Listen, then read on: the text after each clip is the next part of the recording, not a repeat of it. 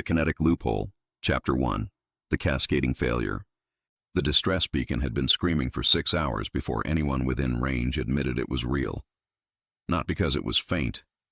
It was deafening, a repeating burst of compressed data across every consortium emergency frequency, bright enough to blind half the passive sensor arrays in the sector. The problem was the source.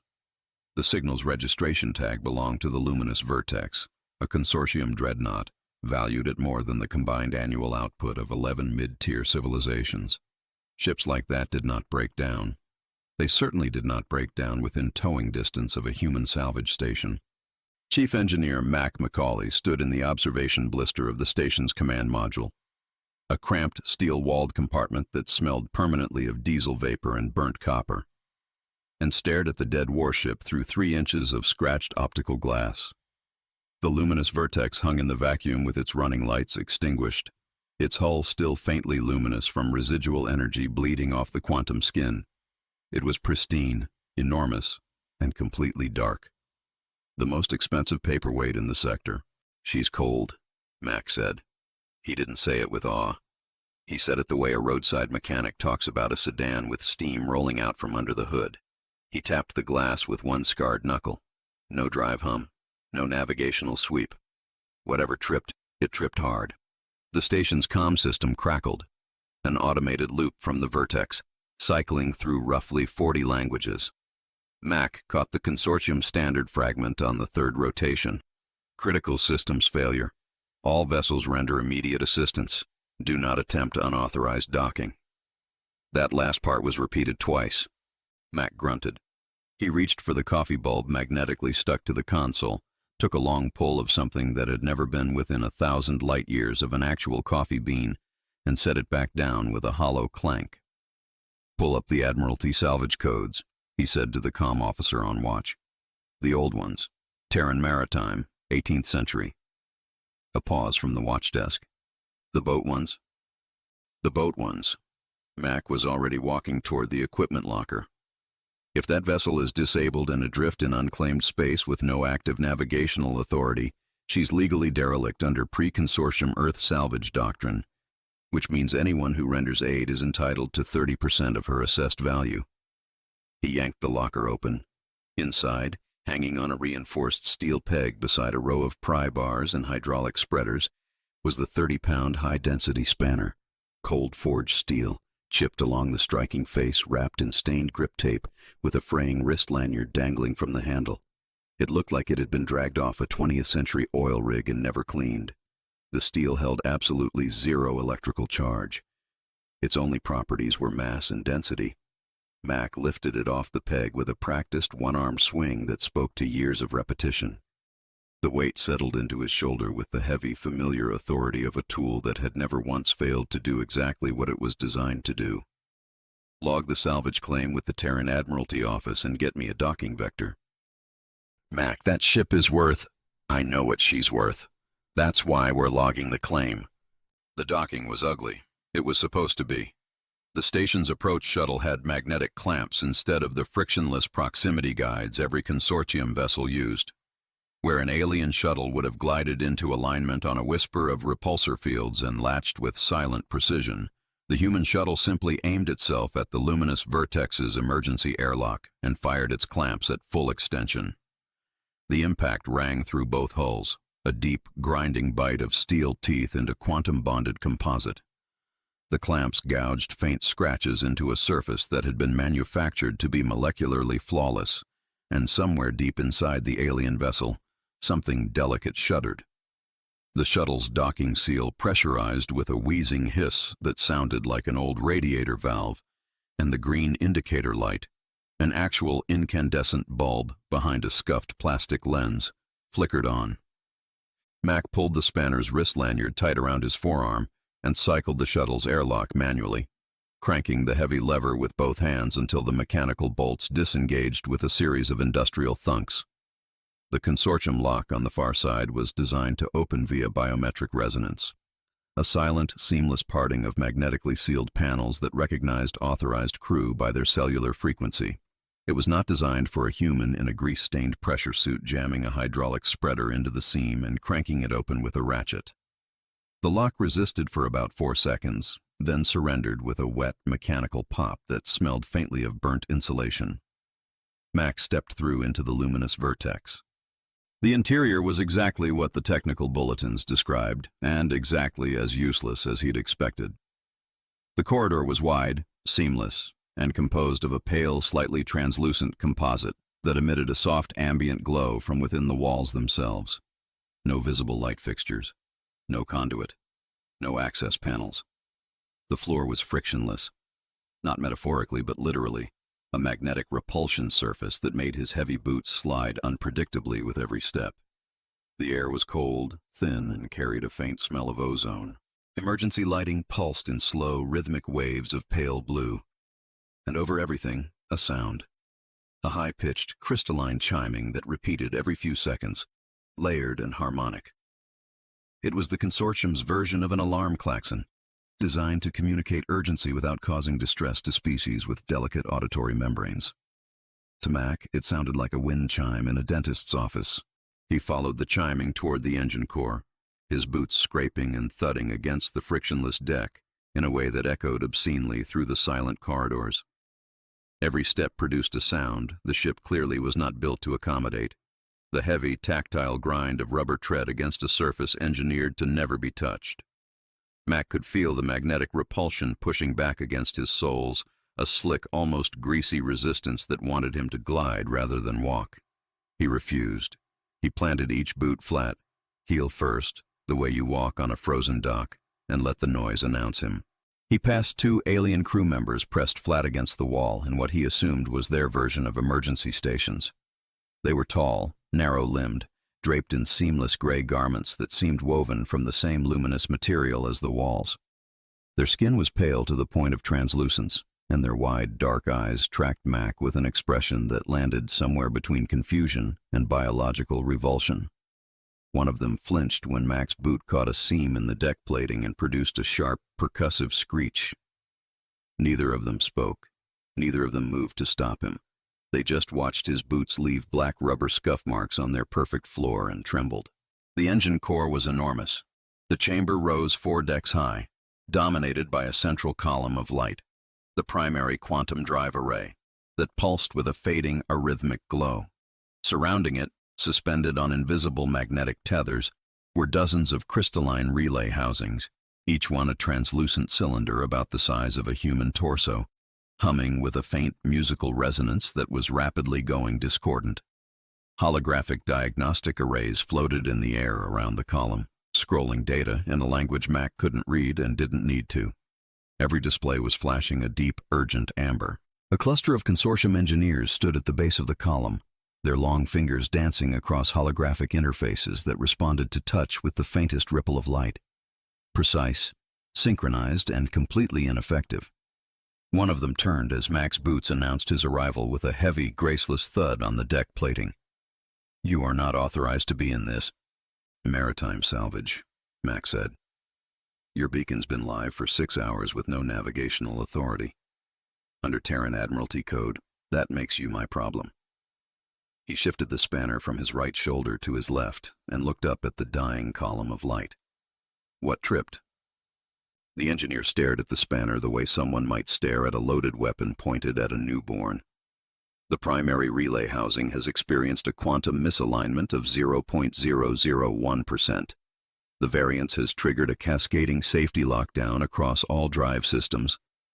We are attempting to recalibrate via the diagnostic array, but the logic gates have sealed the housing in a protective isolation loop.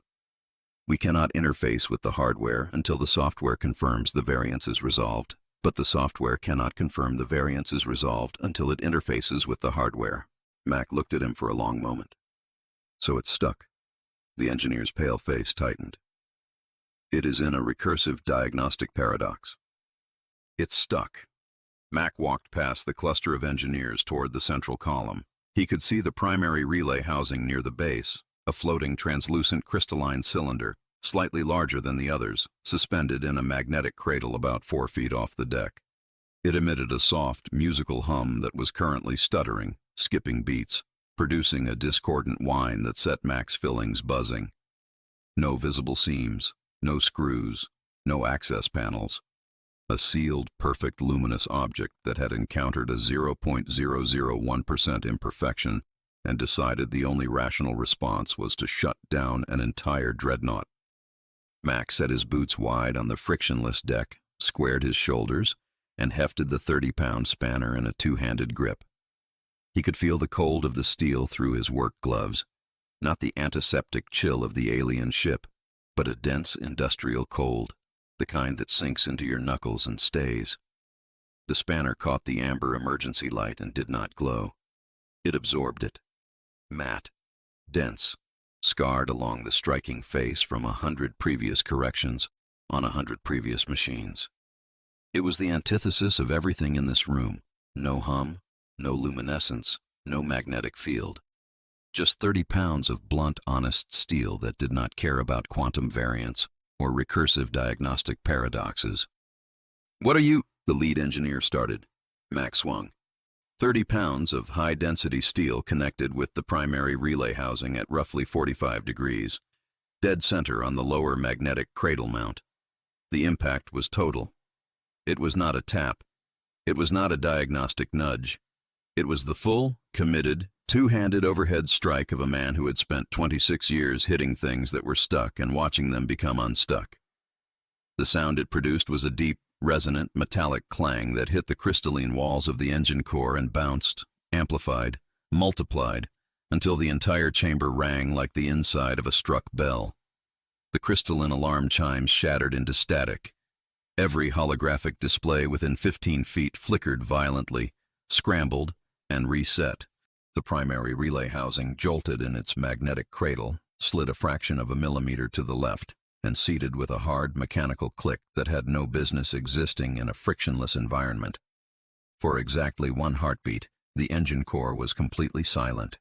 Then the primary quantum drive array pulsed, once, twice, and roared to life. The central column blazed from dying amber to a brilliant, steady white. The holographic displays snapped back online, scrolling green across the board. The relay housings resumed their harmonic hum, synchronized, clean, and resonant. The deck vibrated faintly under Mac's boots as 400,000 tons of consortium dreadnought remembered how to be a starship. The chiming stopped. The emergency lighting faded. The engine core hummed with the deep, satisfying bass of a reactor at full power. Mac rested the spanner on his shoulder and turned around. Every alien in the chamber was staring at him. The engineers had gone rigid, their long fingers frozen above interfaces that were now reporting nominal across every system. Their wide, dark eyes were locked on the spanner. The lead engineer's mouth was slightly open, and a faint, high-pitched sound was coming from somewhere deep in his respiratory system, the consortium biological equivalent of hyperventilation. One of the junior engineers had backed into a holographic display and was standing inside it, scrolling data passing through his torso, apparently too stunned to notice. Mac rolled his shoulder, working out the impact ache, and waited. He'd learned a long time ago that the silence after the fix was where the real trouble started. The machine was easy. The machine either worked or it didn't. It was the people standing around the machine who complicated things.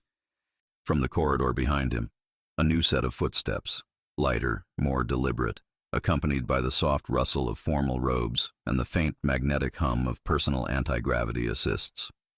The alien captain entered the engine core, flanked by two officers whose uniforms bore the complex geometric insignia of the consortium's command caste. He was taller than the engineers, narrower, with the rigid posture of someone who had never in his life been subjected to gravity he hadn't personally authorized. His robes were immaculate despite 6 hours of ship-wide emergency, which told Mac everything he needed to know about how the captain had spent those 6 hours.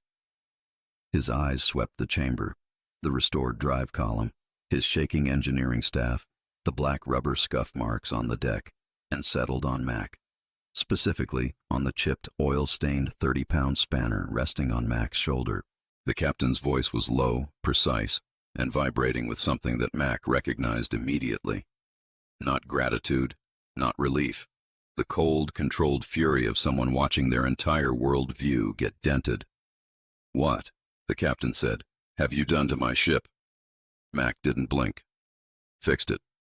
You struck the primary relay housing. I reseated the casing. The shockwave bypassed the logic gate. That's standard localized kinetic micro-realignment. The captain took one step forward. You applied unauthorized, unregulated physical force to a consortium quantum drive assembly. You have voided the manufacturer's warranty. His voice cracked on the last word, not from weakness, but from the sheer existential weight of what he was saying. That warranty was 40,000 years old. It predates your species' ability to control fire.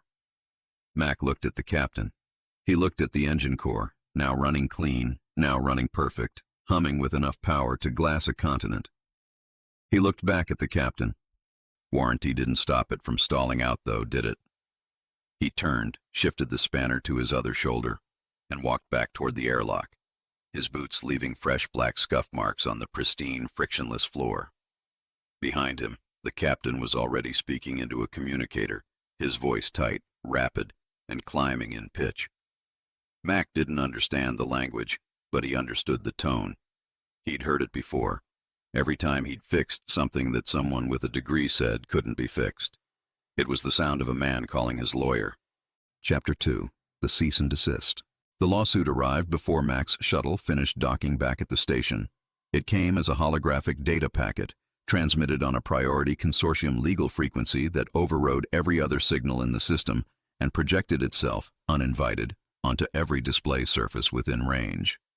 Mac walked through the station's main corridor and watched the summons materialize on bulkhead monitors, navigation screens, and the scratched face of the coffee dispenser. The same block of dense, luminous alien text repeating on a loop, accompanied by a seal. The interlocking geometric sigil of the Galactic Standardization Consortium's Office of Proprietary Enforcement, rotating slowly in midair. The projection was crisp, sharp-edged, and emitted a faint harmonic tone calibrated to convey legal authority across 700 species. Against the oil-streaked steel of the station corridor, the effect was absurd. The most expensive legal threat in the sector, broadcasting on repeat from a coffee dispenser with a cracked housing. Mac couldn't read the language, but the numbers at the bottom had been auto-translated into Terran Standard. The figure was 14 digits long. He stopped walking, looked at the number, and did the math against Earth's published annual gross domestic product. Then he did it again, because the first time he assumed he'd miscounted the zeros. He hadn't. The consortium was suing the human species for roughly 6 times what the entire planet made in a year. Not Mac personally, the species. Every human being alive was now a named defendant in an intergalactic proprietary damage claim because one of them had hit a relay housing with a wrench. Mac stared at the number for another 3 seconds, grunted, and went to find someone who got paid to deal with this kind of problem. He found Vance 48 hours later in a cramped legal office 14 floors below the surface of the Earth Diplomatic Corps building. The room was not designed to impress. It was designed to hold paper. Filing cabinets lined 3 of the 4 walls stacked to the ceiling, each one labeled with handwritten index tabs that had yellowed at the edges. The desk was buried under physical folders, printed briefs, and loose sheets covered in Vance's tight, angular handwriting. A single overhead fluorescent tube buzzed and flickered at a frequency that suggested it had been requisitioned during the previous century and never replaced. The air smelled like toner and cold coffee. Somewhere behind the far filing cabinet, a ventilation fan rattled with the steady, broken rhythm of a machine that had been requesting maintenance for years and received none. Vance himself sat behind the desk with his jacket off, his sleeves rolled to the elbows, and a physical data pad propped against a stack of folders. He was lean, sharp-featured, with the posture of someone who had learned to sit perfectly still in rooms full of people who wanted to kill him and had decided the most aggressive response was to look bored. His eyes moved across the data pad at a speed that suggested he was not reading the text so much as absorbing it through sustained hostility. "Sit," Vance said without looking up. Mac sat. The chair was metal, uncomfortable, and bolted to the floor. He set the 30-pound spanner on the edge of Vance's desk with a heavy clunk that made the folders shudder. Vance glanced at it, then at Mac, then back at the data pad. "That the weapon?" "That's my wrench." Under consortium filing, it's currently classified as an unregistered kinetic discharge device used in the commission of Brute force technological contamination against a sovereign naval asset. Vance set the datapad down and leaned back. They're suing for the full replacement value of the Luminous Vertex. Hull, drive assembly, quantum skin, navigational array, interior atmosphere processors, and the warranty itself, which they've itemized as a separate asset with its own depreciation schedule going back 40,000 years. Mac looked at him. I fixed their ship. You fixed their ship, Vance agreed. And in doing so, you voided a maintenance contract that was older than human agriculture. The consortium's position is that an intact warranty is more valuable than an operational vessel. They would rather have a dead ship with valid paperwork than a working ship with a dent in the housing. He picked up a physical folder. Thick, dense, printed on actual paper because Vance did not trust anything that glowed, and dropped it on the desk between them. This is the consortium safety code, specifically the section governing authorized maintenance procedures for proprietary drive systems. I've been through it twice. And? Vance's expression shifted. It was subtle, a fractional tightening at the corners of his mouth that had nothing to do with frustration and everything to do with focus. Their entire legal framework for ship maintenance is built on one assumption. 1. That all repair interactions with the drive system are either digital, thermal, or electromagnetic. Those are the three categories. Every statute, every subclause, every enforcement protocol references one of those three methods: digital interface, thermal recalibration, electromagnetic realignment. He tapped the folder. That's it. That's the whole universe of authorized maintenance according to every civilization in the consortium. Mac waited. There is no fourth category, Vance said. There is no statute, anywhere in this code, that addresses physical mechanical force applied directly to a hardware component. Not because they outlawed it, not because they considered it and rejected it, because it literally does not exist in their engineering doctrine. He leaned forward and his voice dropped into the register he used when he was about to explain something that would make a reasonable person question the sanity of the galaxy. They don't understand friction, Mac. Their entire civilization is built on magnetic levitation and force fields. They literally don't have a legal definition for hitting it until it works, because their engineers don't believe physical objects should ever touch. Every surface is suspended. Every mechanism is contactless. Their tools don't have handles because their tools don't have mass. They diagnosed a 0.001% variance and treated it as a cascading existential crisis because their entire technological philosophy assumes that if something is physically misaligned, the system is destroyed. The idea that you could shove it back into place with a blunt object, that you could solve a quantum-level problem with 30 pounds of cold-forged steel, isn't just illegal to them. It's conceptually impossible. It's like trying to outlaw a color they can't see. The fluorescent tube above them flickered and buzzed. Mac looked at the folder, then at Vance. So what does that mean for the lawsuit? It means their case has a hole in it big enough to drive a freighter through, but we have to be very careful about how we exploit it. Vance stood, moved to one of the filing cabinets, and pulled a second folder. Thinner, older, with a red classification stripe along the spine. The consortium's legal AI processes violations by matching actions to statute categories. Your wrench strike doesn't match digital tampering. It doesn't match thermal interference. It doesn't match electromagnetic disruption, which means technically the AI can't classify what you did as a maintenance violation because the category doesn't exist in its index. So the case gets thrown out. No. Vance dropped the red folder on top of the first one. The case doesn't get thrown out because the consortium doesn't lose cases. They write the laws, they fund the tribunals, and they appoint the arbitration AI. If we walk in and say, your code doesn't cover this, they'll simply amend the code, backdate the amendment, and charge us retroactively. I've seen it before. It's clean, it's fast, and it's mathematically defensible under their own precedent structure. Mac's jaw tightened. So what do we do? Vance sat back down. He placed both hands flat on the desk, on either side of the spanner, and looked at Mac with the focused, unblinking intensity of someone who had already won an argument the other side hadn't started yet.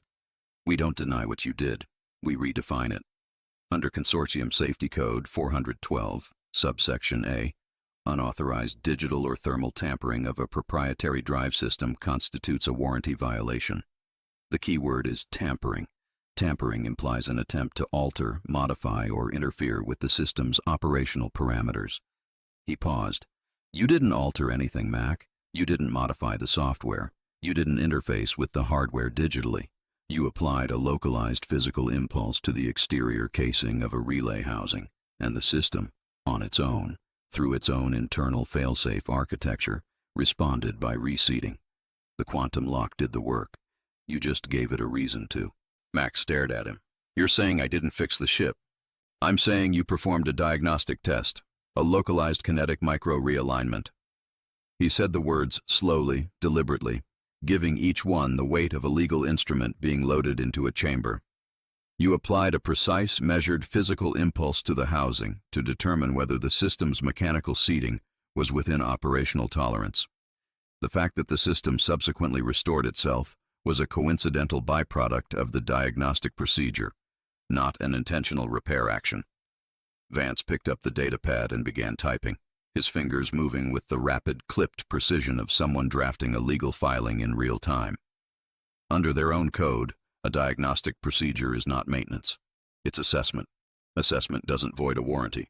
There's no statute that says you can't knock on a door to see if someone's home. The door opened. That's not your fault. The room was quiet except for the buzz of the fluorescent tube and the sharp tap of Vance's fingers on the datapad. Mac looked at the spanner sitting on the desk. 30 pounds of chipped oil-stained steel that had, 48 hours ago, fixed a consortium dreadnought in 3 seconds by doing the one thing no alien engineer believed was physically possible. He thought about the primary relay housing, that floating, translucent, crystalline cylinder humming its discordant whine, and the sound the spanner had made when it connected, that deep, resonant clang that had echoed through the pristine engine core and shattered 6 hours of recursive diagnostic paralysis in the time it took to exhale. Localized Kinetic Micro-Realignment, Mac said slowly. LKMR, Vance said without looking up. Get used to the acronym.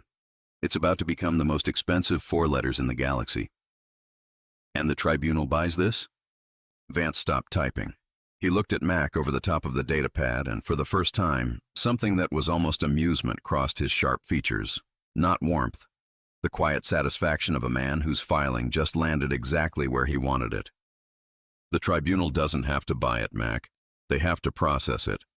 Their legal AI runs on the same rigid, categorical logic as everything else they build. If LKMR doesn't match any existing violation category, the AI cannot flag it as non-compliant. And if the AI can't flag it, the tribunal can't rule against it without manually overriding their own automated adjudication system. He set the datapad down. And here's the part that keeps me warm at night. They can't manually override the system because they removed the manual override 6,000 years ago. Because why would a perfect system ever need one? Mac exhaled. It was the first deep breath he'd taken in 2 days. He reached for the spanner and pulled it off the desk, settling the weight back into his grip. So we walk into a consortium tribunal and tell them I didn't fix their ship.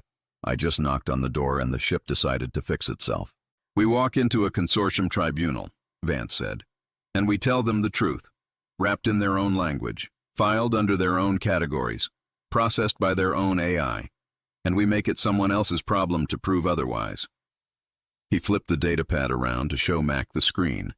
It displayed a single filing, a formal counterclaim, structured in consortium legal format, requesting immediate dismissal of all charges under the Diagnostic Exemption Clause of Safety Code 412, subsection A. At the bottom, in a field labeled Procedure Classification, Vance had entered a single term, LKMR. Mac looked at it for a long moment. Then he looked at Vance. You know they're not going to just let this go. Of course they're not. Vance pulled the datapad back and began typing again. They'll reject the filing, demand a formal deposition, and attempt to reclassify your wrench as a Class 4 kinetic munition so they can charge you under weapons statutes instead of maintenance codes, which is exactly what I want them to do. He didn't look up. Because the moment they try to legally define kinetic impact as a weapon, they'll have to define it as a physical phenomenon. And the moment they define it as a physical phenomenon, they'll have to admit it exists. And the moment they admit it exists, they'll have to explain why their entire maintenance code doesn't mention it. He paused, and the corner of his mouth moved a fraction. Not a smile. Just the involuntary tell of a man who could already see the end of a game his opponent hadn't realized they were playing. One step at a time, Mac. Let them come to the deposition. Let them bring their simulations and their mathematical proofs. I want them on record, under oath, explaining exactly how perfect their systems are. Mac stood up, the metal chair scraping against the bolted floor with a sound that Vance didn't flinch at. He slung the spanner over his shoulder. And if it doesn't work? If they just rewrite the law and bury us anyway? Vance looked up from the datapad. His expression was flat, clinical, and absolutely certain. Then we file an appeal under their own appellate structure, which takes 1,100 years to process, and in the meantime, the injunction freezes the lawsuit. He went back to typing. I don't need to win, Mac. I just need to make losing take longer than they can afford. Mac walked out of the office into the narrow corridor, the spanner heavy on his shoulder, the fluorescent light still buzzing behind him. The holographic summons was still playing on the corridor display outside Vance's door. That 14-digit number rotating slowly beneath the consortium seal, patient and precise and absolutely certain of its own authority. Mac looked at it one more time as he passed. 6 times Earth's annual GDP, enough to bankrupt the species, dismantle the orbital stations, and sell the salvage rights to the sun. Somewhere above, 14 floors up and 100 light-years away, the Galactic Standardization Consortium was preparing to prosecute the human species for the crime of hitting a machine with a wrench. They had mathematically perfect legal codes, automated tribunal systems, and 40,000 years of procedural precedent on their side. Earth had a chipped steel spanner and a lawyer who thought in traps. Mac didn't like the odds, but he'd worked with worse tools. Chapter 3, The Deposition. The consortium tribunal was not a room. It was a statement. The chamber hung suspended in a structural void at the center of a judicial station, orbiting a star Mac couldn't pronounce. A vast circular amphitheater with no visible floor supports, no walls in the traditional sense, and no ceiling, just a smooth, curved shell of the same pale, translucent composite that the consortium used for everything, emitting a soft, diffused light from every surface simultaneously, so that there were no shadows anywhere. The effect was deliberate. Shadows implied imperfection. Shadows implied that light had been obstructed, that something solid had gotten in the way of something pure. The consortium did not build rooms with shadows. They built rooms that made you feel like you were standing inside a thought. Mac sat in a chair that wasn't there. It was a magnetic suspension field shaped into a seating surface, frictionless and slightly warm, that held his weight without any visible structure. It was, by every objective measure, more comfortable than any chair he had ever sat in. He hated it. There was nothing to grip, nothing to lean against, nothing that pushed back. He kept his boots flat on the floor, another magnetic surface, smooth as glass, and rested the 30-pound spanner across his knees. They'd tried to confiscate it at the entrance. Vance had filed an injunction in 11 seconds. Classifying it as a diagnostic instrument integral to the defendant's expert testimony. The tribunal's processing AI had accepted the filing before the bailiff's hand reached the handle. Vance sat to Mac's left, immaculate, his posture rigid, a physical datapad balanced on one knee and a stack of printed briefs on the magnetic platform beside him. The briefs were paper, actual paper, bound with metal clips, dense with text. They were the only non-luminous objects in the chamber besides Mac and his spanner, and they sat on the glowing alien surface with the visual subtlety of a cinder block on a wedding cake.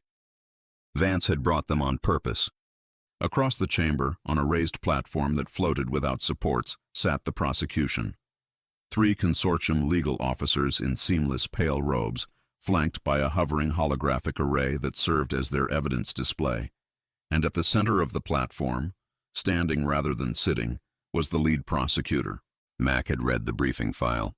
The prosecutor's name was Vile, and he held the rank of lead auditor within the consortium's Office of Proprietary Enforcement. a title that carried roughly the same institutional weight as a Supreme Court justice crossed with an insurance claims director. He was tall, even by consortium standards, narrow-limbed, draped in robes that fell without a single crease or fold, as though gravity affected them only as a courtesy. His skin was the same pale, near-translucent shade as every other consortium species Mac had encountered, and his wide, dark eyes carried the absolute, unshakable certainty of someone who had never once in his life been wrong about anything, and had the mathematics to prove it. Vial did not look at Mac. He looked at the spanner. His gaze settled on the chipped, striking face, the stained grip tape, the fraying wrist lanyard, and something happened to his posture. A minute stiffening, a barely perceptible recoil, as though the tool's mere proximity was introducing variables into an environment he had spent considerable effort making perfectly controlled.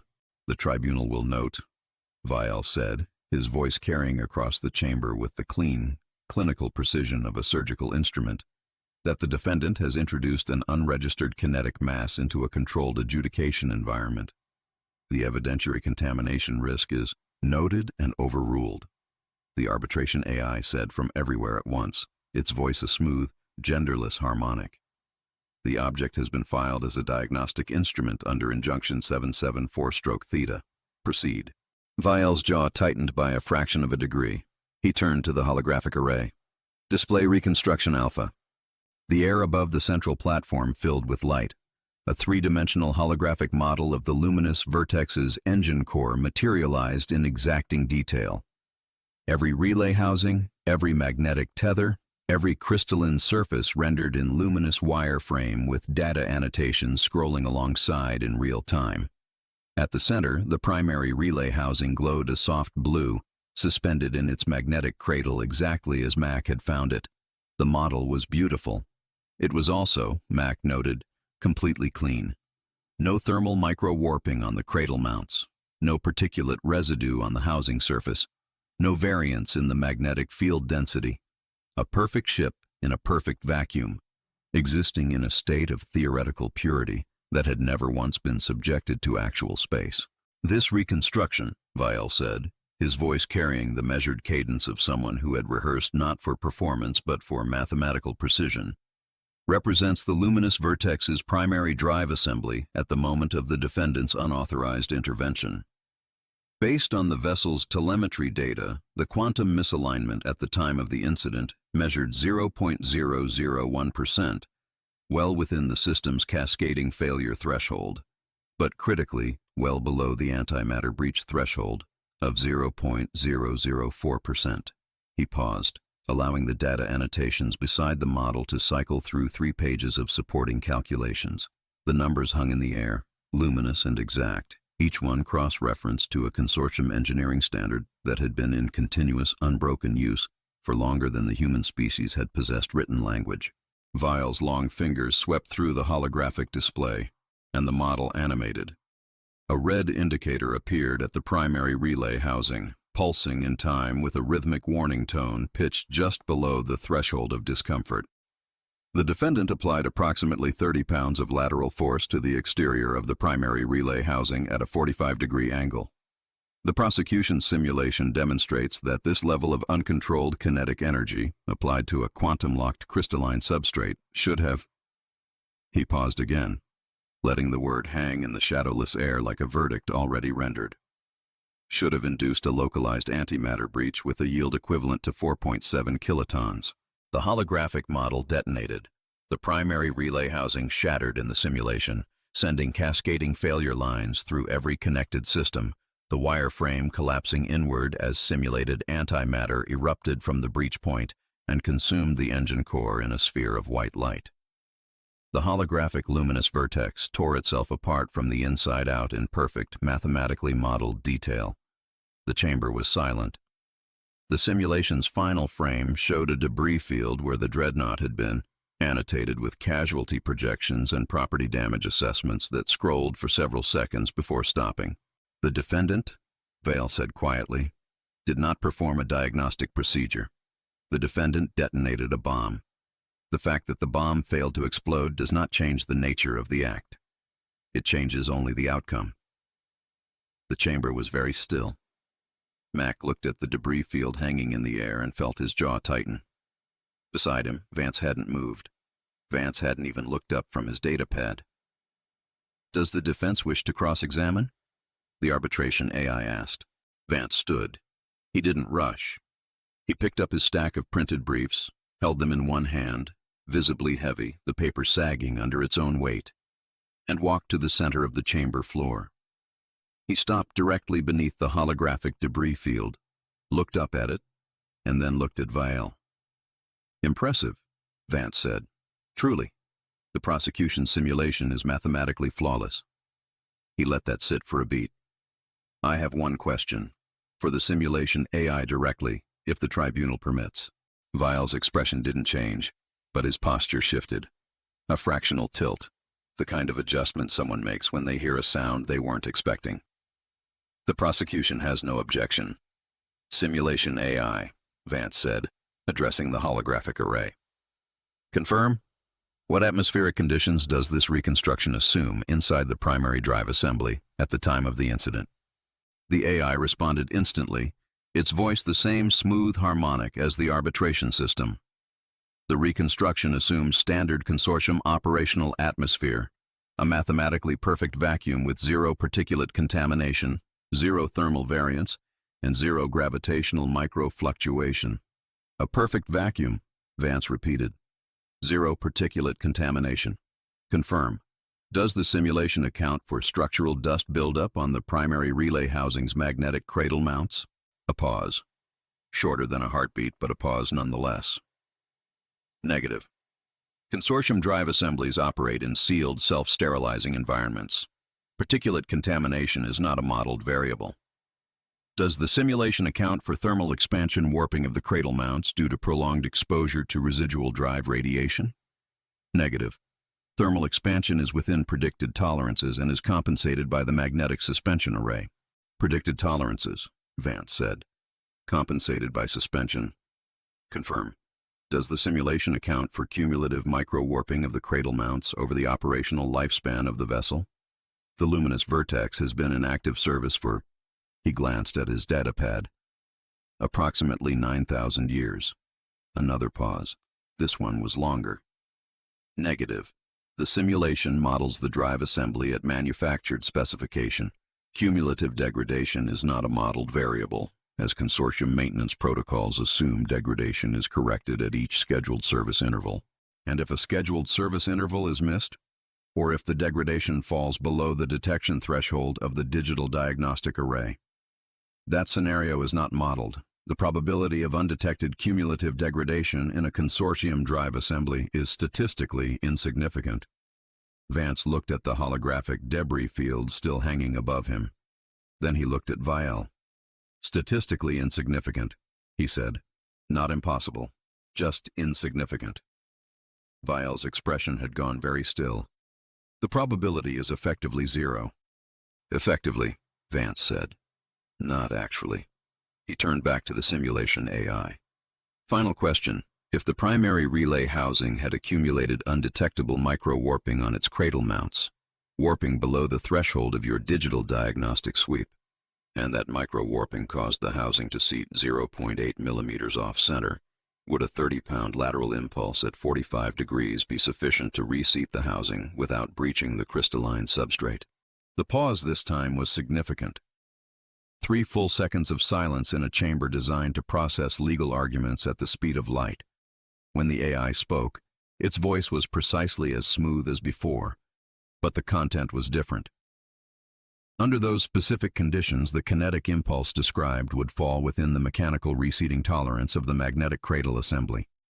The probability of antimatter breach under those conditions would be, recalculating, 0.0003%. The holographic debris field flickered. It didn't disappear. The simulation AI hadn't been instructed to remove it. But it flickered, as though the math holding it together had just developed a hairline crack. Vance let the silence hold. Then he turned, walked back to his side of the chamber, and set his printed briefs down on the magnetic platform with a heavy, paper-on-glass thud that was the loudest sound the tribunal had heard since the session began. He didn't sit. Your simulation assumes a perfect vacuum and zero degradation, prosecutor, Vance said. My client assumed a speck of space dust got stuck in the intake. He paused. I submit Exhibit A, reality. VL opened his mouth. Nothing came out for a full second, a silence that, from a being who processed responses at computational speed, was the equivalent of a system crash. The simulation's parameters are based on consortium standard operational assumptions, Vance finished for him. Assumptions that do not account for dust, thermal warping, or the possibility that a 9,000-year-old ship might have a speck of grit on a cradle mount. He looked at the arbitration AI's ambient glow. The prosecution's simulation proves that hitting a perfect ship would cause a breach. My client didn't hit a perfect ship. He hit a real one. The holographic debris field was still flickering. Vial stared at it, and Mac watched something move behind those wide, dark eyes. The first visible fracture in a certainty that had been absolute 30 seconds ago. Vance wasn't finished. He turned slowly, scanning the tribunal chamber with the unhurried focus of a man looking for something specific. His gaze stopped on the prosecution's platform, specifically on the hovering holographic array that served as their evidence display. A thin, luminous panel projected from a crystalline emitter mounted on the platform's edge. The panel was flickering, not dramatically, a faint rhythmic stutter in the lower left corner, a single pixel cluster cycling between dim and bright at irregular intervals. A micro-malfunction, the kind of imperfection that a consortium engineer would schedule a diagnostic sweep to evaluate and a digital calibration team to resolve. One more thing, Vance said. He picked up his stack of printed briefs, all of them, the full weight, dense paper and metal binding clips, and walked toward the prosecution's platform. Vial watched him approach. The legal officers flanking Vial shifted in their magnetic seats. The arbitration AI said nothing. Vance stopped in front of the flickering emitter, raised the stack of briefs to shoulder height, and dropped them flat onto the crystalline projector housing. The impact was blunt, heavy, and percussive. A flat, dense thud of compressed paper and metal clips striking alien crystal, a sound so fundamentally physical, so aggressively tactile, that it seemed to bruise the air in a chamber specifically designed to contain nothing louder than a speaking voice. The thud echoed once through the shadowless amphitheater, bounced off the translucent walls, and died. The flicker stopped. The holographic panel snapped to full, steady, uniform brightness. Every pixel clean, every line sharp. The emitter hummed at its correct frequency, stable and resolved, as though it had never malfunctioned at all, as though it had simply been waiting for someone to stop asking it what was wrong and give it a reason to fix itself. The chamber went silent. Vance looked at Vial. Vial looked at the projector. His mouth opened, closed, and opened again, producing a faint, high-pitched sound from somewhere deep in his respiratory cavity that Mac had heard before, aboard the Luminous Vertex, from the engineering staff, in the seconds after the spanner struck. Exhibit A, Vance said, and walked back to his seat. Mac looked at the projector, still glowing clean and steady. He looked at Vial, whose wide, dark eyes had not left the point of impact where Vance's briefs had struck the housing. The lead auditor's hands were trembling, a fine, rapid vibration that he was clearly trying to suppress by pressing his fingertips together. The two legal officers flanking him had gone completely still, their gazes locked on the projector as though it had just committed an act of treason against the laws of physics. The arbitration AI's ambient hum filled the chamber for 5 full seconds before it spoke. The tribunal will recess to process the defense's evidentiary submission. Session resumes at the next standard cycle. Vance gathered his briefs from the prosecution's projector housing, lifting them with a deliberate, unhurried motion that let the tribunal see exactly how heavy they were, and walked back to his seat. He sat down, aligned the stack on his knee, and made a single notation on his physical data pad. Mac leaned toward him. That went well. Vance didn't look up from the data pad. That went exactly the way I needed it to go. Vale's simulation just proved 2 things on the record. First, that their models don't account for physical reality. Second, that physical reality fixes things their models can't explain. He set the data pad down. They'll come back swinging. They'll try to reclassify every hand tool on Earth as a weapon so they can move this out of maintenance law and into munitions court. And I want them to. Vance's expression was flat, clinical, already 3 moves ahead. Because the moment they try to legally define a wrench as a weapon, they have to define physical impact as a real phenomenon. And the moment they do that, every maintenance statute they've ever written has a hole in it. He stood, collected his briefs, and headed for the chamber exit. Get some rest, Mac. When they come back, they're going to be angry. Angry opponents make procedural mistakes. And procedural mistakes are what I eat for breakfast. Mac stood, settled the spanner on his shoulder, and followed Vance out of the shadowless chamber, his boots marking the frictionless floor one heavy step at a time. Chapter 4. The Kinetic Loophole. The tribunal reconvened in a worse mood than it had recessed. Mac could tell because the ambient lighting in the chamber had shifted, cooler, bluer, with a faint directional quality that hadn't been there before, angling downward toward the defense platform in a way that felt less like illumination and more like examination. The arbitration AI's hum had dropped half a tone.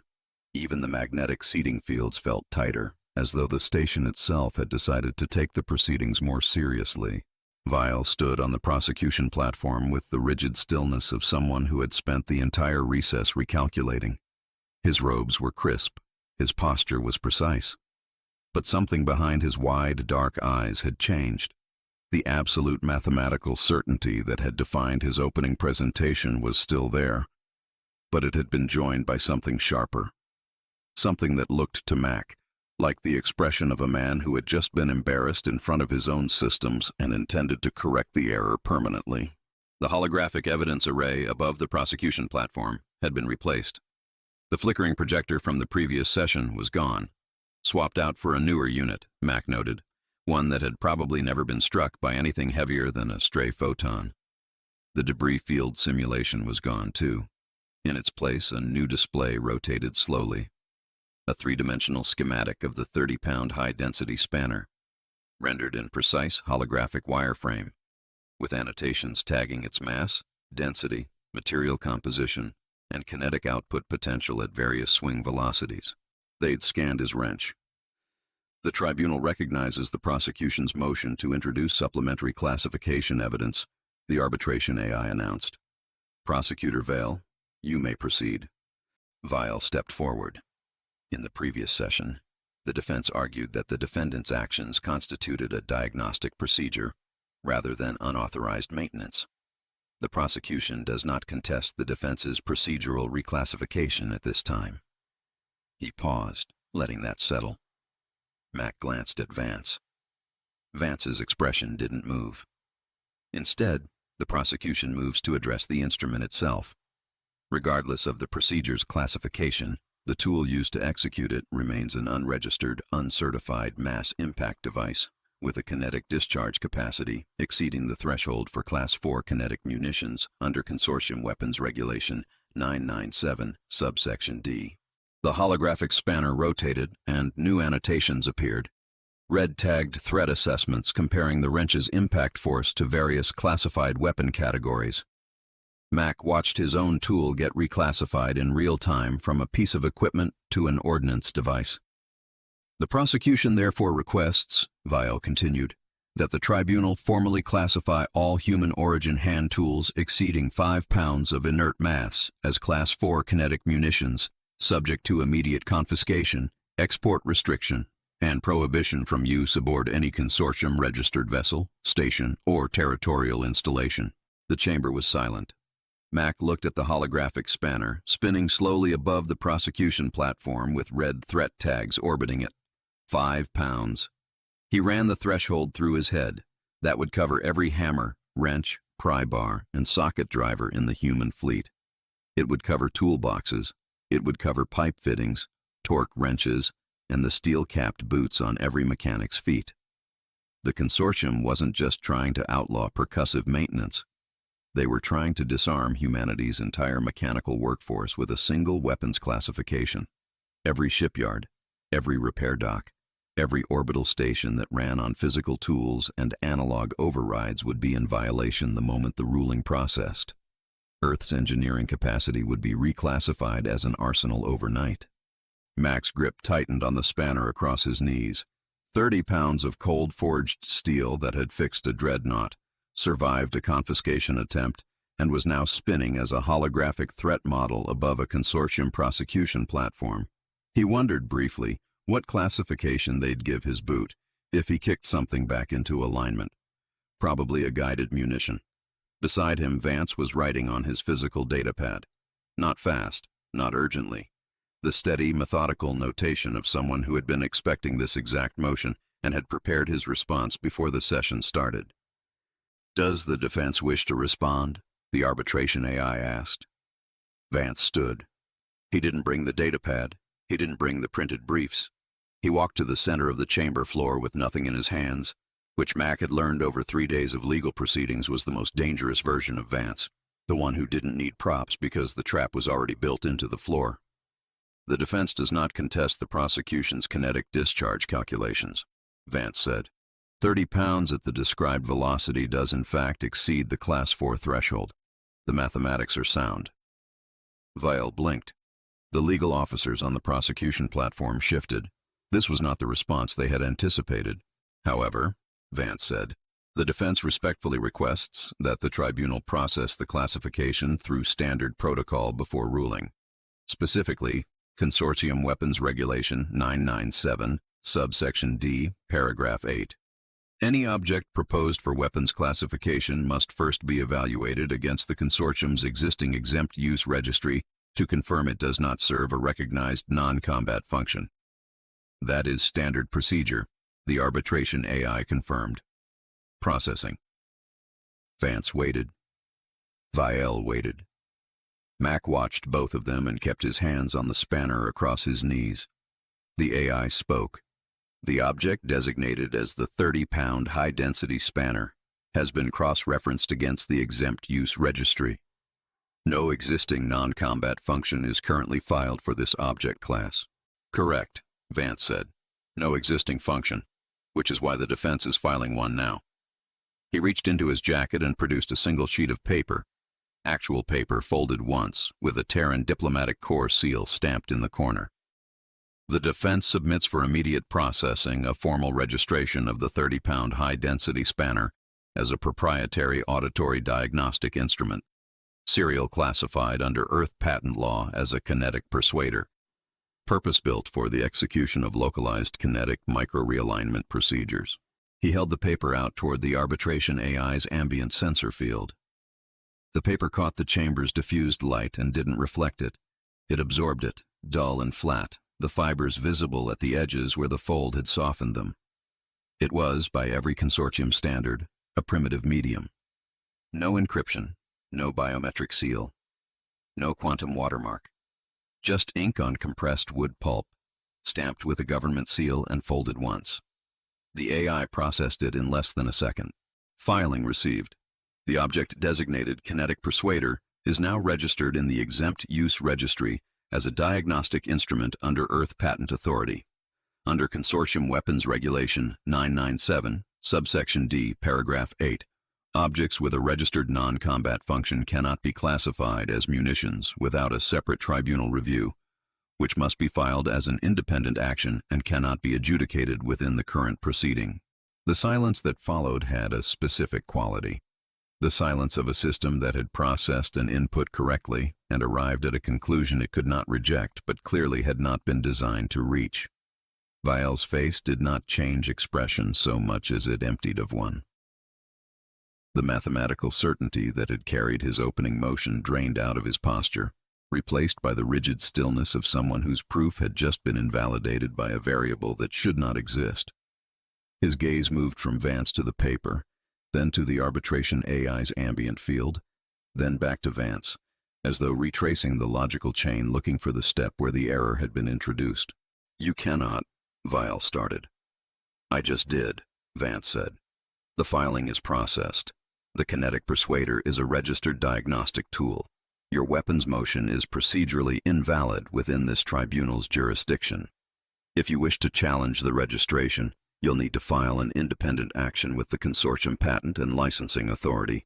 which, under current processing timelines, should reach preliminary review in approximately 18 months. Vile's hands were pressed flat against his robes, the long fingers rigid.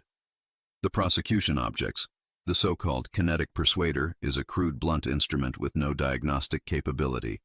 Striking a component does not constitute a diagnostic procedure. Doesn't it?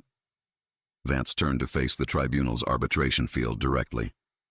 The defense requests that the tribunal reference the evidentiary record from the previous session, specifically the moment when the defense applied a physical impulse to the prosecution's holographic emitter, which was experiencing a visible malfunction. The impulse restored function. The prosecution's own equipment, consortium manufactured, consortium maintained, operating under consortium quality standards, responded to a kinetic diagnostic input by self-correcting. He paused and let the pause do the work. The tribunal observed this directly. It is on record. The prosecution did not object at the time. The prosecution's own hardware validated the procedure. The arbitration AI processed for 1.2 seconds, an eternity by its standards. Confirmed. The evidentiary record shows a physical impulse applied to consortium equipment, resulting in functional restoration. This is consistent with the defense's filed definition of an auditory diagnostic ping. Mac watched Vale's posture change. It was subtle. A millimeter of height lost, a fractional forward tilt that his anti-gravity assists didn't correct, as though his body was processing a systemic failure that his mind hadn't yet authorized. The two legal officers flanking him exchanged a glance that, in any species, meant the same thing. "We didn't plan for this," Vance pressed. To be clear, for the record, the defense's position is that the wrench strike aboard the Luminous Vertex was not an unauthorized repair. It was a proprietary auditory diagnostic ping, a controlled, calibrated kinetic impulse applied to the exterior of a sealed component to assess its mechanical seating tolerance. The system's subsequent restoration was a coincidental byproduct of the diagnostic, not an intended repair outcome. Under Consortium Safety Code 412, subsection A, a diagnostic procedure does not constitute maintenance and does not void a manufacturer's warranty. He stopped. The chamber hummed. The arbitration AI processed. The defense's classification is procedurally consistent with existing consortium definitions of diagnostic activity, the AI said. The prosecution's original charge of unauthorized maintenance under Safety Code 412, subsection A, cannot be sustained if the action is classified as diagnostic. The prosecution's weapons reclassification motion has been rendered procedurally invalid by the exempt use registration. The tribunal finds insufficient grounds to proceed on either charge as currently filed. Vile spoke. His voice was controlled, but the precision had a hairline fracture running through it. The sound of someone holding a tone steady by force. The tribunal cannot seriously accept that striking a quantum drive assembly with a primitive blunt instrument constitutes a recognized diagnostic method. The defense is exploiting a procedural gap to legitimize industrial sabotage. The defense is exploiting nothing, Vance said. The defense filed a registration through proper channels, using your forms, processed by your AI, under your regulatory framework. If the prosecution believes the framework has a gap, the prosecution is welcome to propose an amendment through proper channels, which will require a full legislative review by the Consortium Standards Committee. He clasped his hands behind his back. Estimated processing time, 800 years. The arbitration AI spoke again, and the harmonic had shifted. Not warmer, not colder, just different, carrying the tonal quality of a system executing a function it had never previously been asked to perform. The tribunal notes that while the current charges cannot proceed, the diagnostic classification claimed by the defense has not been independently verified. The practices described by the defense, localized kinetic micro-realignment, auditory diagnostic ping, and the use of the registered kinetic persuader, have no equivalent in any existing consortium engineering doctrine. Their legitimacy as standardized procedures remains unconfirmed. A pause. The tribunal therefore orders a full regulatory compliance audit of Earth's kinetic diagnostic procedures to be conducted at humanity's primary operational facility, to confirm that the practices described meet consortium safety standards. Audit authority is granted to the Office of Proprietary Enforcement, effective immediately. The audit team will have full access to all facilities, personnel, documentation, and equipment related to kinetic diagnostic operations. Vial straightened. The fracture in his composure sealed itself, replaced by something colder, harder, and more focused. This was the part he understood: investigation, verification, the systematic dismantling of a claim through empirical observation. The courtroom had failed him. The shipyard would not. The prosecution accepts the tribunal's directive. We will deploy a full inspection team to Earth's primary shipyard within one standard cycle. If the defense's so-called diagnostic procedures cannot withstand regulatory scrutiny under controlled observation, the prosecution reserves the right to refile all charges, including the weapons classification, with the additional charge of fraudulent procedural registration. Noted, the arbitration AI said. The tribunal is adjourned pending the results of the compliance audit. Mac looked at Vance. Vance was walking back to the defense platform, collecting his datapad and his printed briefs with the unhurried movements of someone cleaning up after a meal. He didn't look concerned. He didn't look surprised. He looked like a man who had just been told exactly what he'd expected to be told. "They're coming to the shipyard," Mac said quietly. "They're coming to the shipyard," Vance confirmed. He stacked his briefs, squared the edges, and slid them into his case. "Earth Orbital Shipyard 4, our house, our rules, our paperwork." He snapped the case shut. "I want you back at the yard before they arrive. Full OSHA protocols, every regulation on the books, every waiver, every safety briefing, every piece of protective equipment we can legally mandate for visiting inspectors." Mac looked at him. "You wanted this." Vance didn't answer directly. He lifted the case off the magnetic platform and turned toward the exit. The corridor beyond the chamber threshold glowed with the same diffused, shadowless light as the tribunal itself. Seamless, sterile, and perfectly silent. They just won the right to walk into the loudest, dirtiest, most aggressively regulated workplace in the known galaxy and prove that hitting things with hammers isn't a real procedure. He paused at the threshold. Earth Orbital Shipyard 4, a facility that operates entirely on friction, combustion, and physical hydraulics.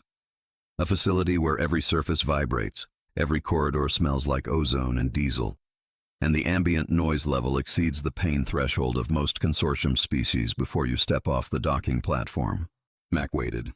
"I want them to bring their quantum sensors," Vance said.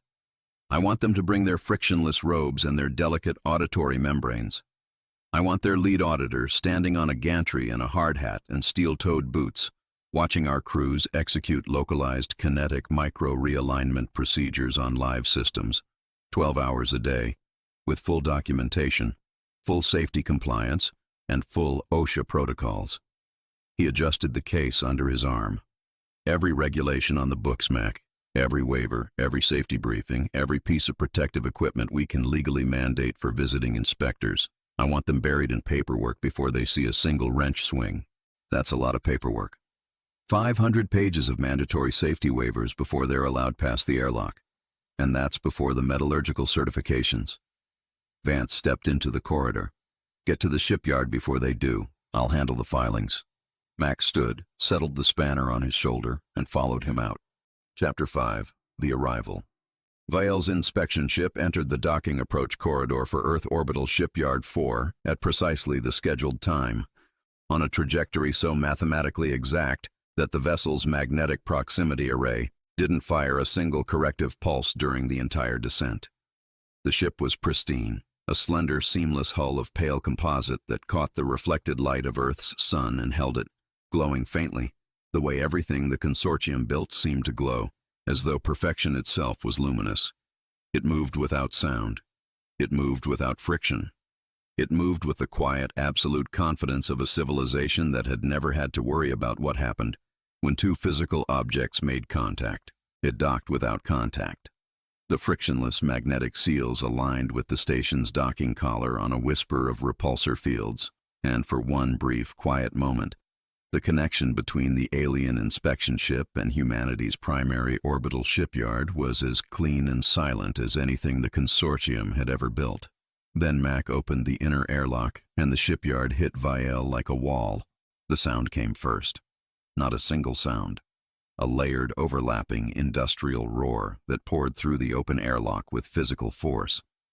Grinding metal on metal, the high-pitched shriek of a plasma cutter biting through hull plating somewhere on the gantry above, the deep rhythmic thudding of a hydraulic press cycling at the far end of the main bay, and beneath all of it, the constant bone-deep vibration of the shipyard's structural frame absorbing and redistributing the mechanical stress of 100 simultaneous operations. Warning klaxons fired in staggered intervals, not the soft harmonic chimes of consortium alert systems, but harsh, blaring analog horns designed to be heard over the noise of heavy machinery by species whose hearing had evolved on a planet where quiet meant something was about to eat you. The smell came second. Ozone, sharp and electric, layered over diesel fumes, hot steel, and the acrid chemical bite of industrial lubricant. The air itself was warm, not the controlled, uniform warmth of a climate-regulated environment, but the uneven, radiating heat of machines working hard in an enclosed space, pooling near the ceiling and gusting in currents through the open corridor, as ventilation fans the size of ground vehicles churned overhead. The visuals came last, because the sound and the smell had already done most of the damage. Earth Orbital Shipyard 4 was enormous, and none of it was beautiful. The main bay stretched 600 meters along its central axis, a cavernous steel cavern lined with gantry scaffolding, crane tracks, and welding rigs that hung from the ceiling on heavy chains. Sparks cascaded from overhead work platforms in bright orange showers, drifting down through the industrial haze before winking out against the deck plating. Every surface was steel, iron, or reinforced composite, bolted, welded, riveted, and scarred with the accumulated evidence of decades of heavy mechanical work. Nothing floated, nothing glowed, nothing was frictionless. The deck plating under Mac's boots was textured grip steel, pitted and oil-stained, designed to hold traction under heavy loads and currently vibrating with a low, constant mechanical tremor that traveled up through the soles of his boots and settled permanently into his knees. Along the far wall, a row of human freighters sat in dry dock cradles, angular, heavy-plated vessels with exposed hydraulic lines and analog instrument clusters visible through open maintenance hatches. Crews moved across their hulls on magnetic scaffolding, calling to each other over the noise and shorthand that hadn't changed in 200 years. Somewhere in the middle distance, a torque wrench the size of a man's arm ratcheted against a hull bolt with a rhythmic, metallic cracking sound that echoed off the bay walls and layered into the general roar. The shipyard didn't have an ambient noise level. It had an ambient noise assault. Mac stood at the airlock threshold in clean coveralls, the cleanest coveralls he owned, which still had a permanent oil stain on the left sleeve and a scorch mark on the collar from a welding accident he couldn't remember. He held a clipboard, not a data pad. A clipboard, aluminum frame, spring-loaded clamp, loaded with a stack of printed paper thick enough to stop a small caliber round. Vial stepped through the airlock. His reaction was immediate and biological, not a decision, not a flinch he could have controlled, but a full-body systemic response to an environment that violated every sensory baseline his species had been engineered to expect. The wide, dark eyes contracted to narrow slits against the harsh overhead lighting, not the diffused, shadowless illumination of consortium architecture, but raw, directional industrial floodlights that created hard shadows and reflected off every metallic surface in a fractured, disorienting glare. His pale, near-translucent skin flushed a faint gray along the jaw and neck, which Mac had been briefed was the consortium equivalent of an acute stress response. His hands, long, precise instruments accustomed to manipulating holographic interfaces with sub-millimeter accuracy, pressed flat against the sides of his robes as though trying to seal his body against the contaminated air. The robes themselves, seamless and creaseless aboard his own vessel, were already collecting a fine layer of particulate from the shipyard's atmosphere. Microscopic steel dust. The shipyard breathed it. It coated everything. Within 30 seconds of exposure, Vial's robes would never be fully clean again. and Mac could see the exact moment Vielle realized it. A minute stiffening of the shoulders, a fractional downward glance at the gray film forming on his sleeves. Behind Vielle, 2 junior auditors emerged from the airlock and stopped. One of them made a sound, a short involuntary vocalization from somewhere deep in the respiratory tract, that Mac recognized from the Luminous Vertex, Consortium hyperventilation. The junior auditor's gaze swept the main bay, registered the sparks, the noise, the diesel haze, and the sheer aggressive physicality of a workspace built by a species that believed if a machine wasn't loud, it wasn't working hard enough. The auditor took one step backward before catching himself. "Lead Auditor Vielle," Mac said. He didn't shout. He pitched his voice at a steady, conversational volume, which meant Vielle had to lean forward and focus to hear him over the ambient roar. "Welcome to Earth Orbital Shipyard 4. I'm Chief Engineer Macaulay. I'll be your compliance liaison for the duration of the audit." Vielle's jaw was tight. His voice, when it came, was precise and controlled, but the effort of projecting it over the noise was visible in his posture. A rigid, forced engagement with an environment that was actively hostile to every sensory norm his species had evolved to expect. "Chief Engineer, we are here under tribunal authority to conduct a full regulatory audit of your kinetic diagnostic operations. My team will require immediate access to all active work areas, documentation archives, and personnel records related to localized kinetic micro-realignment procedures." "Absolutely," Max said. "Happy to facilitate. Just need to process you through the standard safety intake first." He lifted the clipboard. The stack of paper was roughly 500 pages thick. The spring-loaded clamp strained visibly against the weight. "Mandatory safety waiver package. Every visitor to an active work zone on this facility is required to read, initial, and countersign the full document before proceeding past the airlock threshold. Consortium personnel are not exempt. We checked." Vielle looked at the clipboard. His gaze moved from the paper to Mac, then back to the paper. "We are here under tribunal authority. The tribunal's directive grants us unrestricted access to the facility," Mac agreed. "Once you've cleared the safety intake, Regulation 4B, I can't let anyone onto an active gantry without completing the mandatory briefing and signing off on the hazard acknowledgement forms. It's for your protection, Inspector. This is a working shipyard. Things fall. Things spark. Things make noise at volumes that can cause permanent auditory damage to species with sensitive hearing." He paused. "Which, based on the biological profile your office filed with our diplomatic corps, includes yours." Vielle's hands pressed harder against his robes. Behind him, the 2 junior auditors exchanged a glance. "The waiver package covers sections 1 through 47 of the Terran Occupational Safety and Health Standard for Orbital Industrial Environments," Mac continued, his voice carrying the flat, practiced cadence of someone who had delivered this briefing many times before and intended to deliver every word of it regardless of the audience's rank, species, or tribunal authority. "Sections 1 through 12 cover atmospheric hazard acknowledgement.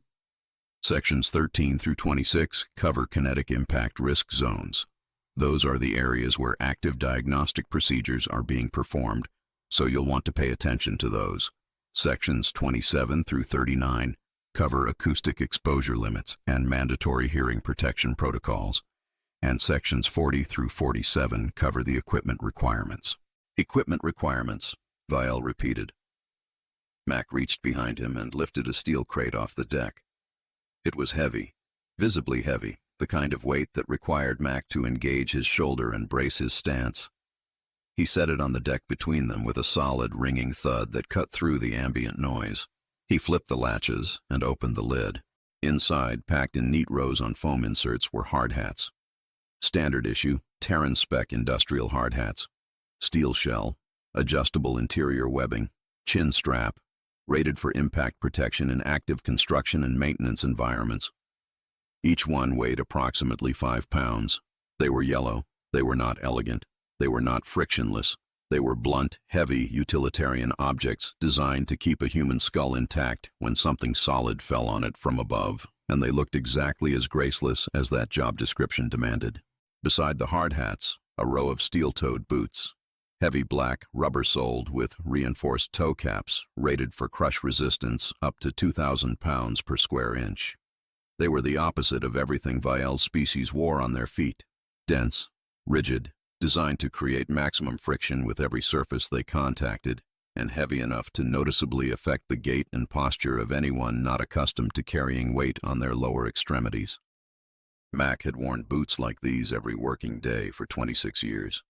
They were part of him, the way his hands were part of him. Functional, load-bearing, connected to the ground. For Vale's species, which had spent millennia eliminating the sensation of physical contact between their bodies and the surfaces they moved across, strapping several pounds of rigid steel and vulcanized rubber to each foot would be the equivalent of asking a bird to walk with bricks tied to its wings. "Regulation 4B, Inspector," Mac said. "All personnel entering an active kinetic diagnostic work zone are required to wear approved head protection and foot protection at all times. We can't have your cranial ridges exposed to stray auditory diagnostic pings. Put the hat on." Vial stared into the crate. His wide, dark eyes moved from the hard hats to the boots and back, processing the contents with the methodical focus of someone cataloging evidence at a crime scene. His posture, the tall, effortless, anti-gravity-assisted poise that defined consortium physicality, shifted as the implications resolved. 5 pounds of steel on his head, pressing down on a cranial structure that had never borne compressive weight. Several more pounds of rigid, grip-soled material on each foot, anchoring him to the deck, plating with a physical friction his body had no experience navigating. For a species that had engineered gravity out of every aspect of daily life, that had built entire civilizations on the principle that physical weight was an obsolete inefficiency to be managed by technology, the equipment in the crate wasn't protective gear. It was a sensory prison. "This is unnecessary," Vial said. "My species does not require. Your species is not exempt from facility safety regulations," Mac said. Section 41, paragraph 3. All biological entities present in an active work zone must be equipped with species-appropriate impact protection. The Terran Occupational Safety and Health Authority has certified these units as appropriate for consortium physiology based on the cranial and pedal specifications your office provided in the pre-audit filing. He tapped the clipboard. "It's in the waiver, page 312. Vial did not reach for the hard hat. He stood at the airlock threshold, the industrial roar of the shipyard pressing against him from every direction, steel dust settling on his robes, the heat of working machinery radiating against his pale skin, and stared at Mac with an expression that Mac had seen before, not on aliens but on every inspector, auditor, and compliance officer who had ever walked onto a job site expecting to find chaos and instead found paperwork. "You may review the waiver package in our visitor processing area," Mac said. He gestured to a small partitioned space just inside the airlock, a steel-walled booth with a metal desk, a metal chair, and a single overhead light that buzzed at the same frequency as every other fluorescent fixture humanity had ever manufactured. "Take your time. We're not going anywhere." Vial looked at the booth. He looked at the 500 pages on the clipboard. He looked at the hard hat in the crate.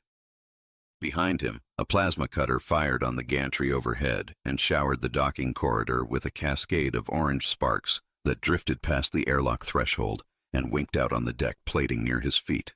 One of the junior auditors flinched. "The audit," Vial said, his voice tight and controlled.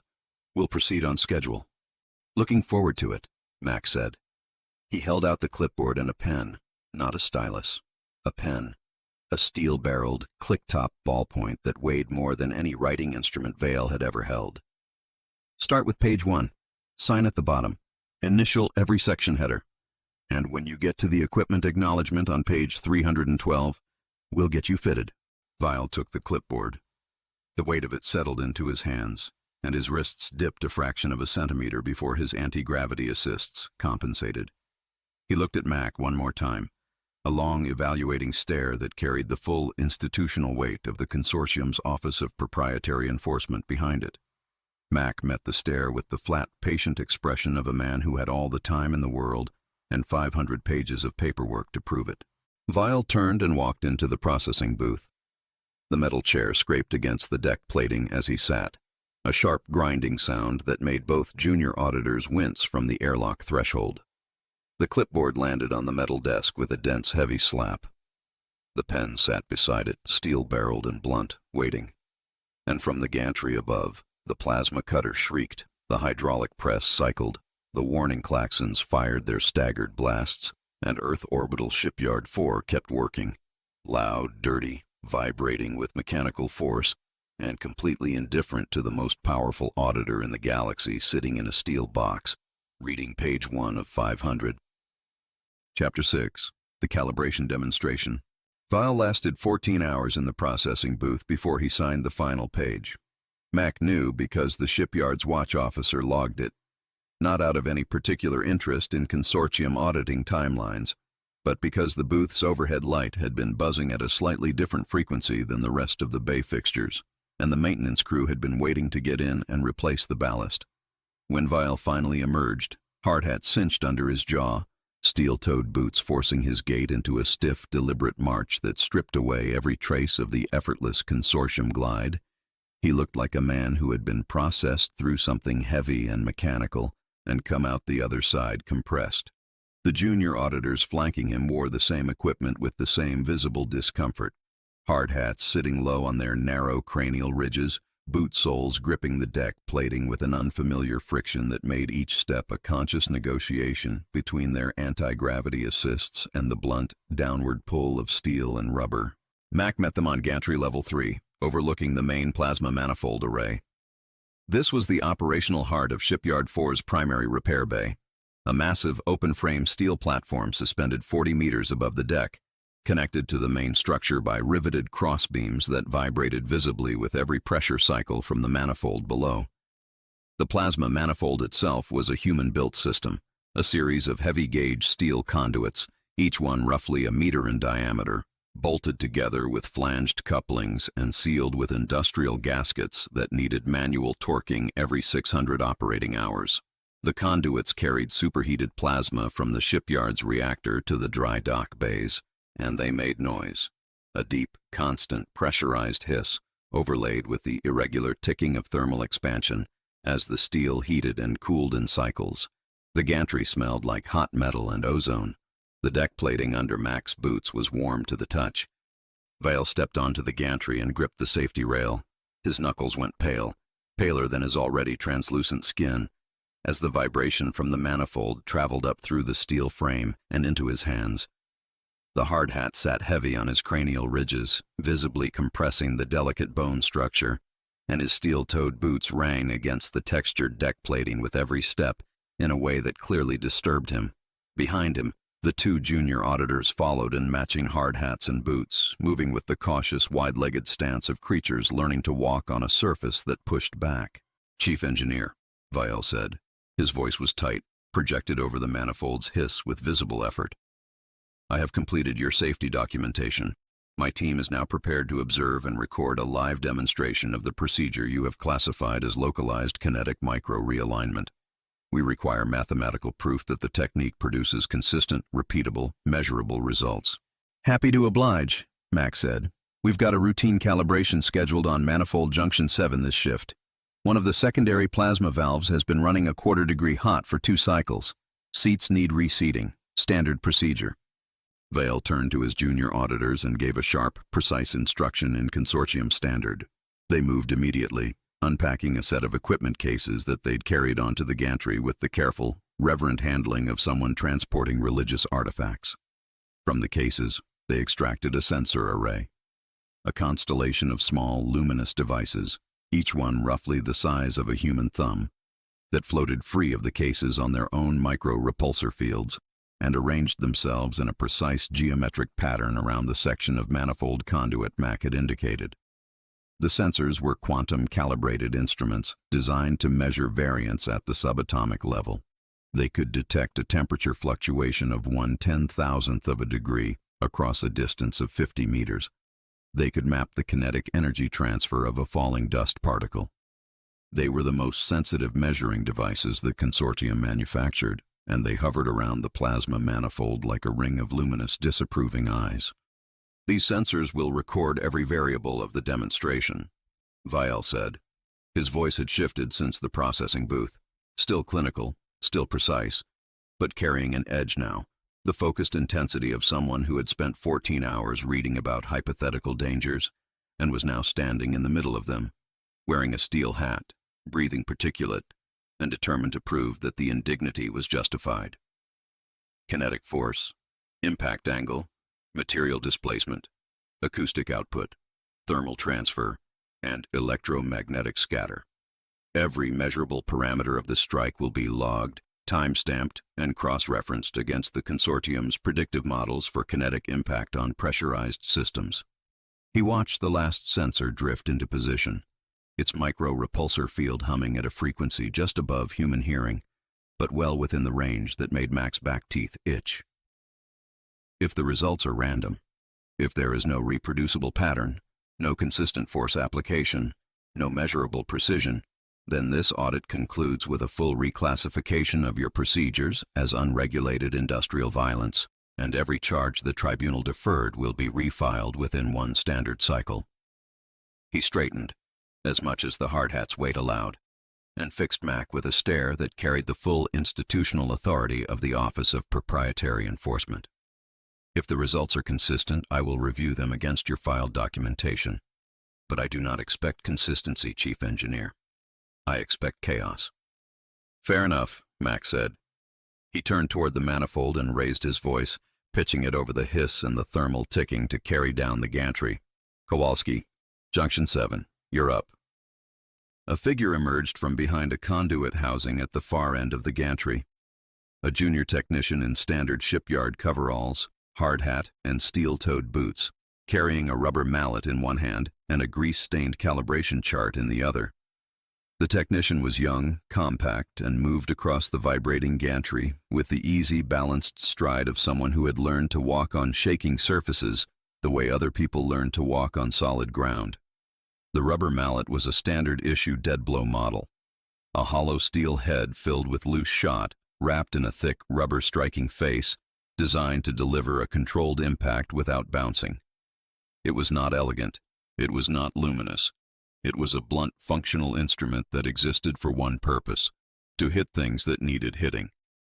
The junior tech stopped at Junction 7, consulted the calibration chart, and examined the secondary plasma valve, a heavy flanged steel assembly bolted to the main conduit at a 45-degree junction.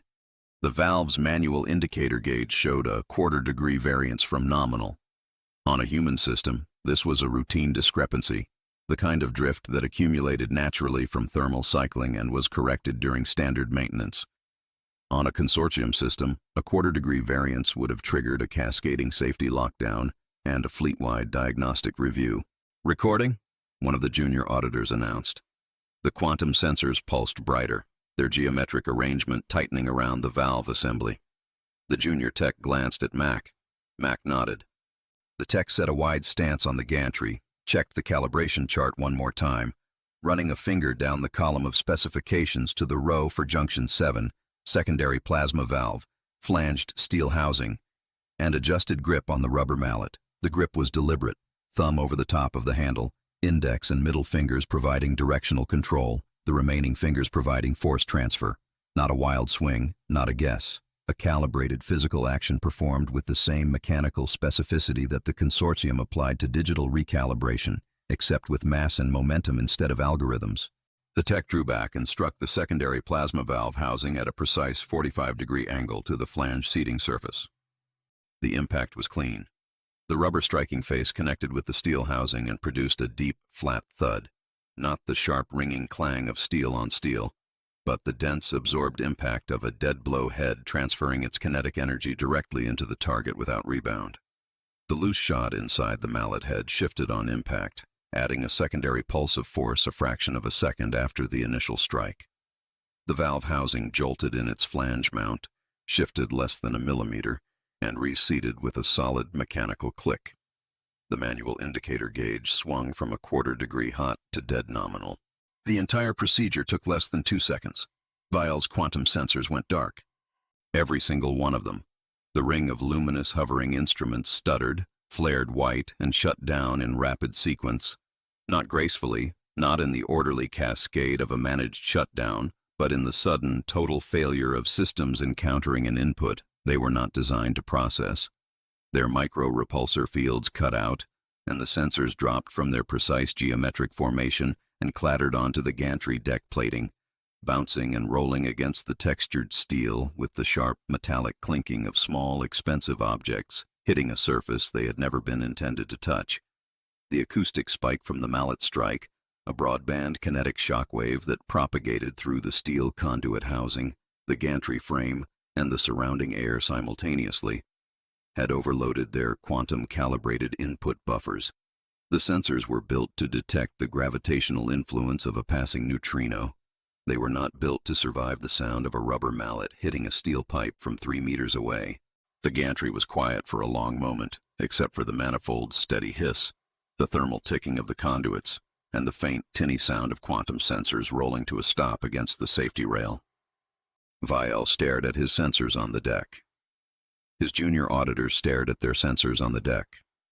The junior tech stood at junction 7 with the rubber mallet resting on one shoulder, the valve reading nominal, and an expression of mild professional patience that suggested this was not the first time someone had pointed expensive equipment at a routine calibration and been surprised by the results. "Your sensors," Mac said, "might need recalibrating." Vial's voice was thin. The acoustic output of that strike exceeded the input tolerance of quantum-calibrated measurement instruments. The sensors are designed to detect subatomic variance, not... He stopped. His gaze moved from the fallen sensors to the rubber mallet. Not that. The dead-blow mallet delivers approximately 30 pounds of controlled kinetic force through a rubber-dampened striking face at a 45-degree angle to the valve seating surface, Mac said. He delivered each specification in the flat, measured cadence of someone reading from a technical manual, which was exactly what he was doing. The cadence, at least, if not the manual. Every word was precise, every number was specific, and every detail was delivered with the absolute, straight-faced conviction of a man describing an established scientific procedure to a skeptical peer reviewer. The 45-degree angle compensates for the thermal expansion bias on the flange housing, which shifts the seating contact point approximately 0.3 millimeters toward the high-pressure side during standard operating temperature cycles. The rubber dampening prevents rebound, which would introduce a secondary kinetic variable and risk unseating the adjacent conduit gaskets. The loose shot fill in the mallet head provides a delayed secondary impact pulse, approximately 12 milliseconds after initial contact, that assists in overcoming static friction on corroded or thermally warped seating surfaces. He paused, letting the specifications settle into the industrial air. It wasn't a random hit, Vial. It was 30 pounds of force applied at a 45-degree angle to the secondary housing. We call it the Fonzie vector. Vial's mouth opened. It stayed open for approximately 1.5 seconds, which Mac had learned was a significant duration for a species that processed verbal responses at near computational speed. The Fonzie vector, documented, standardized, and repeatable. Mac reached behind him and picked up a bound document from the tool cart beside the gantry rail. It was thick.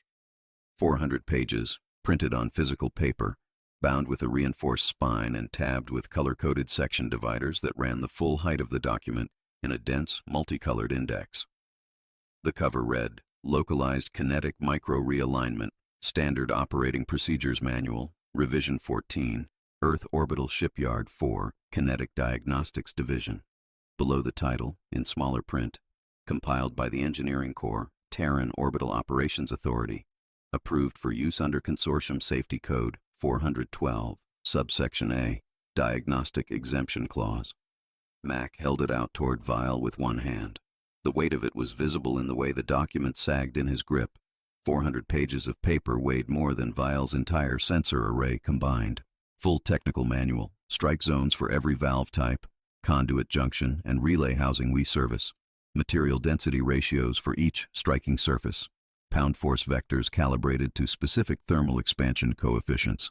Section 12 covers the Fonzie vector specifically. Angle, force, mallet head composition, and acceptable variance ranges. Vial took the manual. His wrists dipped under the weight. 400 pages of dense printed technical documentation, heavier than anything his species typically held, pressing down on hands designed for holographic interfaces and zero-contact manipulation. He opened it to a random page. Mac watched his wide, dark eyes scan the content. Tables of numbers, all written as words, cross-referenced with diagrams showing exact strike points on schematic valve assemblies, annotated with force vectors and material composition breakdowns. "This is," Vial started. "Comprehensive," Mac said. "Every procedure we run on this shipyard is documented to that standard. Every strike angle, every pound of force, every mallet head composition. If your sensors can't measure it, Inspector, that's a hardware limitation on your end, not a procedural gap on ours." Vial closed the manual. He held it against his chest with both hands, the 400 pages pressing against his robes, and looked down at his quantum sensors scattered across the gantry deck. His junior auditors were already kneeling, collecting the fallen instruments, handling them with the careful, mournful precision of field medics retrieving casualties. From Junction 7, the junior tech tapped the valve gauge one more time, a light, habitual tap with one finger, the kind of unconscious check that every mechanic performs after a correction just to confirm the reading holds. The gauge held steady at nominal, the manifold hissed, the gantry vibrated, the shipyard worked. Vial looked at the manual in his hands. He looked at the fallen sensors. He looked at the junior tech with the rubber mallet on one shoulder, standing on a shaking steel gantry above a pressurized plasma manifold, completely at ease in an environment that was systematically dismantling every piece of precision equipment the consortium had brought to measure it. "We will require replacement sensors," Vale said quietly. "Higher tolerance, military grade." "Take your time," Mac said. "We run calibrations every shift. Plenty more to observe." He tapped the manual in Vale's hands. "And you've got 400 pages of light reading." Chapter 7. The Malicious Compliance. Vial filed the motion to ban the hammers on the third day of the audit. Mac found out because Vance called him on the hard line. Not a holographic relay, not a quantum-encrypted data burst, but a physical copper wire intercom system that ran through the shipyard's structural frame and connected every office, gantry, and break room on the station through a network of wall-mounted handsets that hadn't been redesigned since the technology was invented. The sound quality was terrible. Vance's voice came through with a faint, permanent crackle that the shipyard's comm technicians had never bothered to fix, because it didn't affect comprehension, and because fixing it would have required pulling 600 meters of wire out of the bulkheads. "He filed it 20 minutes ago," Vance said. The crackle couldn't hide the tone, flat, controlled, and carrying the specific cadence Vance used when something had gone exactly according to schedule. "Formal motion under Consortium Code 81A, requesting an emergency injunction against all kinetic diagnostic instruments currently in use at this facility. He's classifying them as unregulated impact devices and demanding immediate confiscation pending a full supply chain audit of their manufacturing origin, material composition, and safety certification status." Max stood on gantry level 2, watching a crew regasket a conduit flange 30 meters below. The 30-pound spanner hung from his tool belt. "He wants to take our hammers. He wants to take everything that can hit something. Hammers, mallets, wrenches, torque bars, and, this is my favorite part, he's included a supplementary clause requesting the confiscation of any object exceeding 5 pounds of inert mass that is not permanently affixed to the station's structural frame." A pause. "That includes your boots, Mac. My boots weigh 4 pounds. Each. Combined weight exceeds the threshold. He's being thorough." Another pause, and Mac could hear the scratch of a pen on paper through the crackle. Vance writing something, already drafting, already 3 steps into a response that Vale hadn't provoked yet. "Meet me in the administrative office. Bring the spanner, and tell the quartermaster I need access to the metallurgical archive." The administrative office was a steel-walled room on Deck 4 that served as the shipyard's paperwork center. It had a metal desk, 3 metal filing cabinets, 2 metal chairs, and an overhead fluorescent tube that buzzed in harmony with the ventilation duct running along the ceiling. The floor was the same textured grip steel as the rest of the station, bolted in panels, stained with boot prints and hydraulic fluid. The room smelled like toner, machine oil, and the particular staleness of a space that was ventilated but never aired. It was, by every measure, a room designed for one purpose: the production, storage, and deployment of paperwork. Vance was already there when Mac arrived. He sat behind the desk with his jacket off, sleeves rolled, a physical datapad on his left, and a growing stack of printed documents on his right. The documents were dense, single-spaced text on heavy stock paper, each page stamped with the Terran Orbital Operations Authority seal in the upper right corner. Vance was not reading them. He was assembling them, pulling pages from different folders, cross-referencing index numbers, and building something that Mac recognized from experience. Not a defense, but a counter-offensive made entirely of paper. Vial arrived 11 minutes later, flanked by his junior auditors, all three still wearing their mandatory hard hats and steel-toed boots. The boots had not gotten easier for them. Vial's gait was stiff and deliberate, each step placed with conscious effort, the steel soles striking the deck plating with a flat, heavy sound that announced his position from 20 meters away. His robes were gray with accumulated steel dust, despite what Mac assumed were aggressive cleaning attempts. The hard hat sat low on his cranial ridges, compressing the bone structure into a faint, visible wince that had become permanent over 3 days of continuous wear. "Mr. Vance," Vial said, stopping in the doorway, "I have filed a formal motion under Consortium Code 81A to confiscate and quarantine all kinetic diagnostic instruments at this facility pending a complete supply chain audit. The motion is legally binding and takes effect within 1 standard cycle unless formally contested." "I'm aware," Vance said. He didn't stand. He didn't look up from the document he was assembling. "The motion has been received and is being processed. Please sit." Vial looked at the metal chair opposite the desk. The chair was bolted to the floor, had no cushion, and was made of the same industrial steel as everything else in the room. He sat. The chair did not adjust to him. It did not respond to his weight or his posture. It held him in place with the blunt, indifferent authority of a fixed object, and the steel-toed boots kept his feet flat on the deck in a way that forced his knees above his natural resting angle. Behind him, the junior auditors stood against the wall, their hard hats nearly touching the ventilation duct. "Under Consortium Code 81A, Vance said, still assembling his document stack, a supply chain audit of confiscated equipment requires the petitioning party to file a full material certification for every distinct alloy, composite, and manufactured component present in the equipment under review." He pulled a page from a folder and added it to the stack. "This is standard procedure.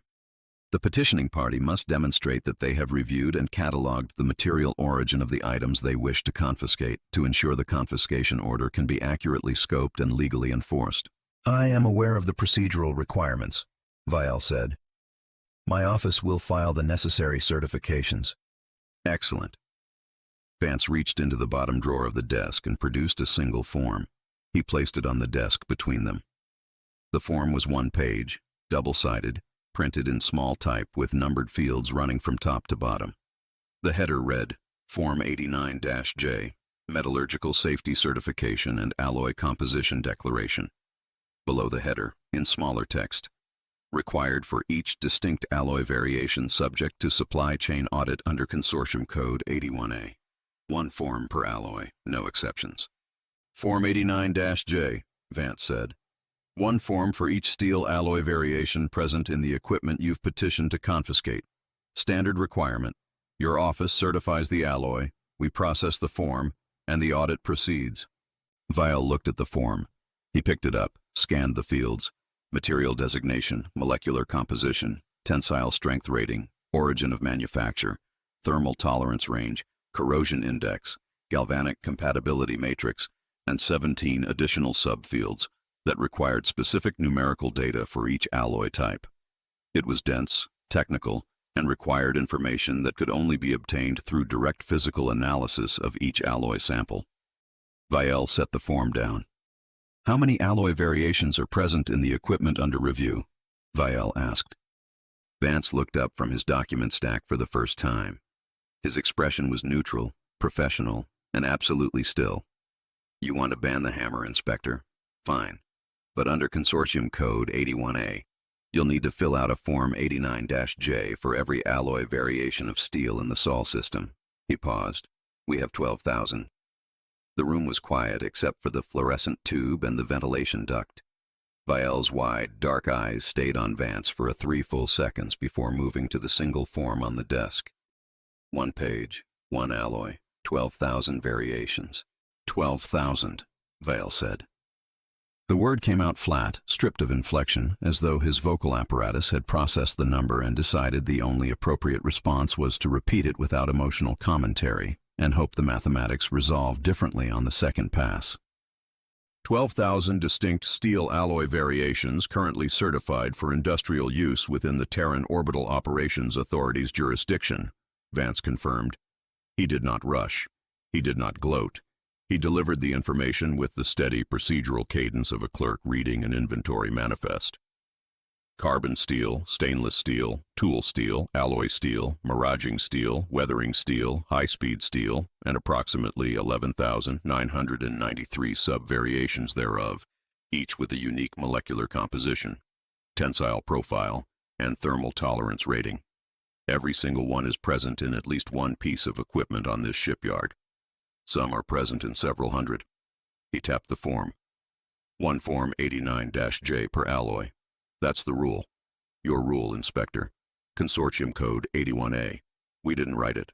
We're just following it. Vile's hands were flat on the metal desk. The long, precise fingers that had danced across holographic interfaces with sub-millimeter accuracy were now pressed against cold industrial steel, motionless. His wide, dark eyes moved from Vance to the single form to the empty space on the desk where, by implication, 11,999 additional forms would eventually need to sit. The math was not complicated. Even by consortium standards, the math was not complicated. It was simply enormous. This is a delay tactic, Vile said. This is compliance, Vance said. You filed a motion under 81A. 81A requires Form 89-J for every alloy in the audit scope. I am providing you with the forms and the alloy count. If you'd like to proceed with the confiscation, you are welcome to begin the certification process at any time. He opened a second drawer and produced a stack of blank Form 89-J sheets, roughly 2 centimeters thick. He set them on the desk beside the first form. That's the first 100. I can have the remaining 11,900 printed and delivered to your processing station within the hour. Vile stared at the stack. His junior auditors stared at the stack. The fluorescent tube buzzed. We will require a dedicated workspace, Vile said, his voice controlled, each word placed with the precision of someone stepping across a floor they no longer trusted. Already arranged, Vance said. He stood, gathered the stack of blank forms, and walked to the office door. Follow me. The workspace Vance had prepared was a partitioned section of the shipyard's secondary storage bay, a steel-walled enclosure roughly 4 meters by 6, furnished with a long metal table, a metal bench, and nothing else.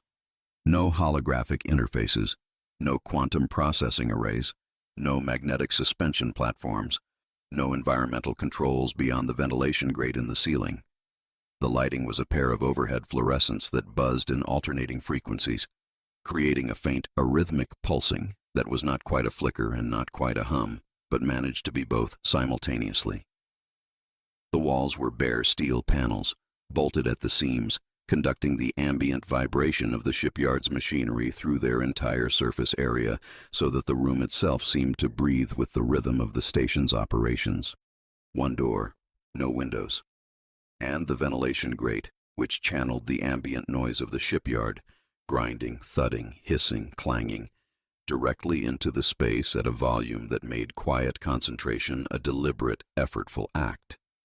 On the table sat the first delivery, a pallet of printed metallurgical certifications, the raw data files for every steel alloy currently in use at Earth Orbital Shipyard 4, printed on physical paper because the shipyard's record system was analog and did not interface with consortium holographic readers. The pallet was approximately 1 meter tall. Each page was dense with technical data, molecular breakdowns, tensile curves, thermal tolerance graphs, and corrosion indices, all printed in small type on heavy stock paper that had been manufactured to survive the environmental conditions of an industrial shipyard, which meant it was thick, stiff, and heavy. The pallet weighed collectively more than Vale did. Beside the pallet, a heavy ink stamp, a manual, spring-loaded, steel-framed certification stamp used by the shipyard's Quality Assurance Department to mark approved documents.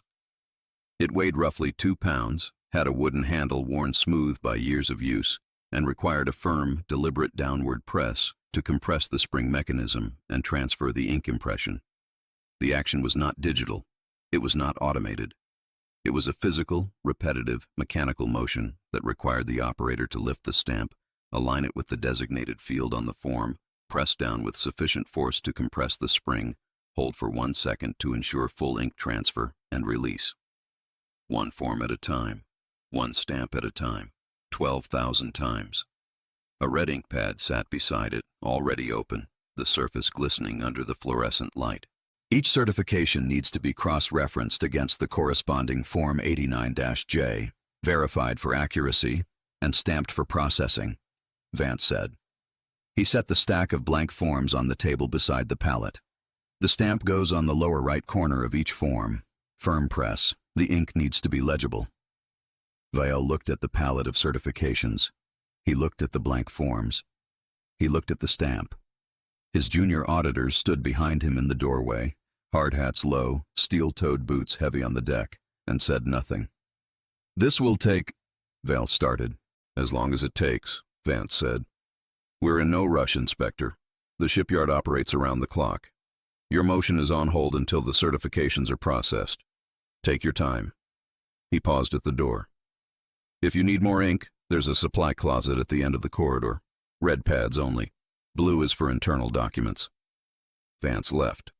The door closed with a heavy metallic clang that resonated through the steel partition walls and settled into silence. Mac was waiting in the corridor. He'd heard most of it through the ventilation grate. 12,000 forms.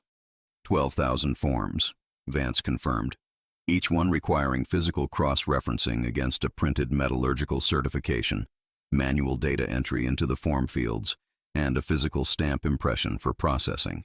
At their current staffing level, 3 auditors, and assuming an optimistic completion rate of 1 form every 15 minutes, the certification process will take approximately 125 days of continuous 8-hour shifts. And the confiscation order? Frozen until the certifications are complete. 81A is very clear on that. No confiscation without completed supply chain documentation. Vance adjusted his cuffs. Their motion, their code, their paperwork. We're just helping them comply. From behind the steel partition, Mac heard it start, the first thump of the certification stamp hitting paper. A firm, heavy, percussive impact, the spring-loaded mechanism compressing and releasing with a deep, mechanical resonance that carried through the steel walls and into the corridor. Then silence. Then another thump. Then silence. Then another. A rhythm was forming. Slow, deliberate, exhausting. The sound of bureaucracy being processed one blunt impact at a time. One down. 11,999 to go. Mac listened to the stamp for a moment. That rhythmic, heavy, mechanical thudding, a blunt physical object striking a flat surface over and over in a repetitive, calibrated pattern. He looked at Vance. "That sound," Mac said. "You realize that's basically percussive maintenance." Vance was already walking toward the lift. He didn't turn around. "Bill them for it." Chapter 8, The Sabotage Attempt. Vael made his move on the 6th day of the audit during the 3rd shift, when the gantry crews were rotating and the administrative office was unstaffed. Mac didn't see it happen. Nobody did. That was the point. 6 days of hard hats, steel dust, fluorescent lighting, and 12,000 metallurgical certification forms had not broken Vail's resolve. They had refined it. The smug anticipation that Mac would later recognize had been building behind those wide, dark eyes since the calibration demonstration. The steady, patient accumulation of a plan designed to end the audit on the consortium's terms, with data the humans couldn't explain away and results their paperwork couldn't bury. The target was a human freighter sitting in Dry Dock 3, with its engine block open for a scheduled gasket replacement. The ship was old, functional, and unremarkable. Angular hull plating, exposed hydraulic runs, analog instrument clusters bolted to the bulkheads with visible fasteners. Its engine block was a dense, compact assembly of steel cylinders, copper coolant lines, and heavy-gauge flow regulators mounted in flanged housings that had been torqued by hand and sealed with industrial gaskets rated for 6,000 operating hours. The block was accessible through a maintenance crawlway on the starboard side, a narrow steel-walled passage barely wide enough for a human in coveralls to move through sideways, lit by caged incandescent bulbs spaced every 3 meters and floored with textured grip plating that was permanently slick with condensed coolant vapor. Vial entered the crawlway alone. He left his junior auditors at the dock entrance with instructions to log his absence as an independent inspection of human engine maintenance standards. His hard hat scraped against the low ceiling as he moved through the passage, the steel shell grinding against the conduit housing overhead with a sound that made his jaw clench. The steel-toed boots were worse in the confined space, each step a heavy, deliberate negotiation with a surface that gripped his soles and forced him to lift his feet with conscious effort, the opposite of every locomotion instinct his species possessed. The air in the crawlway was thick with the smell of machine oil, hot copper, and the faintly sweet chemical odor of hydraulic fluid. Every surface he touched left a film on his fingers. He found the flow regulator on the third cylinder bank, a heavy cylindrical steel valve assembly mounted in a flanged housing between the primary coolant line and the reactor feed. The regulator controlled coolant flow rate to the engine block. If it was misaligned, coolant distribution would become uneven, creating a thermal gradient across the cylinder bank that would, on any consortium vessel, trigger an immediate digital alarm, an automatic system lockdown, and a cascade of diagnostic protocols that would paralyze the engine until a certified technician interfaced with the computer and manually cleared each fault code. Vial studied the regulator. It was seated in its housing with a simple mechanical compression fitting. No biometric lock, no magnetic seal, no digital monitoring sensor on the housing itself. The regulator's position was held by physical friction between the valve body and the flanged mount. There was no software layer between the component and its function. The regulator either sat correctly and worked, or it didn't sit correctly and the coolant flow changed. The relationship was direct, mechanical, and entirely analog. He reached in and rotated the regulator 7 degrees off its seating axis. The motion was small, precise, and calculated, enough to disrupt the coolant flow pattern across the cylinder bank without producing a visible leak or an obvious mechanical failure. 7 degrees. On a consortium ship, a 7-degree variance in a flow regulator would be detected by the onboard monitoring system in less than 1/100th of a second, flagged as a critical fault, and escalated through 17 automated diagnostic layers before any crew member was even notified. The ship would shut itself down, seal the affected compartment, and refuse to restart until a certified engineer uploaded a signed digital clearance. The process was clean, instantaneous, and mathematically reliable. There was no ambiguity in it. The computer detected the fault, the computer reported the fault, and the computer refused to operate until the fault was resolved by an authorized interface. No guesswork, no interpretation, no uncertainty. On a human ship, Vial expected the same cascade, the digital alarms, the system lockdown, the scrambling panic of a crew suddenly confronted with a fault their primitive instruments couldn't isolate. He expected confusion. He expected delay. He expected the humans to stand around the engine block and argue about what was wrong while the thermal gradient climbed and the coolant distribution destabilized. And when they finally turned to their instruments for answers and found nothing, because analog gauges couldn't detect a 7-degree rotational variance in a compression-seated regulator, he expected them to admit, on the record, that their systems lacked the diagnostic capability to identify faults that consortium technology caught automatically.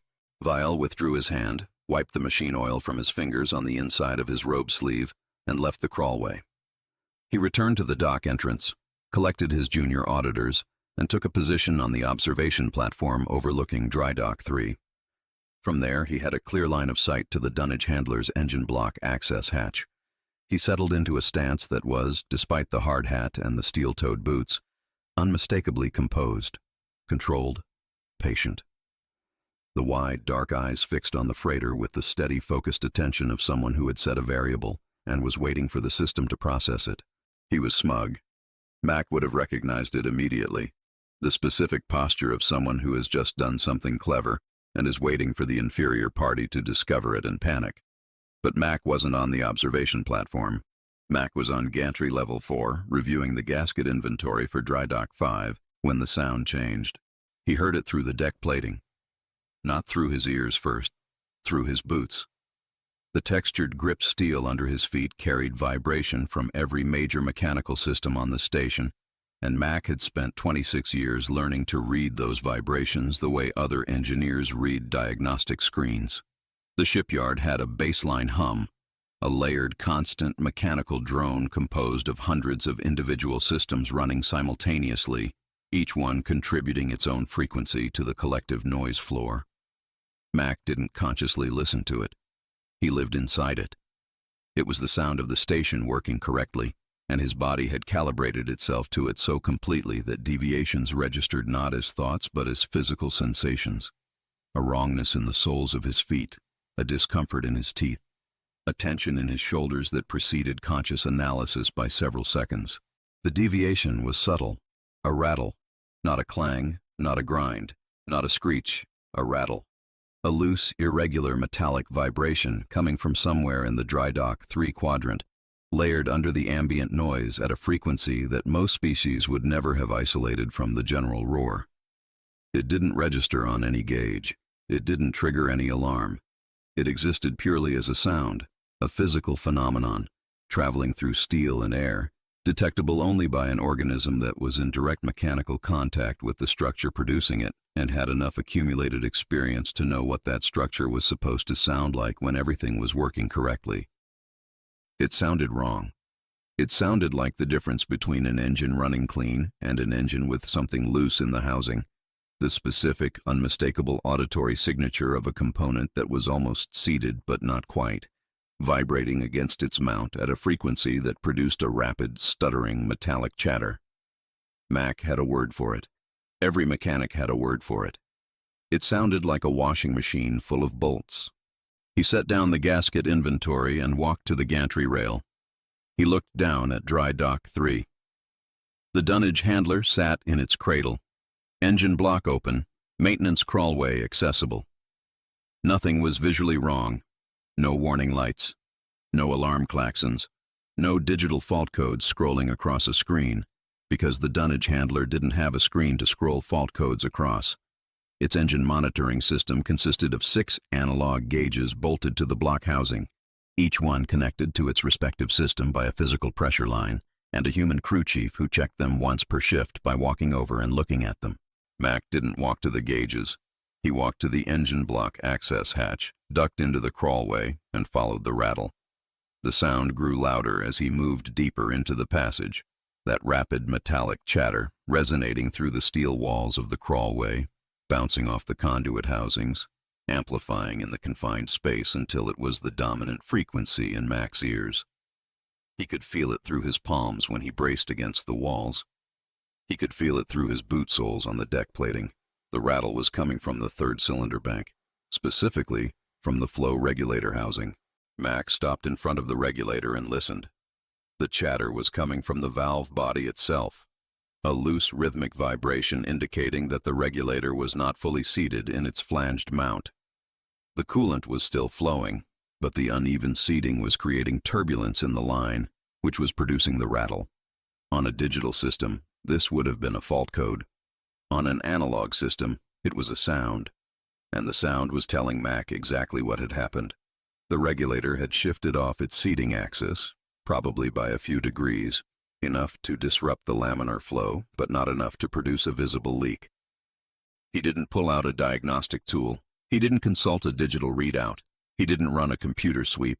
He planted his left foot on the deck plating, squared his right boot against the base of the flow regulator housing, and kicked it. The kick was precise. It was not a wild strike, not frustration, not guesswork, not the random violence that Vale's audit was designed to document and discredit. It was a short, controlled lateral impact delivered with the reinforced toe cap of a steel-toed boot to the lower edge of the flanged mount at an angle calculated, through 26 years of kicking pipes that rattled, to drive the valve body back into its seating axis without unseating the compression gasket or stressing the flange bolts. The steel toe cap connected with the flange housing and produced a single sharp, percussive crack that echoed through the crawlway and rang off the conduit housings on both sides. The regulator shifted. It moved less than a centimeter, 7 degrees back to 0, and seated with a solid, mechanical click that resonated through the housing mount and into the surrounding structure.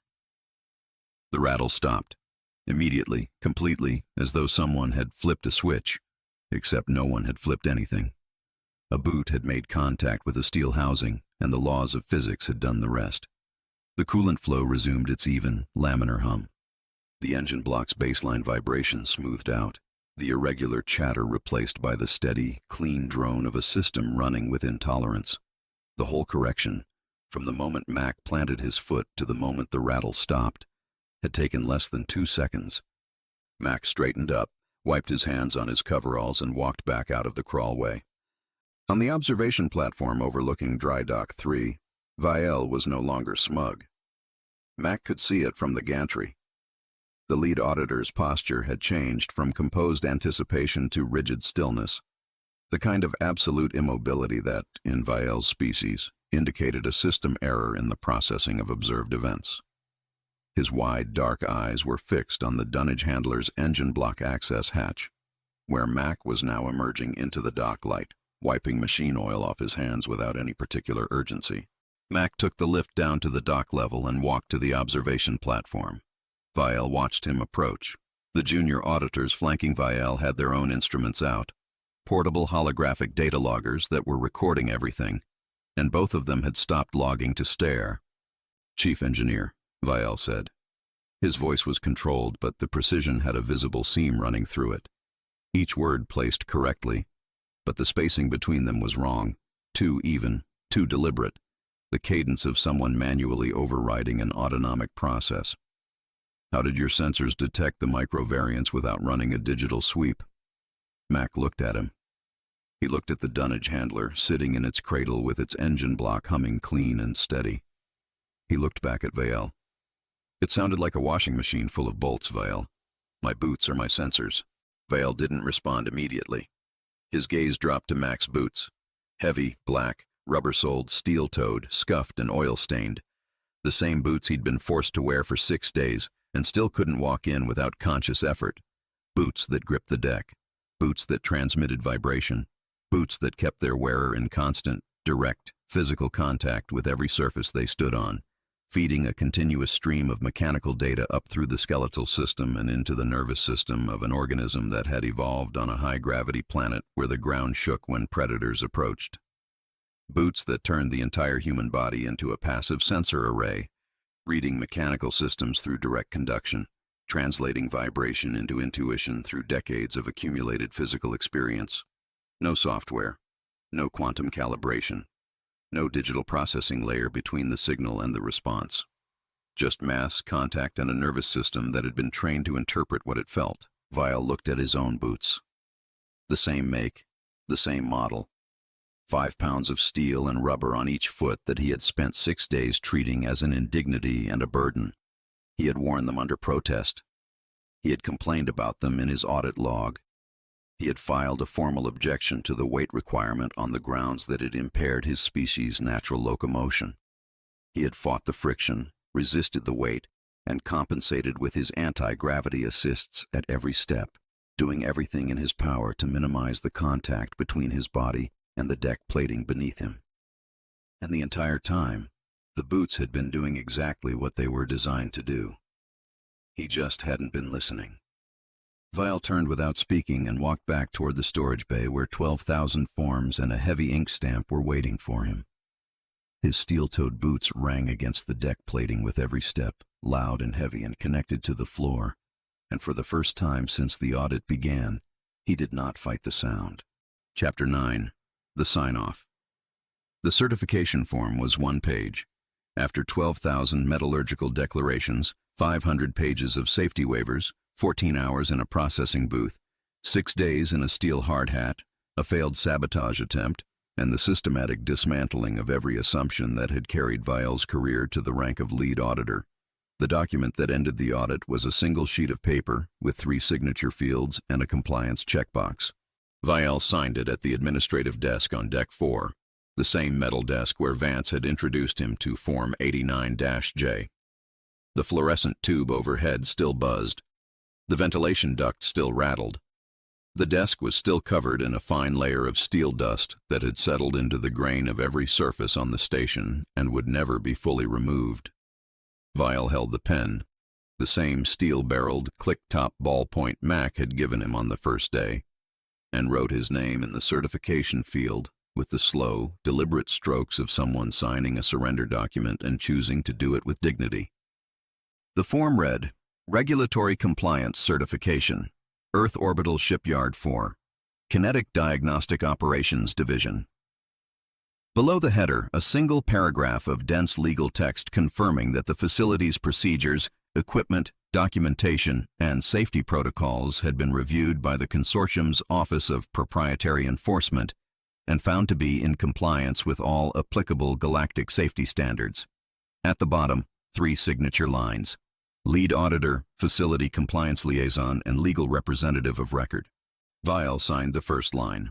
Mac signed the second. The pen looking small and light in his scarred, oil-stained hands. Vance signed the third with the quick, practiced stroke of someone who signed legal documents the way other people breathed, automatically, frequently, and with the confidence that the signature itself was a weapon. The audit is concluded, Vial said. He set the pen down on the desk. The click of the ballpoint retracting was the smallest sound in the room, and somehow the loudest. Earth Orbital Shipyard 4's kinetic diagnostic operations are hereby certified as compliant with consortium safety standards.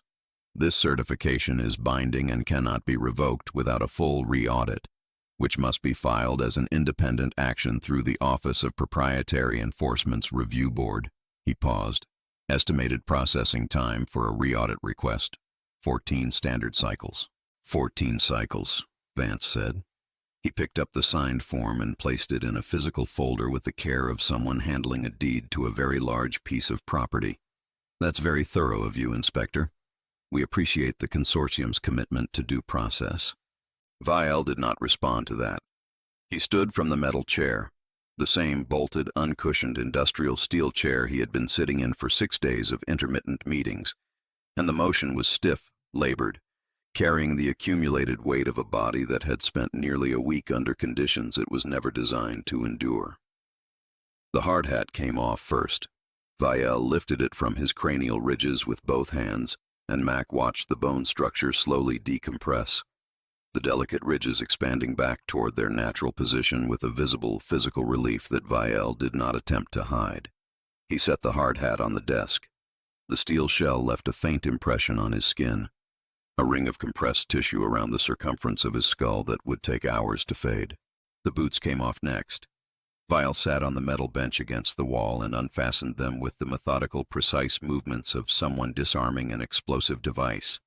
When the second boot released, his feet rose a fraction of a centimeter off the deck, his anti-gravity assists reasserting themselves, lifting his body back into the frictionless, contactless equilibrium that his species considered a baseline state of existence. The relief was visible in every part of his posture. His shoulders dropped, his spine lengthened, his hands, freed from the constant low-grade tension of operating in a high-friction environment, relaxed at his sides. He was, for the first time in 6 days, not touching anything he didn't choose to touch. He left the boots and the hard hat on the desk beside the signed certification. He did not ask for them back. He did not look at them again. My ship, Vial said. I will require my docking clamps released and a departure vector cleared within the hour. Already processed, Mac said. Your vessel's been on standby in Dock 1 since you arrived. Clamps are magnetic. They'll release the moment your proximity array signals departure. You're clear on Corridor 7, outbound, no traffic. Vial gathered his junior auditors with a glance, a single sharp look that carried an instruction set more efficiently than any verbal command. The 2 auditors fell into formation behind him, shedding their own hard hats and boots at the office door with an urgency that bordered on biological necessity. Their robes were gray with steel dust. Their skin had the faint, washed-out pallor of organisms that had been operating under sustained sensory stress for an extended period. They moved toward the docking corridor with the focused forward momentum of people leaving a building that was on fire Except the building wasn't on fire. It was just loud and dirty and heavy and real. And they had spent 6 days inside it, being crushed by paperwork and humiliated by pipes. Mac walked them to Dock 1. The shipyard's ambient roar followed them through every corridor, grinding, hissing, thudding, clanging, the full industrial output of a facility that had not reduced its operational tempo by a single percentage point during the entire 6-day audit. Crews were still welding on gantry level 3. The hydraulic press was still cycling in the main bay. The plasma cutters were still throwing sparks into the overhead haze. Earth Orbital Shipyard 4 had submitted to the consortium's inspection, opened its books, displayed its procedures, and suffered its auditors with the patient, methodical compliance of a workplace that had nothing to hide and the paperwork to prove it. And it had done all of that without stopping work for a single shift. The station didn't pause for audits. It didn't pause for anything. It ran on friction, combustion, and the accumulated physical momentum of a species that built its machines to keep working even when the people running them were too tired, too injured, or too stubborn to stop.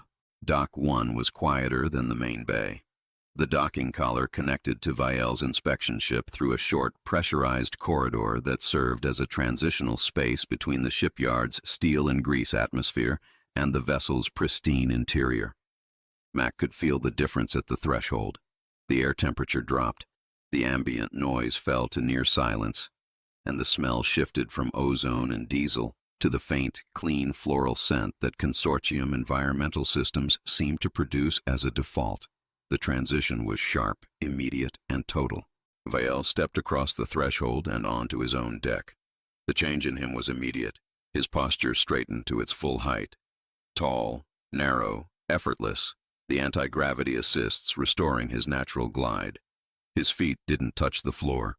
His robes, still gray with steel dust, hung in the frictionless air without weight. The soft ambient hum of the ship's system surrounded him. Clean, harmonic, mathematically precise. And Mac watched the lead auditor's entire body recalibrate to an environment where nothing was loud, nothing was dirty, and nothing was heavy. Vale turned at the threshold of his bridge. Chief Engineer. Mac stood at the docking collar, one boot on shipyard steel, the other on the smooth, frictionless composite of the consortium vessel. The 30-pound spanner hung from his tool belt. Inspector, your facility is... Vial paused. The word he was searching for seemed to require more processing than his current state could efficiently provide. Operational. That it is. Vial turned away and walked onto his bridge. The bridge was a small, elegant space. Curved walls of pale composite, a single command console that projected holographic controls in a semicircular array, and a central viewport that showed the shipyard's exterior docking structure and the starfield beyond. Everything was clean. Everything was silent. Everything was perfect.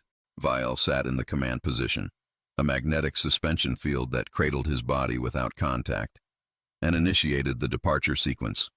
His long fingers moved across the holographic controls with the fluid, precise motions of someone who had spent an entire career interfacing with systems that responded to thought as much as touch. The docking clamps released with a whisper of magnetic disengagement.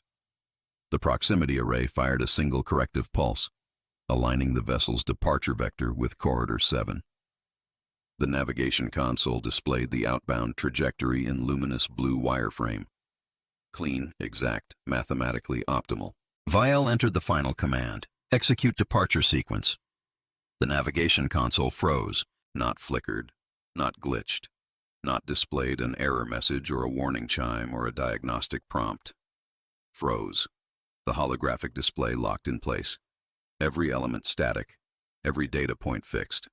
The luminous blue wireframe of the departure trajectory hanging motionless in the air as though time itself had seized inside the projector. The command console went dark. Not off, but dark. The holographic controls still visible but unresponsive. A wall of luminous interface elements that accepted no input and produced no output. The ambient lighting on the bridge dimmed half a shade. Not a power failure, but a redistribution the ship's energy management system reallocating resources away from non-essential systems in response to a priority lockdown that no one had authorized and no one could cancel. The soft hum of the ship's systems continued unchanged.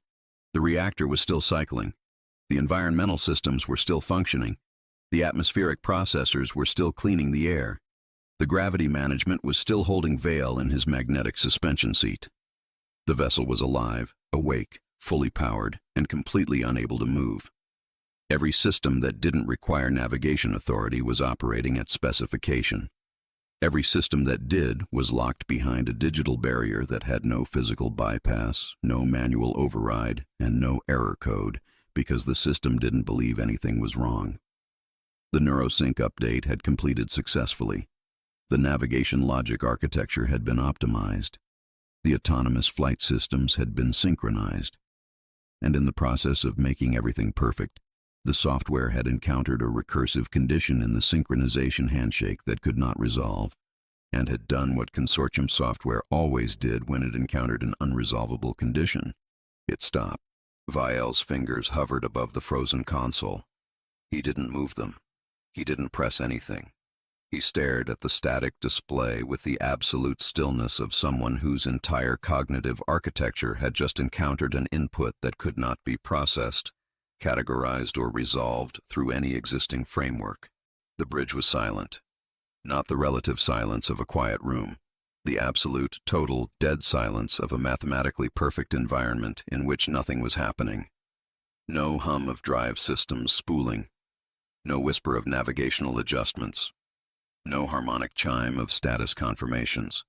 The ship's departure sequence had been initiated, acknowledged, and immediately abandoned by every system simultaneously, and the resulting silence was the sound of perfection refusing to function. "Vial," Max said from the docking collar. He hadn't left. He was still standing at the threshold, one boot on steel, one on composite, the spanner on his belt. "You all right in there?" Vial didn't turn around.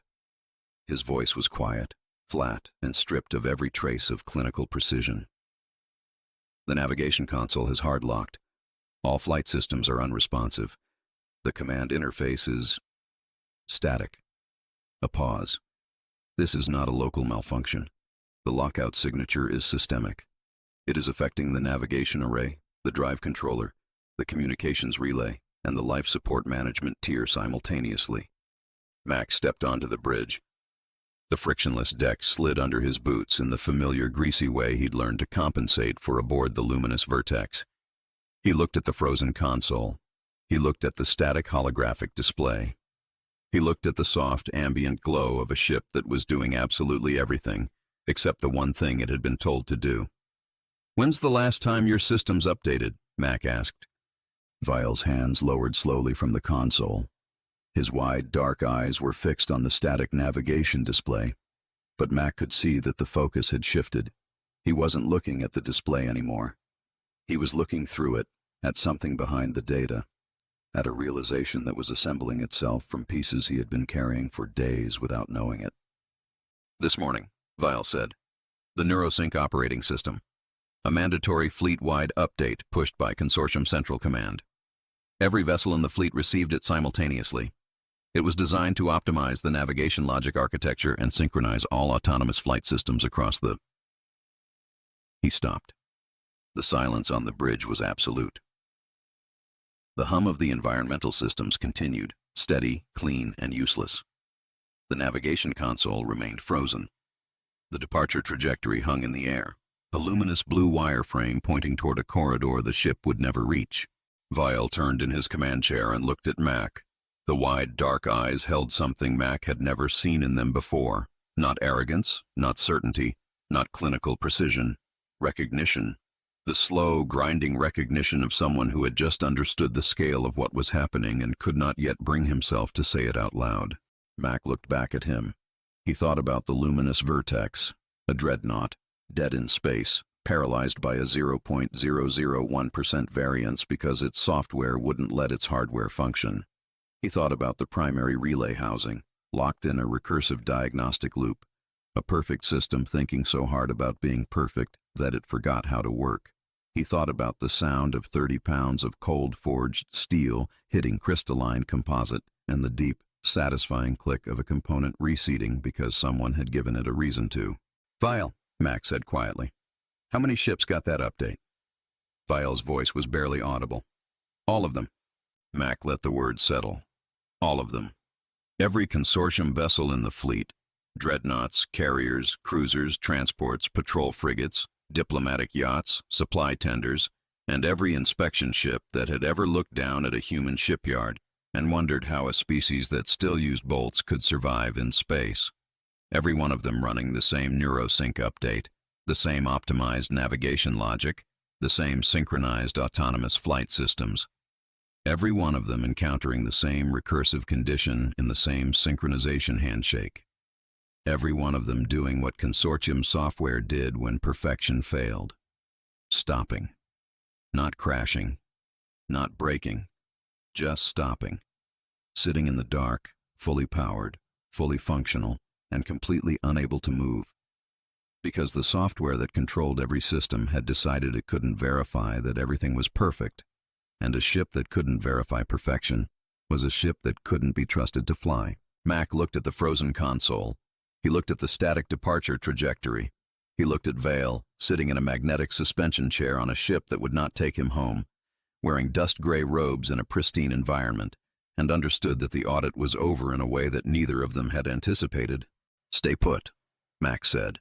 He turned and walked back through the docking collar, his boots transitioning from the silent, frictionless composite of the consortium vessel to the textured, vibrating grip steel of the shipyard deck. The sound changed, from nothing to everything, from dead silence to the grinding, hissing, thudding, clanging roar of a facility that was built by a species which did not trust any system it couldn't hit with a wrench. The bridge hummed behind him. The console stayed frozen, and somewhere beyond the viewport, in the dark between the stars, the most advanced fleet in the galaxy was going silent. Chapter 10. The Bricked Fleet. The observation deck on Earth Orbital Shipyard 4 was not designed for observation. It was designed for smoke breaks. A flat, steel-plated platform bolted to the station's upper hull, enclosed by a pressurized transparency dome that had been scuffed opaque in patches by decades of industrial debris, impacts, and never polished. The dome's interior smelled like cold coffee, machine oil, and the faint chemical residue of whatever the third-shift crews smoked during their 15-minute rotations. There were no chairs. There was a steel bench, bolted to the deck, with a magnetic strip along the back rail where coffee bulbs could be stuck when both hands were needed for a wrench. The view, when the scuffing permitted it, was the exterior docking structure of the shipyard. Gantry arms, crane booms, and docking collars extending outward in a tangle of industrial scaffolding. And beyond them, the orbital approach corridors, and beyond those, the open sector. On a normal shift, the view showed the steady, distant glow of consortium traffic moving through the corridor lanes, patrol formations, cargo convoys, the occasional diplomatic transit pulsing with priority running lights. Steady, predictable, luminous. Max stood at the dome's clearest section and watched the sector die. The shipyard's external sensor array was primitive by consortium standards, optical telescopes backed by passive electromagnetic receivers, the kind of equipment that detected objects by the light they emitted or reflected, rather than by interrogating their quantum signatures. The array couldn't tell Mac what a ship was thinking. It couldn't read a vessel's diagnostic status or query its navigation authority. What it could do, with brutal, unambiguous clarity, was show him whether a ship's lights were on. The lights were going off. The first cluster had been visible within an hour of Vile's navigation console freezing. A formation of consortium patrol vessels, sleek, luminous, holding a standard picket pattern at the sector's outer boundary, had dimmed simultaneously, their running lights fading from the steady, precise glow of active navigation to a dull, residual luminescence that Mac recognized from the Luminous Vertex. Quantum skin bleed off. The light a ship emitted when its reactor was still cycling, but nothing was telling the hull what to do with the energy. Not off, not on. Somewhere in between. A pulse with no purpose behind it. Within 3 hours, the optical array was tracking 47 dead vessels in the sector. Patrol ships, cargo transports, a diplomatic courier that had been transiting the outer corridor on a priority trajectory and was now drifting on its last computed heading at residual velocity, slowly rotating on an axis that no navigation system was correcting. Its quantum skin was fading from luminous white to a dull, cold gray, the light bleeding away in slow, uneven patches as different hull sections lost their energy feed at different rates. The ship looked like a coal cooling, still faintly warm, still holding the shape of something that had once burned, but dimming steadily toward the ambient temperature of the vacuum around it. By hour 6, the number had climbed past 200. By hour 8, the array's passive receivers were picking up distress beacons from ships beyond visual range, automated signals, identical in format to the one the Luminous Vertex had broadcast, repeating on every emergency frequency. Critical systems failure. All vessels render immediate assistance. Do not attempt unauthorized docking. Mac counted the beacons. He stopped counting when the receiver's queue exceeded 500, and the display started stacking them in compressed clusters to save screen space. Each beacon was a ship. Each ship was a crew.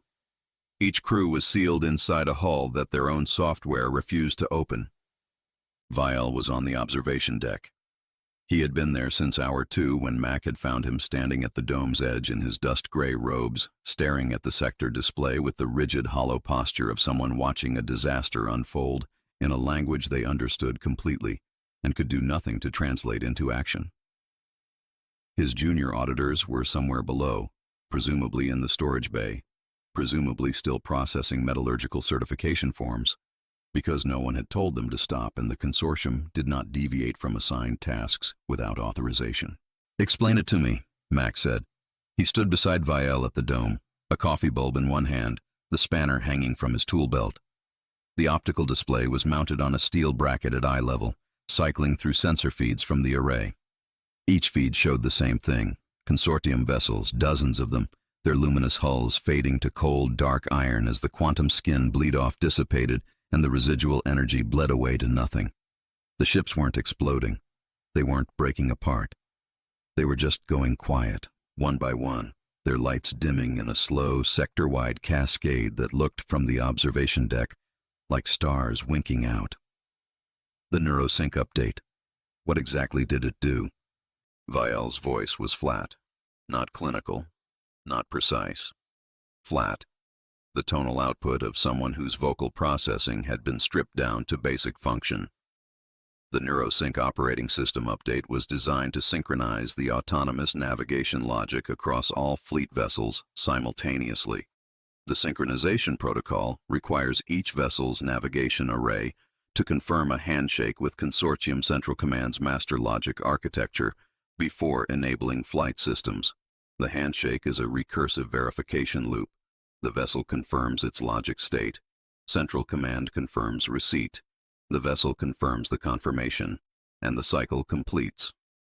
And the cycle isn't completing. The cycle cannot complete. Vial's wide, dark eyes were fixed on the optical display. A consortium cruiser, a heavy, angular hull that had been glowing a steady blue-white when the display first loaded, faded to gray as Mac watched. The running lights died. The quantum skin went dark. The vessel's silhouette became visible only by the stars it occluded. The synchronization handshake requires Central Command's master logic architecture to process each vessel's confirmation individually. The fleet contains approximately 900,000 active vessels. The master architecture is processing confirmations sequentially, at a rate determined by its own verification protocols. Each confirmation requires a full integrity check of the responding vessel's logic state before the handshake can advance. Mac did the math. 900,000 ships, sequential processing. How long per confirmation? At optimal processing speed, approximately 0.4 seconds per vessel. So the full handshake takes approximately 100 hours. During which time, every vessel in the fleet remains in navigation lockdown, because the handshake has been initiated but not completed. The ships cannot fly until the synchronization confirms. The synchronization cannot confirm until Central Command processes every vessel in the queue, and Central Command cannot process the queue faster than 0.4 seconds per vessel. Because the integrity check protocol does not allow parallel processing. Vial paused. The pause was not for emphasis. It was the pause of a system running a calculation it already knew the answer to and wishing it didn't. The fleet will be locked down for 4 standard days. Minimum. Mac took a slow pull from the coffee bulb. He looked at the optical display. Another cluster of vessels, a supply convoy, 6 ships in tight formation, went dark simultaneously, their quantum skins fading from luminous blue to cold, flat gray in the space of 30 seconds. 4 days, no navigation, no maneuvering, no course corrections. He set the coffee bulb on the bench's magnetic strip. What about the rest? Life support, communications, atmospheric processing. All systems not dependent on navigation authority remain operational. Vial's hands were flat against the dome, pressed to the scuffed transparency, his long fingers splayed against the surface as though trying to reach the dying ships through the glass. Reactor cycling is autonomous, environmental controls are autonomous, gravity management is autonomous. The crews will survive. For 4 days. For 4 days. Vial's voice tightened. If the environmental systems do not encounter their own recursive conditions. The NeuroSync update modified the inter-system communication protocols. Environmental controls query the navigation array for positional data to calculate optimal atmospheric cycling based on the vessel's location relative to local stellar radiation. If the navigation array is locked, the environmental query returns null. If the query returns null, the environmental system enters a diagnostic hold until the query resolves. Mac looked at him. And the query can't resolve because the navigation array is locked. Correct. So life support has a timer on it. Depending on the vessel's thermal insulation rating and crew complement, atmospheric reserves will sustain habitable conditions for approximately 40 to 60 hours without active environmental cycling. Vial's voice had gone very quiet. The clinical precision was still there in the structure of the sentences, the way the data was organized and delivered, but the tone carrying it had changed. It was the voice of someone reading a prognosis, not a specification. The handshake will take 100 hours to complete. The atmospheric reserves will be exhausted in 60. The differential is 40 hours. 40 hours during which the fleet's crews will be conscious, aware, and unable to affect any change in their situation, because every interface they can access is a software interface, and the software is busy completing a handshake that will finish long after the air runs out. The observation deck was silent except for the faint hum of the shipyard's ventilation system and the distant, muffled roar of the main bay operating 4 decks below. Mac looked at the optical display. He counted the dark shapes, the silhouettes of consortium vessels visible only as absences in the star field, cold and still and drifting on trajectories no one was correcting. He thought about the crews inside them. Thousands of beings sitting in pristine, frictionless environments that were slowly running out of heat and air because the software that managed everything had encountered a sequential processing bottleneck and responded by doing exactly what it was designed to do. Wait, can they override it? Mac asked. Manual override, physical switch, emergency breaker. Anything that bypasses the software and lets the hardware run independently. Vial turned his head and looked at Mac. The wide, dark eyes held something that Mac had been seeing in fragments since the audit began, during the calibration demonstration, during the sabotage, during the moment on the bridge when the navigation console froze, but had never seen assembled into a complete, coherent expression. It was the look of someone standing at the edge of a conclusion they had spent their entire career, their entire civilization's engineering doctrine, building walls against. The look of someone who had just run out of walls. There are no manual overrides, Vial said. The words came out with the flat, mechanical delivery of a fact that had been recited so many times it had lost all weight, except now, in this context, on this observation deck, watching the fleet go dark, the weight came back. All of it. There have not been manual overrides on a consortium vessel for 6,000 years. The override systems were removed during the 3rd standardization revision because they introduced a 0.002% probability of operator error, a physical switch that a crew member could accidentally activate, a breaker that could be tripped by vibration or impact. a lever that could be pulled by an unauthorized hand. The Engineering Council determined that the risk of a crew member accidentally triggering a manual override and disrupting an automated process was greater than the risk of any scenario in which the automated process might fail. He paused. The scenario in which the automated process fails was assigned a probability of 0. Max stared at him. 0. Mathematically 0. Not practically 0. Not so unlikely it rounds to 0. Mathematically 0. A formal, published, peer-reviewed finding that consortium software cannot produce a recursive failure state because consortium software is designed to be logically perfect, and logically perfect systems do not fail.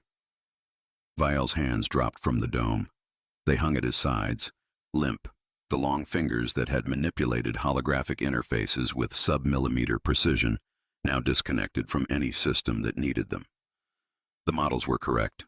The software is logically perfect. It is performing exactly as designed. It initiated a synchronization handshake. It is processing the handshake sequentially, and it will complete the handshake in 100 hours. The software has not failed. It has not malfunctioned. It has not produced an error.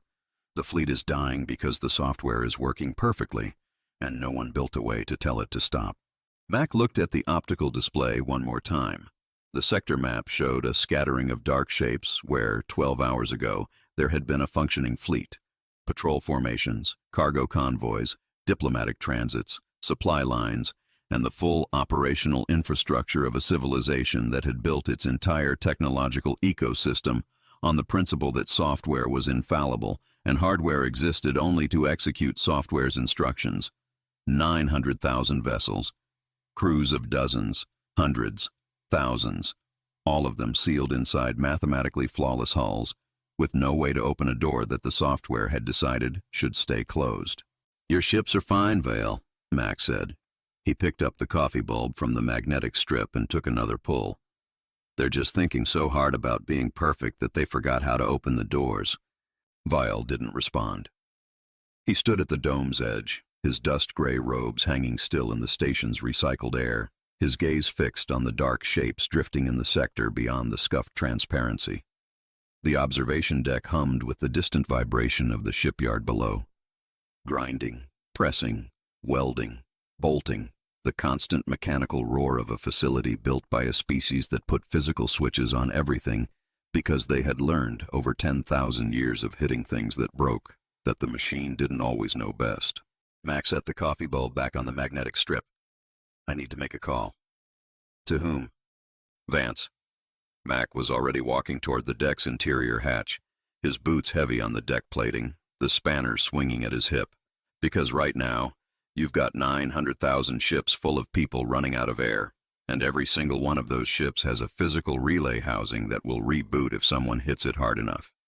And the only people in the galaxy who know how to hit it, who have the tools, the training, the documentation, and the legally certified procedures to apply localized kinetic micro-realignment to a frozen consortium drive assembly, are standing on this station."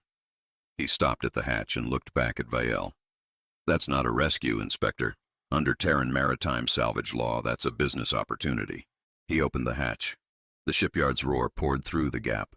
Hot, loud, metallic, alive.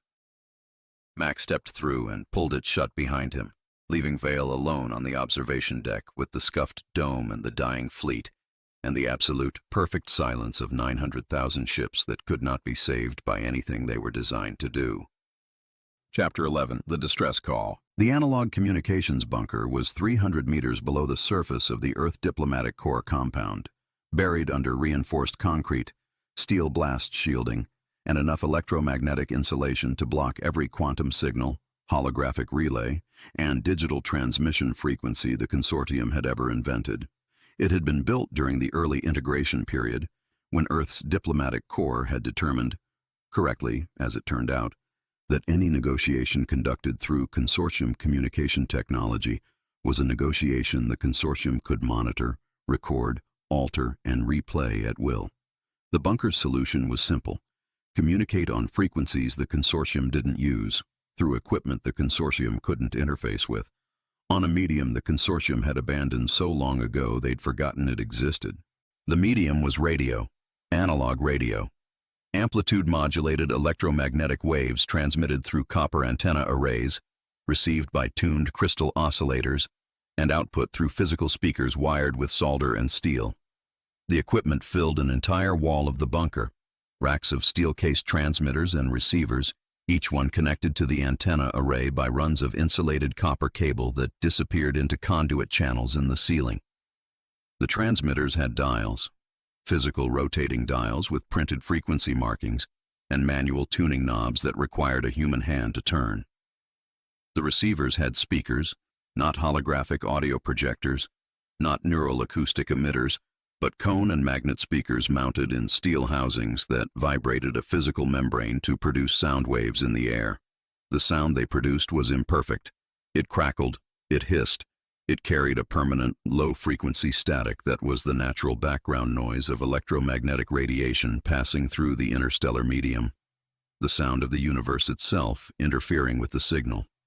Every voice that came through these speakers arrived stripped of its original fidelity, compressed and distorted by the limitations of a technology that the consortium had discarded before most of its current member species had achieved spaceflight. The consortium considered analog radio a dead medium, primitive, imprecise, and laughably vulnerable to interference. They were right on all three counts. They had not considered the possibility that those exact qualities would one day make it the only communication channel in the galaxy that still worked. Vance sat at the bunker's central console, which was a steel desk with a microphone, a transmit switch, and a coffee mug that had not been washed in anyone's recent memory. He wore his jacket. His posture was rigid, controlled, and carried the specific stillness he adopted when large amounts of money were about to change hands. His physical datapad lay open beside the microphone, covered in handwritten notes, legal citations, treaty references, and a column of figures that Mac, standing behind him with his arms crossed and the spanner on his belt, could not read from that angle and suspected were denominated in credits with a significant number of zeros. Beside the datapad, a printed copy of the salvage certification that Vielle had signed 6 days ago at Earth Orbital Shipyard 4. The ink still sharp, the Terran Diplomatic Corps seal still embossed in the upper corner. The call had come in 40 minutes ago, not through the consortium's quantum-encrypted diplomatic relay. That system was locked behind the same neurosync handshake that had bricked the fleet. The call had come through the analog backup channel that the consortium maintained for exactly this kind of catastrophic contingency. It was a frequency they hadn't used in centuries. The signal quality reflected it, thin, distorted, layered with static and interstellar interference. The voice on the other end compressed into a narrow bandwidth that stripped away the clean harmonic precision of consortium standard and left something raw and strained. The voice belonged to the Consortium High Council's emergency liaison, a senior diplomatic authority speaking on behalf of the governing body of the largest technological civilization in the galaxy. The voice was not calm. It was controlled in the way that a person's voice is controlled when they are gripping something very tightly and trying not to let go. Earth Diplomatic Corps, this is Consortium High Council Emergency Authority, transmitting on analog backup frequency 773. We are declaring a fleet-wide navigational emergency under Article 19 of the Galactic Mutual Assistance Compact. We are requesting... A burst of static swallowed 3 words. Immediate technical assistance. Our engineering division has prepared a corrective software patch for the NeuroSync synchronization fault. We require Earth's communication infrastructure to relay the patch to our fleet via your analog transmission network. Vance leaned forward and pressed the transmit switch. The switch was mechanical, a heavy spring-loaded steel toggle that clicked down with a satisfying tactile resistance and clicked back up when released. Consortium Emergency Authority, this is Vance, legal representative of the Earth Diplomatic Corps. We've received your declaration and we're prepared to discuss terms of assistance. He released the switch. The static filled the bunker, hissing and popping from the steel-housed speakers on the wall. The response came through the interference with a delay that had nothing to do with signal propagation and everything to do with the person on the other end processing the word terms. This is not a negotiation, Earth representative. This is an emergency assistance request under Article 19. The compact requires signatory species to render immediate aid during fleet-wide emergencies. We are requesting relay of a software patch. This is a technical matter. Vance pressed the transmit switch. Understood. And we're happy to relay your patch. However, there's a technical limitation I need to flag before we proceed. He released the switch and waited for the static to carry his words across the gap. When he pressed it again, his voice carried the measured, patient cadence of someone explaining a simple problem to a very powerful person who did not want to hear it. Your fleet's receiver arrays are part of the navigation system. The navigation system is currently locked in the NeuroSync synchronization handshake. The receiver arrays are in offline mode. They cannot accept incoming digital transmissions because the software controlling them is busy processing the handshake. The receivers aren't broken. They're not damaged. They're functioning perfectly. They're just not listening, because the software that tells them to listen is occupied with a higher priority task that won't complete for another 96 hours. He paused. You can't upload a software patch to a receiver that's been turned off by the same software you're trying to patch. The ships can't hear you. The static hissed for 6 full seconds. Mac counted them. Then we require Earth to deploy digital interface teams to our vessels directly, the liaison said. The control in the voice was thinner now, the edges of each word sharper. Your technicians will board our ships, establish a hardwired digital connection to the navigation core, and upload the patch manually through a physical data port. Vance looked at Mac. Mac looked back. Neither of them spoke for a moment. Then Vance pressed the transmit switch. Consortium Emergency Authority, Earth does not have digital interface capability with Consortium navigation systems. Our technicians are not trained in your software architecture. We do not possess compatible data ports, interface protocols, or security clearances to access your navigation cores. We are not hackers. We are not software engineers. We do not have a single person on this planet who can write, read, or execute a line of Consortium code. He released the switch, let the static carry the words, then pressed it again. And that is not an oversight. Under every agreement your government has signed with ours, we have been explicitly prohibited from developing any digital interface capability with Consortium proprietary technology. Those were your terms. Article 7 of the Technology Quarantine Accord. Earth is forbidden from accessing, reverse engineering, or digitally interfacing with any consortium system without prior written authorization from the Office of Proprietary Enforcement. He released the switch one more time, let 2 seconds of static fill the bunker, then pressed it with the steady, deliberate force of someone setting a hook, which, as I understand it, is currently staffed by one lead auditor whose ship is also bricked.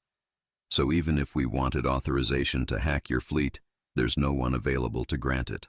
The static that followed was longer, heavier. The background hiss of the analog channel seemed to deepen, as though the electromagnetic medium itself was absorbing the silence on the other end and feeding it back as noise. Then what? The liaison said. Do you propose? Vance picked up his datapad. He didn't look at it. He'd memorized the figures hours ago. The datapad was a prop, a physical object to hold while delivering numbers, because Vance had learned early in his career that people took you more seriously when you appeared to be reading from a document. Earth has a capability that is uniquely suited to this situation.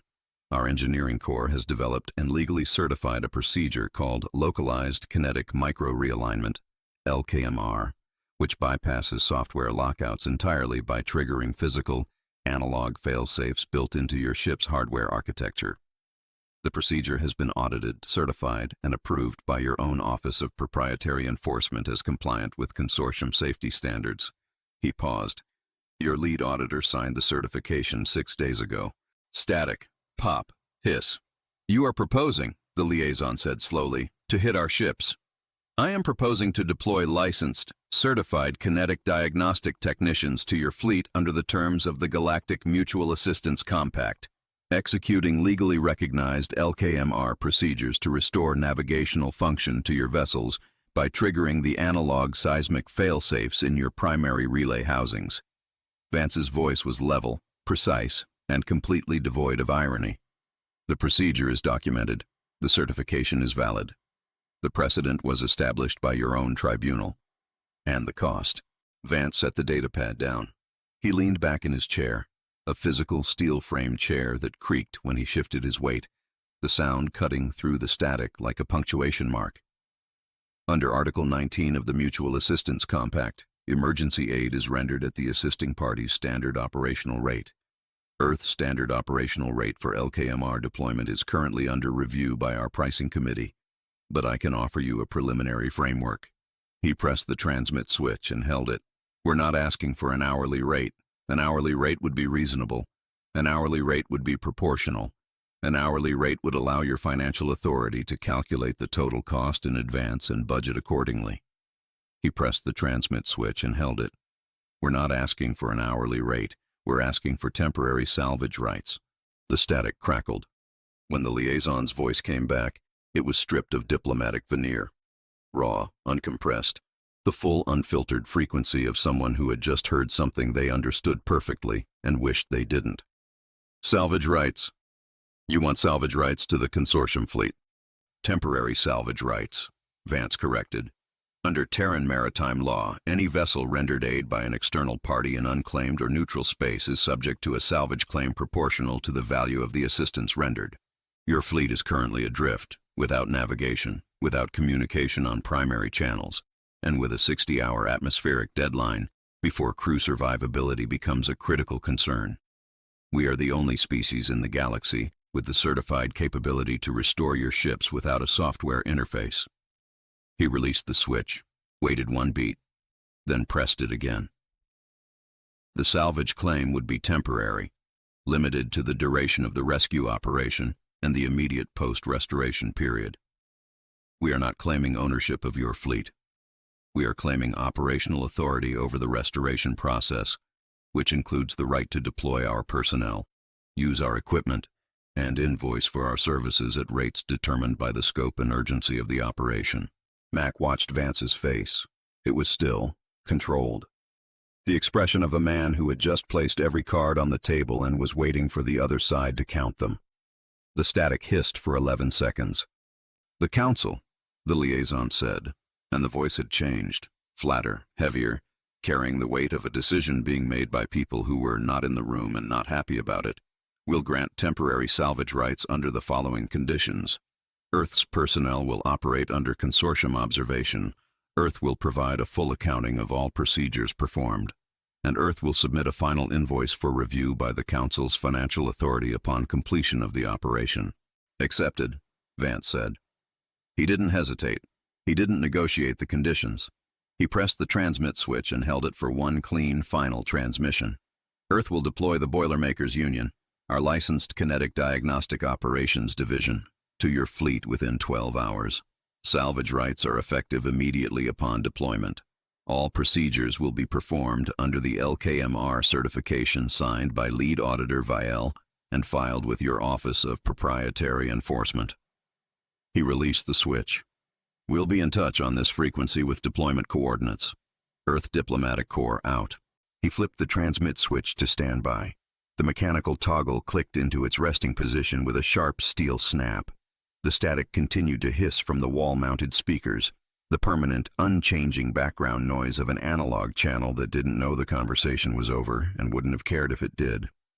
Vance set the datapad down, aligned it with the edge of the desk, and looked at Mac. The Boilermakers Union, Mac said. 312 certified LKMR technicians equipped with standardized kinetic persuaders, dead-blow hammers, and the full 400-page operating procedures manual. Vance stood, straightened his jacket, and collected the datapad. Deployment in 12 hours. That gives you time to brief the crews, load the equipment, and file the departure paperwork. He paused at the bunker door, a heavy, steel-framed blast door that required a manual wheel lock to open. And Mac, make sure every technician has their certification badge visible. I want the consortium observers to see the paperwork before they see the hammers. Mac looked at the wall of analog radio equipment. The copper cables, the steel housings, the physical speakers still hissing with static, the manual dials and toggle switches that had just facilitated the most expensive emergency assistance negotiation in galactic history. Technology so old and so simple that the most advanced civilization in the galaxy had needed it to call for help, because everything they'd built to replace it had stopped working. He reached over and turned the volume dial down. The static faded to a whisper. The bunker went quiet, not the dead, perfect silence of a consortium bridge, but the lived-in quiet of a room with thick walls and a working ventilation system and a coffee mug that needed washing. 12 hours, Mac said. He adjusted the spanner on his belt and headed for the blast door. There were crews to brief, hammers to pack, and an entire alien fleet waiting to be hit back to life. Chapter 12. The Deployment. The alien carrier was cold enough to see your breath. Mac knew that before the airlock blew because the thermal readout on the shuttle's hull scanner showed the carrier's interior temperature dropping at a rate of roughly 2 degrees per hour. The passive cooling curve of a vessel whose environmental systems had stopped cycling and whose hull insulation, designed to maintain a mathematically perfect internal atmosphere in tandem with active thermal management, was bleeding heat into the vacuum through every surface that no longer had software telling it to retain warmth. The carrier was a consortium fleet vessel, designation unknown, registry unknown, tonnage estimated at somewhere north of 800,000 by the shuttle's optical rangefinder. It was enormous. The hull stretched across the shuttle's viewport like a wall, pale composite, quantum-skinned, faintly luminous with the residual bleed-off that Mac had learned to read as the consortium equivalent of a flat line. No running lights, no navigational sweeps, no drive hum vibrating through the hull. Just the slow, even glow of a ship bleeding stored energy into nothing, getting dimmer by the hour. It had been dark for 31 hours. The atmospheric reserves, based on Vale's estimates from the observation deck, had somewhere between 29 and 40 hours remaining. The math was not comfortable. Mac stood in the shuttle's staging bay with his crew, 6 technicians from the Boilermakers Union, each one certified in LKMR procedures, each one carrying a deployment kit. The kits were identical, a heavy canvas duffel bag, reinforced at the seams, containing a standardized kinetic persuader, 2 dead-blow hammers of varying weight, a rubber mallet, a set of steel-toed magnetic clamps for working on frictionless decking, a headlamp rated for 12 hours of continuous operation, and a printed copy of the 400-page LKMR Standard Operating Procedures Manual, Revision 14. The duffels weighed approximately 40 pounds each. The technicians carried them on their shoulders the way Mac carried his spanner. One-armed, balanced, the weight settled into the body through years of repetition until it stopped being a burden and became part of how they moved. The shuttle's pilot, a compact, quiet woman who flew the way mechanics worked, with her hands and her instincts and very little conversation, brought them alongside the carrier's emergency airlock. The airlock was sealed, not mechanically sealed, not manually locked. Digitally sealed, the magnetic bolts held in position by the same Neurosync navigation authority that controlled every other system on the ship. The lock wasn't broken. It was working perfectly. It was keeping the door closed because no software had told it to open, and no software was going to tell it to open for another 69 hours. Breaching charges set, one of the technicians reported. He was kneeling at the shuttle's docking collar, pressing a shaped charge against the carrier's airlock seam with the calm, methodical focus of someone who had done this on training rigs enough times that the real thing felt like another drill. The shaped charges were human-designed, directional explosive packages that focused their force inward along the seam line, shearing the magnetic bolts from their housings without compromising the hull integrity on either side. They were loud. They were crude. They were the physical answer to a digital lock that couldn't be reasoned with, bribed, hacked, or politely asked. "Blow it," Mac said. The charge detonated with a flat, concussive thump that Mac felt through the deck plating of the shuttle before he heard it through the air. The carrier's airlock seam split, the magnetic bolts shearing clean, the pale composite panels separating with a sharp crack that was followed immediately by the hiss of pressure equalization. As the carrier's cold, thin atmosphere rushed into the gap and met the shuttle's warmer air in a visible cloud of condensation, the fog rolled through the breached airlock and into the carrier's interior, where it met surfaces cold enough to freeze it on contact. Within seconds, the edges of the airlock frame were rimmed with frost, thin, crystalline, forming in delicate patterns on the pale composite. Beneath the frost, the airlock's magnetic sealing mechanism was visible for the first time. Exposed by the breach, its components laid bare in a way no consortium engineer had ever intended. There was no manual release lever, no physical latch, no mechanical backup of any kind. The magnetic bolts sat in their housings, still energized, still holding the position they'd been told to hold, even though the door they'd been holding was now in pieces. The software hadn't released them. The explosive had simply made their grip irrelevant. Mac stepped through the breach. His boots hit the carrier's deck, and the sound traveled, a heavy percussive thud that echoed through the silent corridor with an authority that the ship's own systems no longer possessed. The corridor was dark. Not emergency lighting dark, not Amber Alert dark. Dark. The ambient glow that consortium walls produced from within their composite structure had faded to a barely visible gray, the residual luminescence of a material that had been designed to glow continuously and was now running on whatever charge the composite itself retained. It gave the corridor the look of a tunnel lit by dying phosphorescence, enough to see shapes, not enough to see details. Mac's headlamp cut through the dim with a hard white beam that reflected off the frost forming on every surface. The walls were frosted. The deck was frosted. The frictionless magnetic floor, which had been slick and warm aboard the Luminous Vertex, was now slick and cold, the magnetic repulsion still active, powered by the hull's residual charge, but the surface temperature low enough that Mac's breath condensed on contact and froze in a thin film that his boots cracked through with every step. His crew followed him through the breach, 6 headlamps joining his in a cluster of hard white beams that swept the corridor. The duffel bags thudded against their shoulders as they moved. The technicians walked the way shipyard crews always walked, heavy, balanced, deliberate, each step planted with the full weight of the body behind it, the gait of people who had spent their careers on surfaces that shook and tilted and never stayed still. On the consortium's frictionless magnetic deck, the gait was wrong. Too heavy, too grounded. The boots gripping and cracking through the frost film with a traction the floor wasn't designed to provide. But the wrongness was functional. The humans moved forward. The ship's own crew, huddled somewhere ahead, had not moved in 31 hours because the floor they'd been designed to glide across had become a trap. Frictionless, freezing, and impossible to walk on for a species that relied on magnetic repulsion instead of physical contact. The sound of 7 humans walking through a dead consortium carrier was the loudest thing in the ship.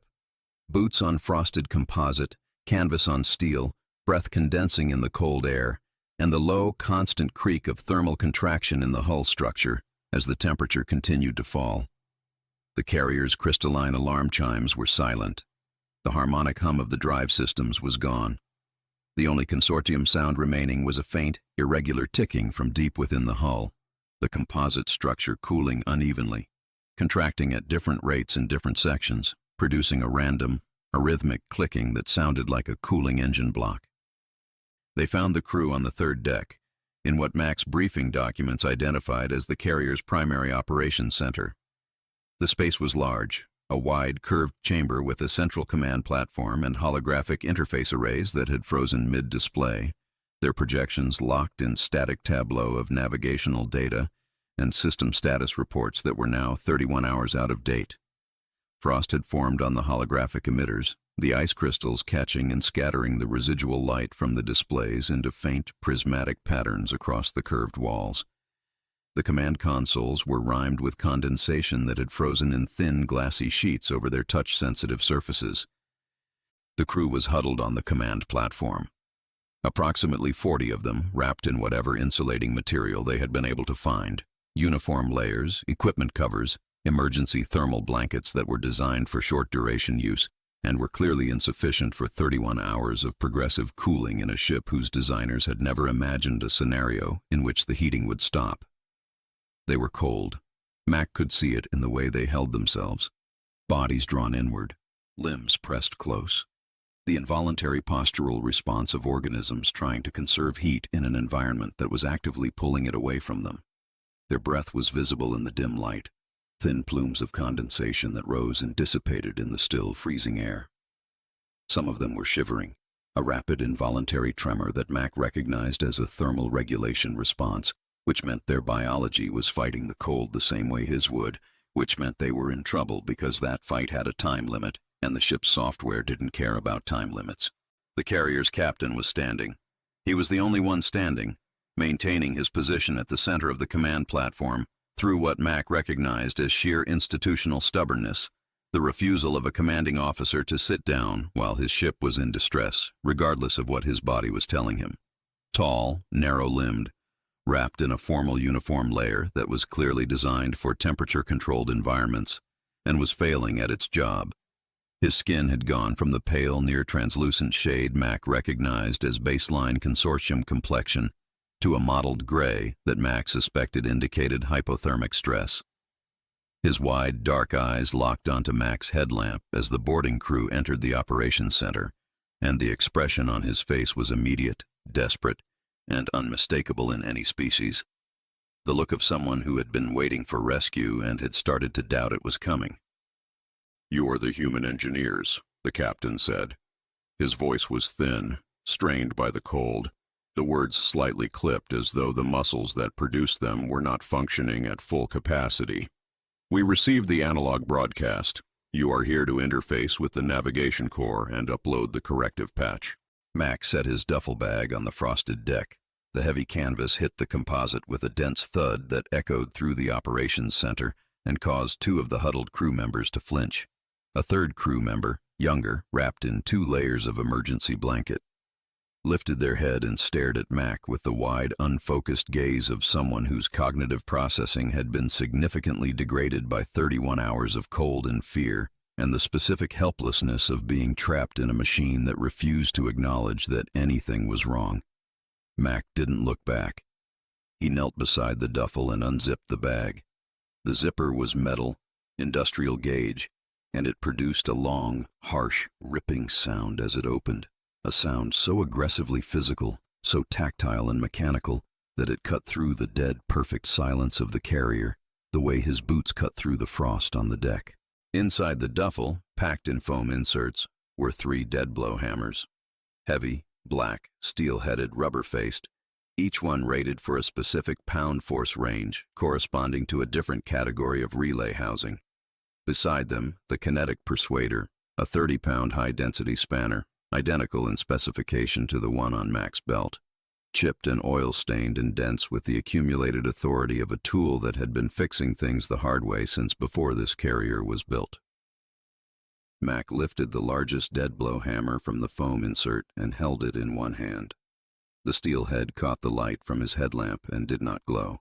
It sat in his grip with the matte, heavy, absolute reality of an object whose only purpose was to make contact with another object at speed. The captain stared at the hammer.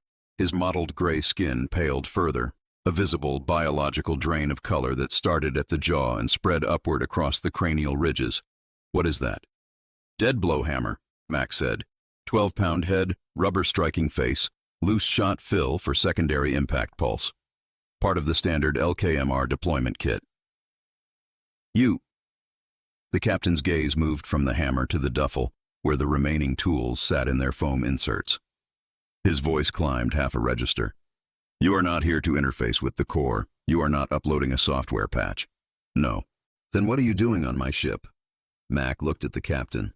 He looked at the crew, huddled on the command platform, frost forming on their emergency blankets, their breath hanging in the air of a ship that was thinking so hard about being perfect that it had forgotten to keep them warm. He looked at the frozen holographic displays, the rhymed consoles, the prismatic frost patterns on the emitters. A ship full of systems that worked, and a crew that was freezing because the one system that controlled everything had decided to stop taking calls. "Interface?" Mac said. He hefted the dead-blow hammer, testing the balance, the weight settling into his forearm the way it had 1,000 times before on 1,000 different machines. "Buddy, I'm just here to hit the reset button." The captain opened his mouth. Whatever he intended to say was interrupted by the sound of 6 duffel bags hitting the deck behind Mac as his crew set down their kits and began unzipping them in unison. 6 metal zippers ripping open simultaneously, producing a layered mechanical snarl that filled the frozen operations center and bounced off the curved, frost-rimed walls. 6 technicians, pulling dead-blow hammers and kinetic persuaders from foam inserts, checking head weights, testing grips, tightening wrist lanyards, the sound of tools being prepared, the sound of humans getting ready to work. "Your primary relay housing," Mac said. He was already moving toward the corridor that led to the carrier's engine core. "Where is it?" The captain didn't answer immediately. He stood on the command platform, surrounded by his freezing crew, watching 7 humans walk through his dead ship carrying bags full of hammers. His mouth was slightly open. The mottled gray of his skin had not improved. "Deck 7, the captain said quietly. "Central drive column, but the housing is shielded by a biometric force field, a containment barrier tied to the navigation authority. The field generator is locked in the active position by the neurosync logic loop. You cannot reach the housing." Mac didn't stop walking. He adjusted the dead blow hammer on his shoulder and spoke without turning around. "We'll see about that." Behind him, his crew followed. 7 sets of heavy boots thudding against the frosted, frictionless deck. 7 headlamps cutting white beams through the dark, cold corridors of a ship that had been perfectly silent for 31 hours and was about to get very, very loud. Chapter 13, The Hard Reset. The primary relay housing was on Deck 7, exactly where the captain had said it would be, mounted at the center of the carrier's central drive column, a translucent crystalline cylinder roughly 2 meters tall, pulsing with a faint residual glow that was the only light source on the entire deck. The housing was identical in design to the one Mac had struck aboard the Luminous Vertex.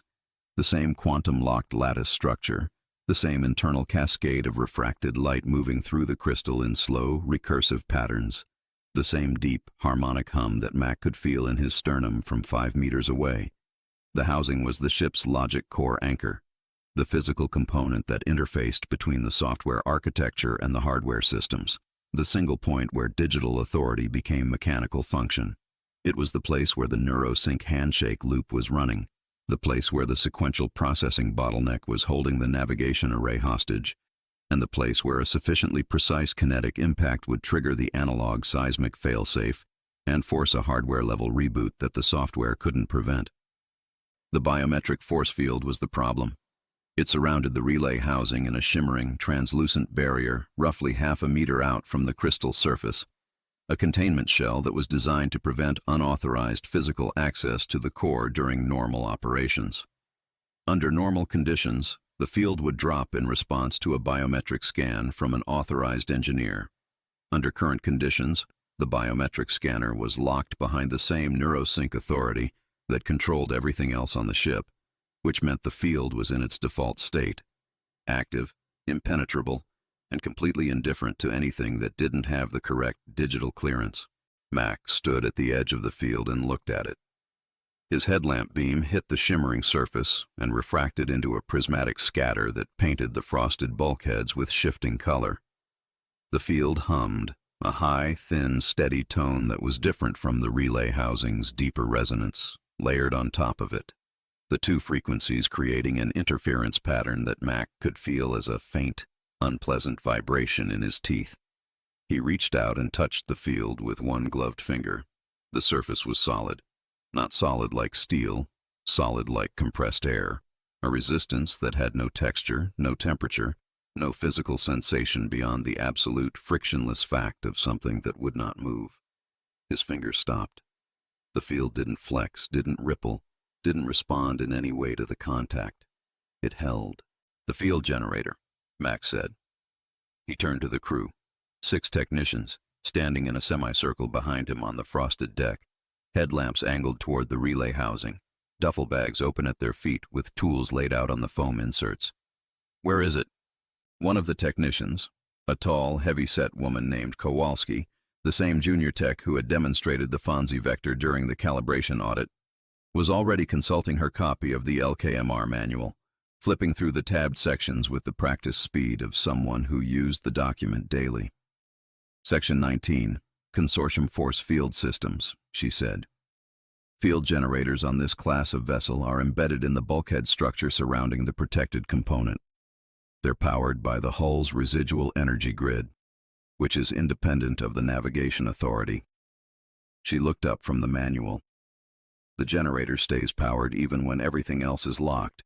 That's a design feature, not a bug." They built it to protect the core during exactly this kind of failure scenario. So we can't cut the power? No.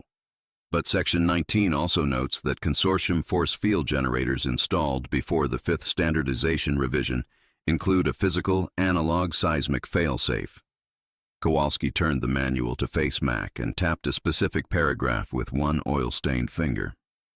The failsafe is a mechanical trip, a vibration-sensitive switch built into the generator housing that triggers an automatic shutdown if it detects a seismic event above a specific magnitude threshold. The shutdown is temporary, approximately 1.2 seconds, designed to allow the generator to recalibrate its structural integrity sensors before re-engaging the field.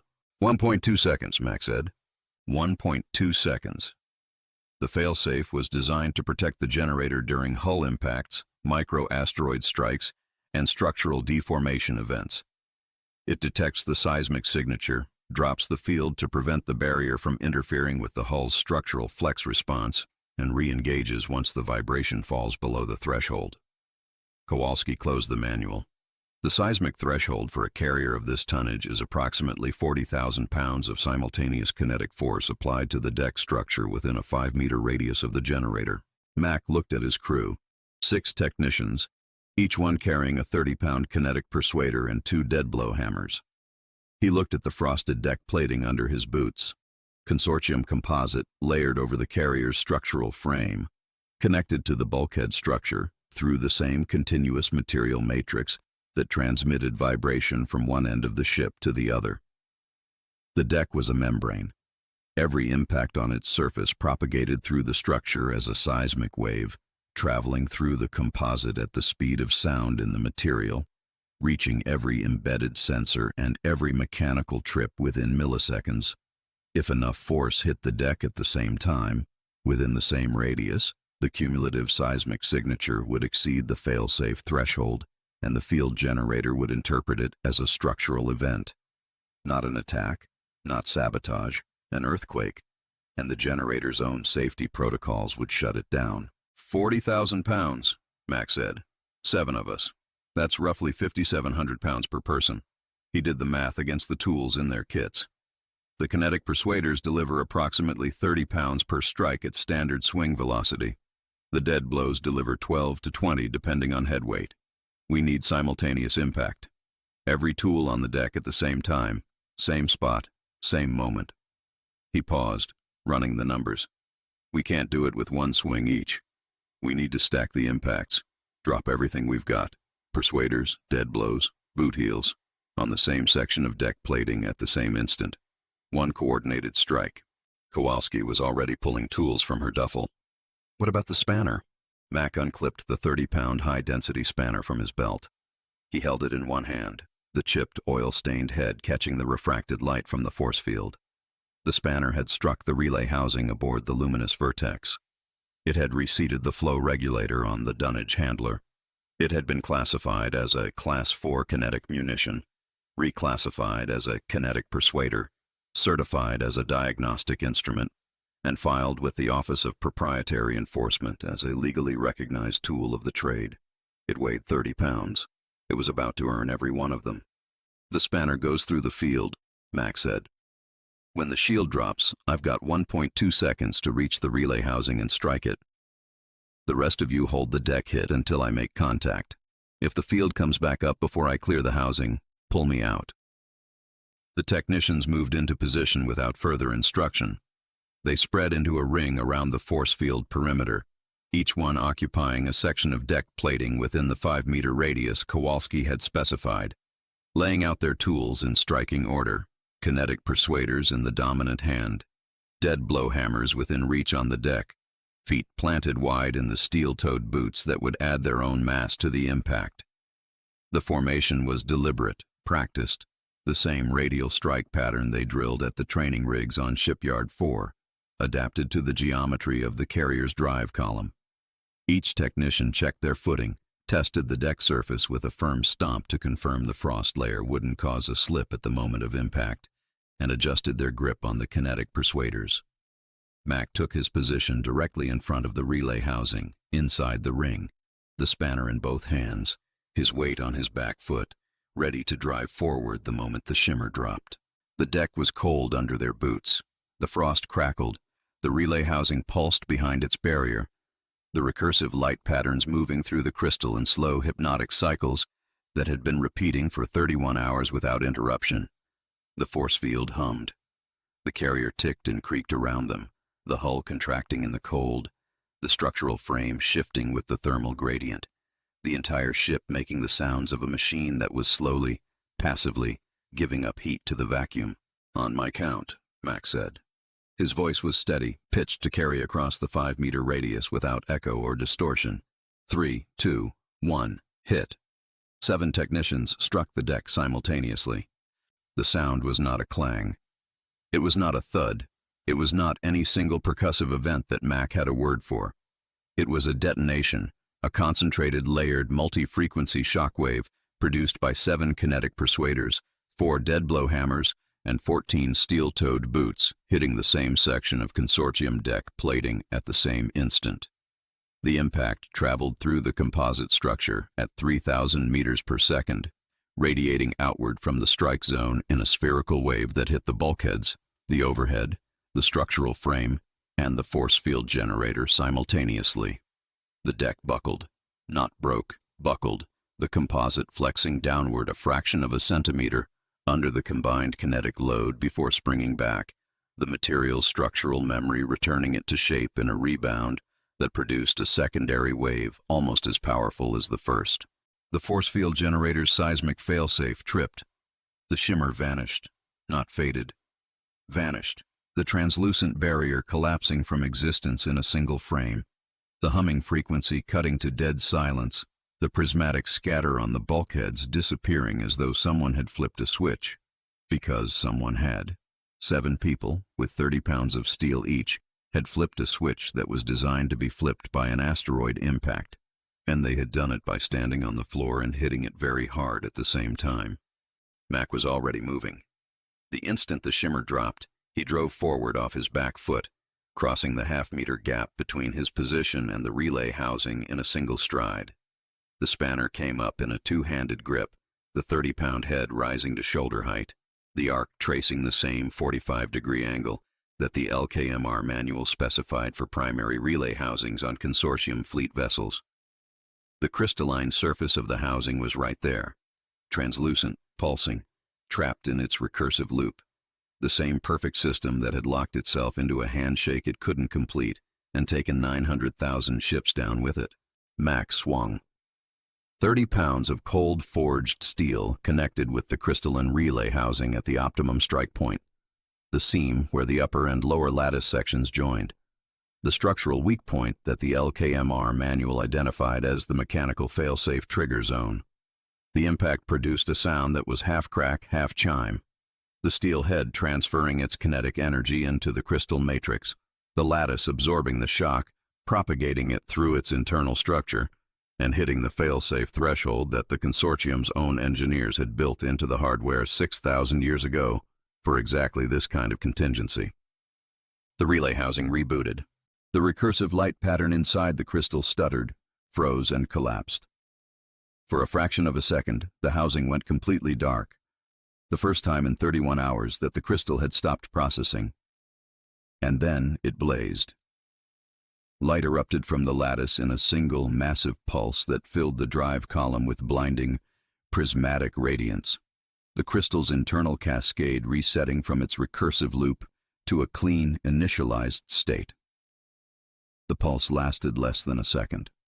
When it faded, the housing was glowing steadily, not the dim residual bleed-off of a dying system, but the full, even operational luminescence of a relay that was online and ready to receive instructions. The carrier woke up. It happened in layers, each one arriving as a distinct sensory event. First the hum, the deep, harmonic drone of the drive systems spinning up from cold standby, vibrating through the deck plating and into Mac's boots and up through his skeleton. Then the lights. The ambient wall glow returning in a wave that rolled outward from the drive column through the corridors like dawn breaking through a tunnel, the pale composite surfaces brightening from dead gray to their normal, steady luminescence. Then the warmth, the environmental systems cycling on, pumping heated atmosphere through the ventilation network, the temperature climbing from near freezing toward the carrier's design specification in a gradual, steady curve that Mac could feel on his exposed skin as the air around him shifted from cold and still to warm and moving. The frost on the bulkheads began to melt, thin rivulets of water running down the pale surfaces and pooling on the deck. The force field snapped back on behind him. 1.2 seconds. He'd made it with margins he didn't want to calculate. The navigation console on Deck 3 would be unlocking, the atmospheric processors would be cycling, the magnetic floor would be warming.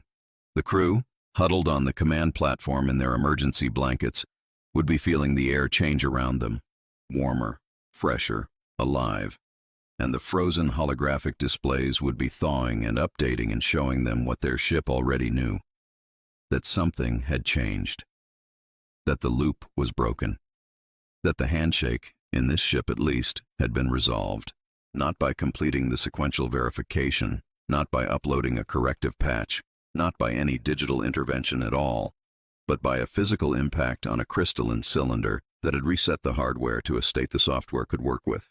Mac stood in the drive column, the spanner resting on his shoulder, frost melting off his coveralls, his headlamp no longer necessary in the restored ambient light. His crew stood around him in their strike positions, tools in hand, breathing hard, their breath no longer visible in the warming air.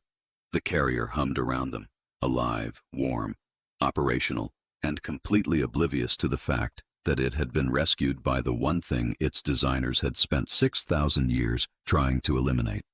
"One down," Max said. He looked at Kowalski. "How many more we got?" Kowalski checked the deployment manifest clipped to her duffel strap. "The Boilermakers Union has 37 active boarding crews deployed across the sector. Each crew is assigned a cluster of between 20 and 30 vessels. Our cluster has 26 remaining." Mac clipped the spanner back on his belt.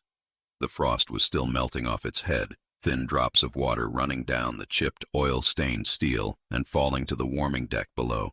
"Tell the shuttle we're ready for the next one." Chapter 14, The Symphony of Violence. Vial watched it from the observation deck, because the observation deck was the only place on Earth Orbital Shipyard 4 where the analog sensor feeds were displayed on a screen large enough to show the full sector map at operational resolution. The screen was not a holographic projection.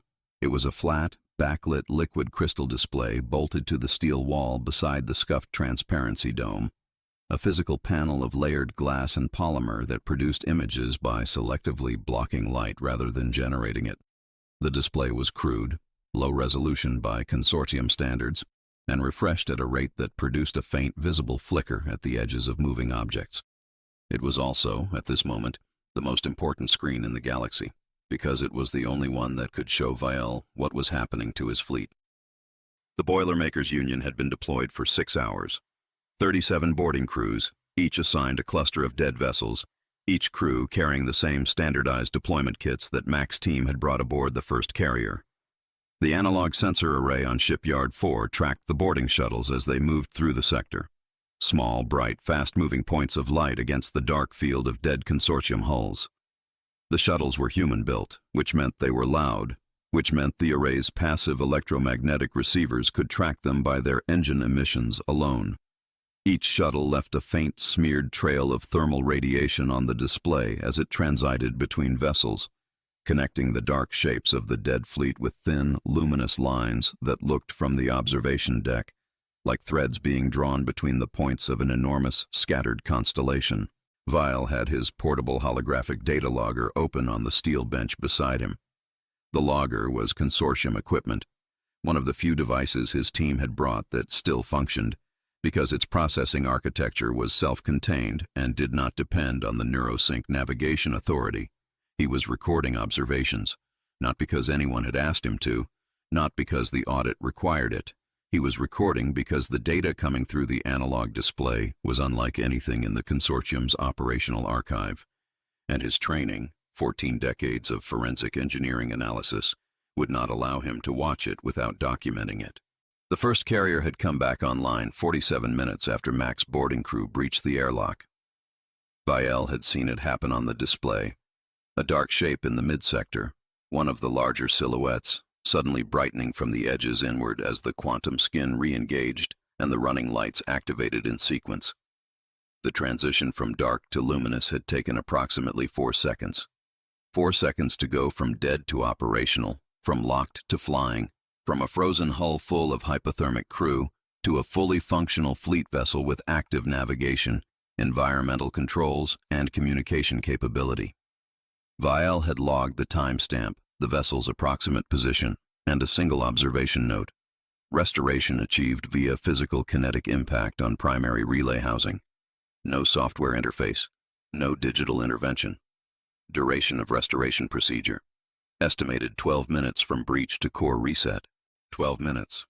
The consortium's own emergency recovery protocol for a navigation lockout, assuming the lockout could be resolved at all, which the current neurosync fault could not, specified a minimum recovery time of 6 hours per vessel, requiring a full diagnostic sweep, a logic state verification, a cascading system restart sequence, and a post-restart integrity audit, conducted by no fewer than 3 certified engineers interfacing simultaneously with the ship's core architecture. 12 minutes. With hammers. The second vessel came online 19 minutes after the first, then 2 more, almost simultaneously, their quantum skins brightening within seconds of each other on the far side of the sector. Then 3 more. Then a cluster of 5, a supply convoy that Max Deployment Manifest had assigned to a single boarding crew. The 5 ships lighting up in rapid succession as the crew moved from vessel to vessel, breaching airlocks, striking decks, resetting relays, and moving on. The convoy's restoration had taken less than an hour for all 5 ships. On the display, the cluster went from 5 dark shapes to 5 luminous points, in a sequence that looked, from the observation deck, like a string of lights being switched on one at a time. Vial logged each one. He recorded the timestamps, the positions, the intervals between restorations. He noted the patterns. The boarding crews were working systematically, moving through their assigned clusters in optimized transit routes that minimized shuttle travel time between vessels. The routes were not algorithmically computed. They were not generated by a navigation AI or a fleet coordination system. They were planned by human crew chiefs using printed sector maps and grease pencils, marking their targets and their transit paths on physical paper and adjusting in real time based on visual observation of which ships were dark and which had already been restored. The coordination was manual. The communication was analog, short-range radio, the same crackling, static-laced frequency that Earth's diplomatic corps had used to negotiate the salvage terms. The entire operation was being conducted without a single digital system that the consortium would recognize as operational infrastructure, and it was working. By hour 3, the display showed 41 vessels restored. By hour 4, 78. The dark shapes on the sector map were being replaced by luminous points at an accelerating rate as the boarding crews refined their procedures. The breaching charges placed faster. The deck strikes coordinated more efficiently. The relay housing impacts landing cleaner. Each crew was learning from each ship, carrying the accumulated kinetic data from one vessel to the next, adjusting their strike angles and force distributions based on what had worked and what hadn't. The knowledge was not stored in a database. It was stored in their arms, their shoulders, their hands, the muscle memory of repeated impacts, the physical intuition of how a particular hull flexed under a particular load, translated from one ship to the next through the bodies of the technicians performing the work. Vial's data logger was filling with observations that he did not know how to categorize. The consortium's forensic engineering taxonomy had classifications for every known diagnostic and repair methodology: digital recalibration, quantum realignment, harmonic restructuring, molecular reconstitution, and 412 additional categories covering every conceivable approach to maintaining technological systems. The taxonomy was the product of 6,000 years of accumulated engineering knowledge, refined across millions of documented maintenance events, covering every scenario that the consortium's predictive models had identified as possible. None of the categories covered what he was watching. Not one. The closest classification was unregulated physical interference, a category that existed primarily as a placeholder for theoretical scenarios that the consortium's engineering models assigned a probability of 0. The category had no sub-classifications, no procedural guidelines, no historical entries, and no recovery protocols.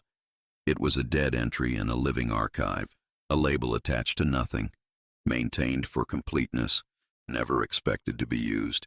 It had been empty for 6,000 years. And now, on a flickering analog display on a steel-walled observation deck that smelled like cold coffee, the category was being filled in real time by a species that had never read the taxonomy and would not have cared about its classifications if they had. Vile created a new log entry. He typed the header, Observed Methodology, Localized Kinetic Micro-Realignment, Field Deployment at Scale.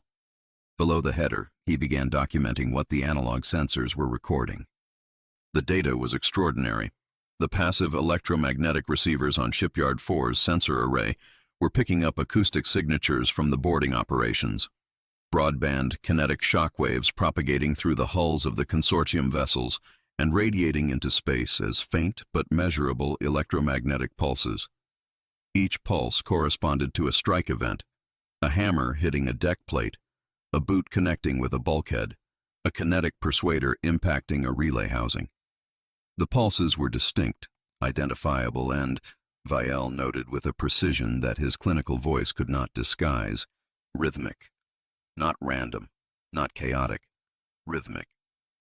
The strikes were falling in patterns that repeated from ship to ship, consistent in frequency, duration, and intensity, the acoustic fingerprint of a standardized procedure being executed by trained personnel following a documented protocol. Vielle could map the procedure from the pulse data alone, the initial coordinated deck strike to trip the seismic failsafe, the brief pause as the force field dropped, the single heavy impact on the relay housing, and then silence as the ship rebooted. The same pattern. Every ship, every crew, a repeating sequence as predictable and as reliable as the synchronization handshake that had locked the fleet in the first place, except this sequence worked in minutes instead of days and required no software to execute. To the consortium's analytical framework, the data looked like violence. The electromagnetic pulses registered as impact events, collisions, strikes, detonations, the kind of kinetic signatures that consortium sensors associated with weapons discharge, structural failure, or industrial accident. If Vielle had transmitted the raw data to the High Council without context, stripped of timestamps and restoration confirmations, the Council would have interpreted it as evidence of a coordinated physical assault on the fleet. They would have seen a sector full of consortium vessels being systematically struck, kicked and battered by an invading force using blunt instruments. They would have seen barbarism, organized, rhythmic, methodical barbarism, but barbarism nonetheless. The data had no category for what the humans were actually doing, because the data was being interpreted through a framework that classified all physical impact as either accident or aggression. The framework had no third option. The framework had never needed one. But ship after ship kept waking up. Vessel after vessel, the dark shapes on the display brightened and returned to operational status.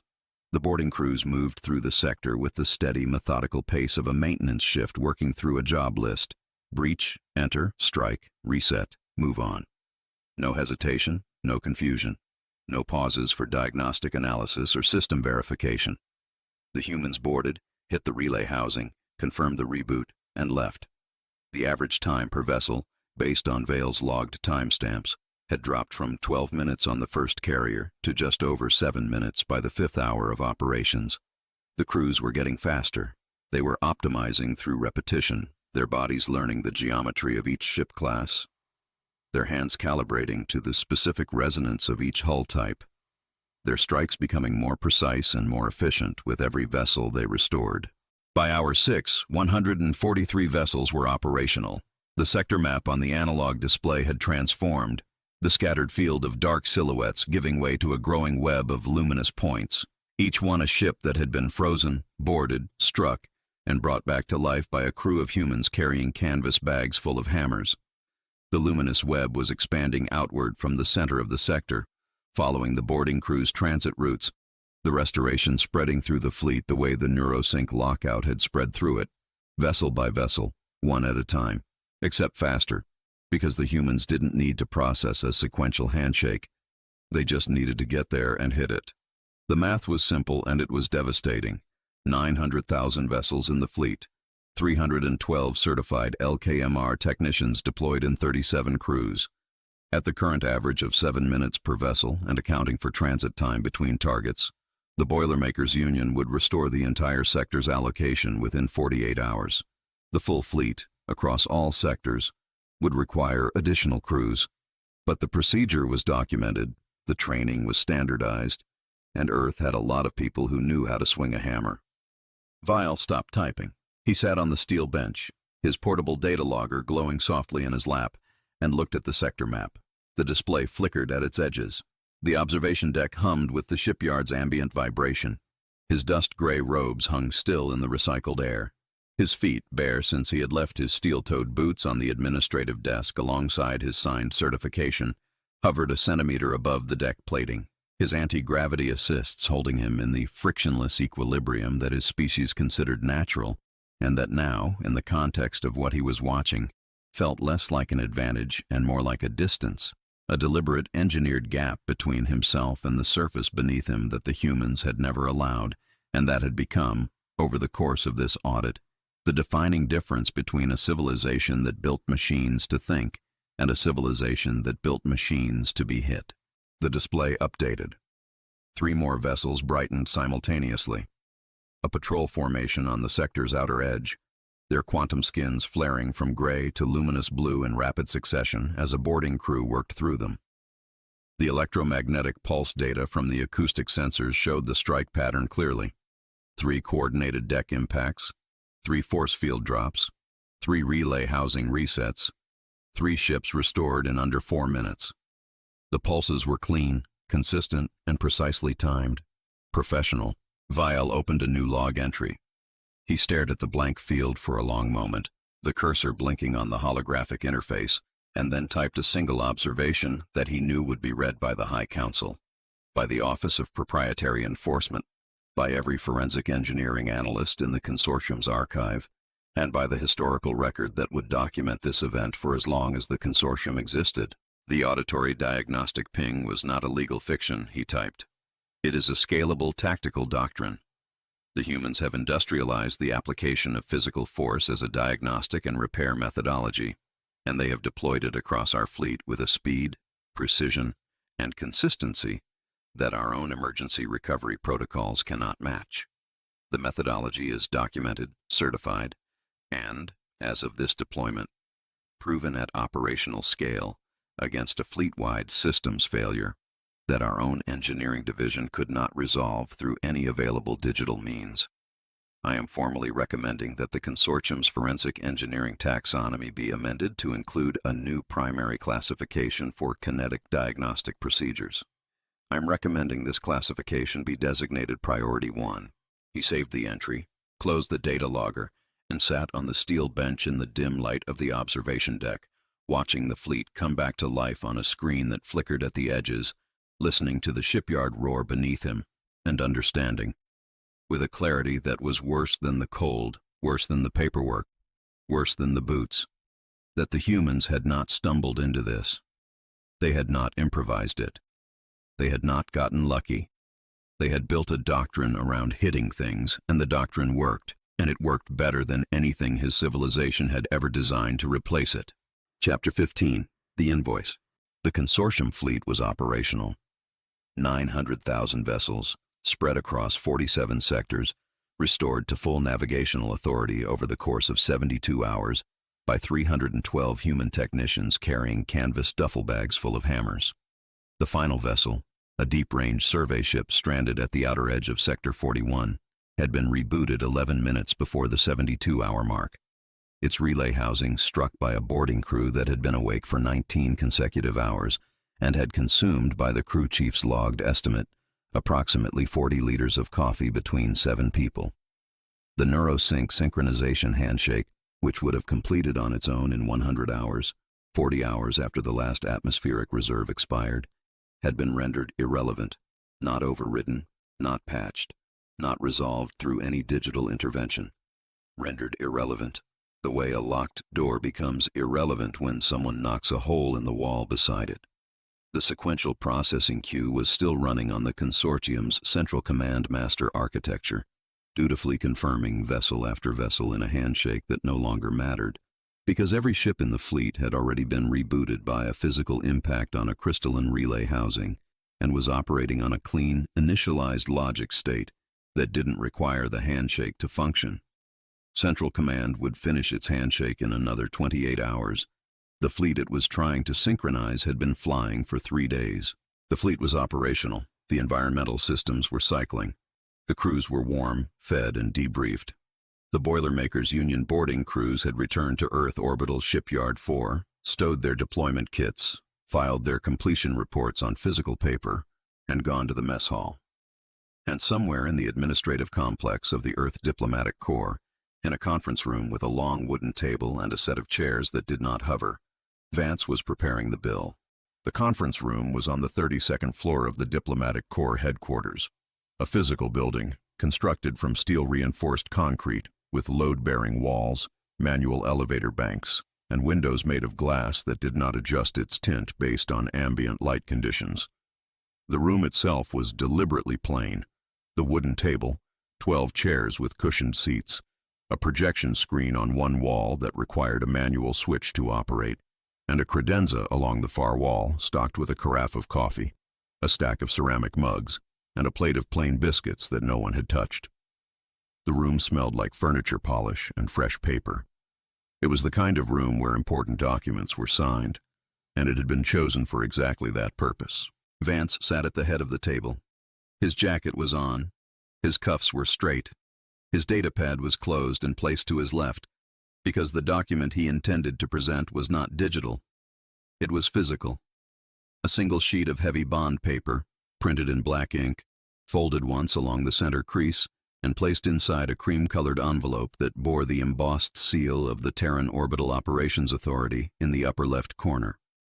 The envelope sat on the table in front of Vance's right hand, positioned with the seal facing upward. He had not opened it. He had not shown it to Mac, who sat to his right in a clean set of coveralls with the spanner still on his belt, because Mac did not go to meetings without it. He had not shown it to anyone. The number inside the envelope was, at this moment, known only to Vance and the pricing committee that had calculated it, and Vance intended to keep it that way until the precise moment when revealing it would have the maximum impact. The consortium's delegation arrived via holographic relay, the only communication method currently available to them, since their quantum-encrypted diplomatic systems had been restored along with their fleet. But they had chosen, for reasons Vielle had likely advised, not to send a physical delegation to the planet that had just charged them for saving their civilization. The holographic projector in the conference room was human-made, which meant it was bulky, slightly off-color, and produced a faint, persistent buzz from its cooling fan that the consortium delegation could hear on their end and was visibly distracting to them. The projection resolved into 3 figures seated at their own table: the Consortium High Council's financial authority, a tall, narrow-limbed official in formal robes, the emergency liaison who had conducted the distress call negotiation, and Vielle, seated at the far end of the holographic table in clean robes with his cranial ridges restored to their full, uncompressed height, looking like someone who had recently survived something and was still processing the implications. "Mr. Vance," the financial authority said. The voice was formal, controlled, and carrying the specific weight of someone who had been authorized to spend a very large amount of money and was not happy about it. "The Consortium High Council acknowledges Earth's assistance during the Neurosync navigational emergency. We are prepared to review and settle the salvage invoice pursuant to the terms agreed during the emergency assistance negotiation." "Thank you," Vance said. He picked up the envelope. The motion was deliberate, one hand lifting the cream-colored paper from the table with the same careful, weighted precision that Mac used when lifting a tool from a foam insert. The envelope was not heavy. It weighed less than 30 grams, but Vance held it as though it contained something dense, something with gravitational pull, something that would change the shape of the conversation the moment it was opened. He broke the seal. The embossed paper tore with a crisp, fibrous snap that was audible through the holographic relay. a physical sound, transmitted through the conference room's ambient microphone, arriving in the consortium delegation's ears as a sharp, percussive event that had no digital equivalent. It was a small sound. It was the sound of paper tearing, and it carried more weight in that room than any quantum-encrypted data burst the consortium had ever transmitted, because it was real, and it was happening now, and what was inside it could not be unsent, unread, or digitally retracted. Vance removed the invoice. He unfolded it, a single, deliberate motion, the heavy bond paper opening along its center crease with a soft, crisp resistance that meant the document had been folded once, precisely, by someone who understood that the physical presentation of a bill was part of the bill's authority. He placed it flat on the table, face up, and slid it across the polished wood toward the holographic projection with one finger. The paper made a soft, sustained hiss against the wood grain as it traveled, the sound of friction, the sound of a physical object moving across a physical surface, the sound of something that could be touched and held and could not be dismissed with a gesture. The holographic relay's optical scanner read the document and transmitted it. On the consortium's end, the invoice appeared as a floating reproduction of the physical page, black text on white paper, bearing the Terran Orbital Operations Authority seal, the Earth Diplomatic Corps certification stamp, and a single figure at the bottom of the page, written in words per the standard formatting requirements of all Terran legal documents. The Financial Authority read the figure. The room went quiet. The holographic projector buzzed. The coffee carafe sat untouched on the credenza. The biscuits remained uneaten. Mac sat in his chair with his arms crossed and the spanner on his belt, and watched the Financial Authority's face undergo a sequence of micro-expressions that started at comprehension, moved through disbelief, and settled on something that looked, across the species barrier, very much like vertigo. This figure, the Financial Authority said, represents approximately 14% of the consortium's annual gross domestic product. That's correct, Vance said, for hitting things. Vance didn't blink, for knowing where to hit them. The Financial Authority set the holographic reproduction of the invoice down on the table. The motion was slow, controlled, and carried the weight of someone handling a document they wished they could make disappear through sheer force of institutional authority. Mr. Vance, the physical labor involved in this operation consisted of approximately 300 individuals striking objects with blunt instruments over a 72-hour period. The material cost of the equipment used, hammers, wrenches, breaching charges, is negligible by any reasonable accounting standard. The invoice you have submitted does not reflect the cost of the service rendered. It reflects the value of the service rendered, Vance said. He didn't interrupt. He completed the sentence, stepping into the space where the Financial Authority's voice had trailed off with the seamless, practiced timing of someone who had been waiting for exactly that pause. The invoice reflects the value, not the cost. The cost of the labor is, as you correctly note, negligible. 312 technicians working 72-hour shifts at standard union rates. That component of the bill is on page 2, and it's modest. The equipment depreciation is on page 3, also modest. He leaned forward 1 centimeter, and the motion carried the full gravitational authority of a man who had spent his entire career understanding the difference between what something cost and what something was worth. The figure on page 1 is the intellectual property licensing fee. Earth holds the sole documented, certified, and legally validated methodology for restoring consortium fleet vessels from a neurosync navigation lockout, or for that matter, from any centralized software failure that locks your hardware behind a digital authority barrier. That methodology, Localized Kinetic Micro-Realignment, is the product of 26 years of applied engineering research, 400 pages of technical documentation, a field deployment across 900,000 vessels with a 100% success rate, and a certification signed by your own lead auditor confirming its compliance with consortium safety standards. He paused. The pause was calibrated, long enough to let the number on the invoice settle into the Financial Authority's cognitive processing, short enough to prevent a response before Vance delivered the closing line. You're not paying for the swing, High Counselor. You're paying for the 26 years of knowing exactly where to swing it without blowing up your ship. The Financial Authority turned to Vial.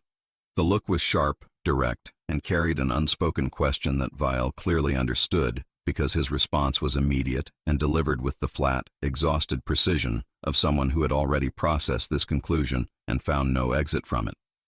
"The certification is valid," Vial said. "I signed it.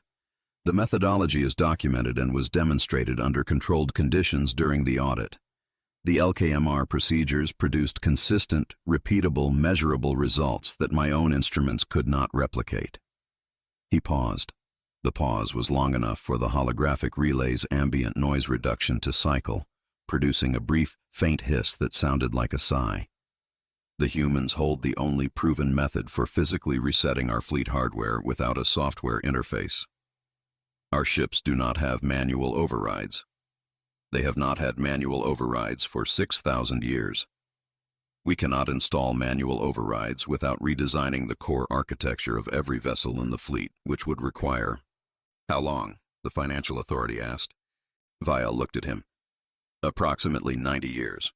Assuming full resource allocation, no interruption to current fleet operations, and the successful development of physical override technology by an engineering core that has not designed a manual switch in 6 millennia. Vial's hands were flat on the table in front of him, the long fingers motionless, pressed against the surface with the deliberate conscious contact of someone who had recently learned what it meant to touch things. "We are, for the foreseeable future, dependent on their methodology, and their methodology is proprietary. It is certified by our own office.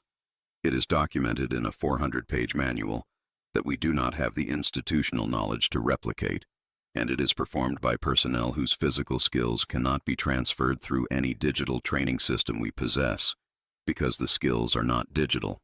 They are kinetic. They live in human muscle tissue, human bone density, and human neural pathways that have been calibrated through decades of repetitive physical labor. We cannot download what they know. We cannot copy it. We cannot simulate it. We can only hire it." The conference room was quiet. The holographic projector buzzed. The coffee cooled in its carafe. The biscuits remained uneaten on their plate, a small mundane detail in a room where the largest financial transaction in galactic history was being conducted over a single sheet of paper.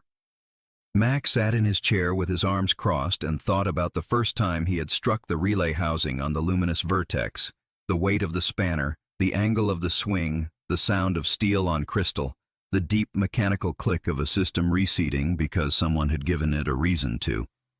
26 years of swinging wrenches at machines that didn't work, learning through repetition and failure and bruised knuckles which part of the housing to hit and how hard and at what angle and with what tool. 26 years of knowledge that couldn't be downloaded, couldn't be copied, couldn't be replicated by a species that had spent 6,000 years removing every physical interface from their technology. Knowledge that lived in his hands and his shoulders, and the scar tissue on his palms, and the instinct that told him when a sound was wrong before his brain could process why. He had never thought of it as intellectual property. He had thought of it as doing his job. Vance had looked at the same thing and seen a monopoly. The financial authority picked up the invoice reproduction. He held it for a long moment, the holographic paper glowing faintly in his hands, the figure at the bottom. 14% of the consortium's annual gross domestic product, printed in clean black text on white paper, undeniable, non-negotiable, and backed by a certification that their own auditor had signed in steel dust-covered robes on a metal desk in a room that smelled like toner and machine oil. "The Council," the financial authority said, and the words carried the slow, grinding weight of institutional capitulation, the sound of a civilization that had built its dominance on technological superiority, acknowledging, in a wood-paneled conference room on a planet it had once considered primitive, that it had been outmaneuvered by a species with hammers, will require a payment schedule. "Of course," Vance said. He reached for the credenza, poured himself a cup of coffee, and took a slow, measured sip. The ceramic mug clicked against the wooden table when he set it down, a small, physical, percussive sound that carried through the holographic relay and arrived on the consortium's end as precisely what it was, the sound of someone who had all the leverage in the room and knew exactly how much it was worth. "We accept installment plans," Vance said. Page 4. Chapter 16. The Patent Office. The Galactic Patent Office existed as a distributed artificial intelligence housed in a processing core that occupied the entire interior volume of a purpose-built station at the gravitational center of the consortium's administrative sector. The station was a sphere, a perfect featureless luminous sphere roughly 3 kilometers in diameter, with no docking ports, no viewports, no external features of any kind. It communicated exclusively through quantum-encrypted data relays, accepted patent filings exclusively through standardized digital submission protocols, and processed applications exclusively through algorithmic analysis conducted by the patent AI, which had been operating continuously for 11,000 years without a single documented error, bias, or inconsistency in its rulings. The patent AI did not have opinions. It did not have preferences. It did not have a sense of humor. It had a legal framework, the consortium's intellectual property code, comprising 14 million articles of patent law, and it applied that framework to every filing with the absolute mechanical impartiality of a system that could not be lobbied, bribed, threatened, or convinced. It could only be presented with facts, and the facts either satisfied the code or they did not. Vance filed the patent application from the analog communications bunker beneath the Earth Diplomatic Corps compound.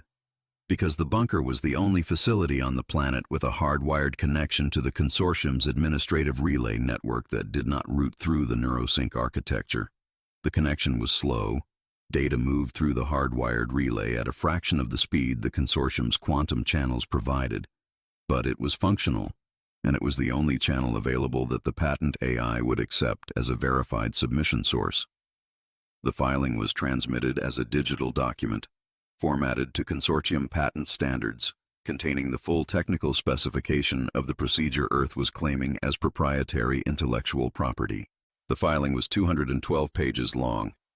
It described in exhaustive technical detail the methodology of localized kinetic micro-realignment, the physics of controlled kinetic impact on crystalline relay housings, the engineering principles underlying the Fonzie vector, the material science of deadblow hammer construction, the calibration tables for strike force and angle across every known consortium hull class, and the procedural framework for coordinated seismic fail-safe triggering as demonstrated during the fleet restoration operation. The filing also included a separate patent claim for the kinetic persuader, described in the application as a high-density, cold-forged steel diagnostic instrument with a mass of 30 pounds, a chipped striking surface, and an oil-stained handle, designed and manufactured on Earth for the purpose of delivering calibrated kinetic force to non-responsive technological systems.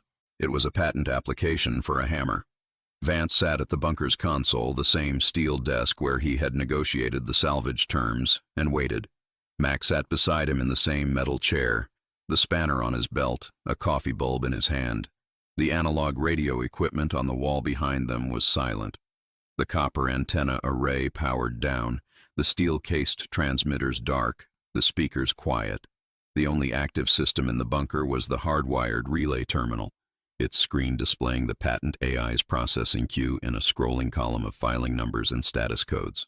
The patent AI processed the application in 4 minutes and 17 seconds. The response appeared on the terminal screen in the consortium's standard legal formatting. A dense block of text, rendered in the precise, unadorned typeface that the AI used for all official communications, with no preamble, no summary, and no editorial commentary, just the ruling. Filing accepted. Preliminary review complete. The methodology described in this application, Localized Kinetic Micro-Realignment, satisfies the requirements for patent eligibility under Article 712 of the Consortium Intellectual Property Code. The methodology is novel, non-obvious, and has no documented prior art in the consortium's patent archive. The diagnostic instrument described in the supplementary claim, designated kinetic persuader, satisfies the requirements for device patent eligibility under Article 714. Patent registration is pending final review. Objection window, 30 standard days. Vance read the ruling. He read it again. Then he leaned back in his chair and allowed himself a single controlled exhale that was the closest thing to celebration Mac had ever seen from him. Novel, non-obvious, and no prior art. That's the trifecta. They're going to object, Max said. They're going to try. The objection came on the third day of the 30-day window. It was filed by the Office of Proprietary Enforcement, Vale's department, through the same hardwired relay channel, and it arrived at the patent AI's processing core as a formal challenge to both patent claims under the consortium's prior art doctrine. The challenge was 18 pages long, densely argued, and constructed with the clinical, methodical precision that Mac had come to associate with Vale's professional output. The core argument was straightforward. Kinetic impact on technological systems was not novel, because the physical phenomenon of objects striking other objects had existed since the formation of matter itself. The methodology Earth was claiming as proprietary was, Vale argued, a natural physical process that could not be patented any more than gravity or electromagnetic radiation could be patented. The patent AI processed the objection in 11 minutes. The response was longer than the original ruling.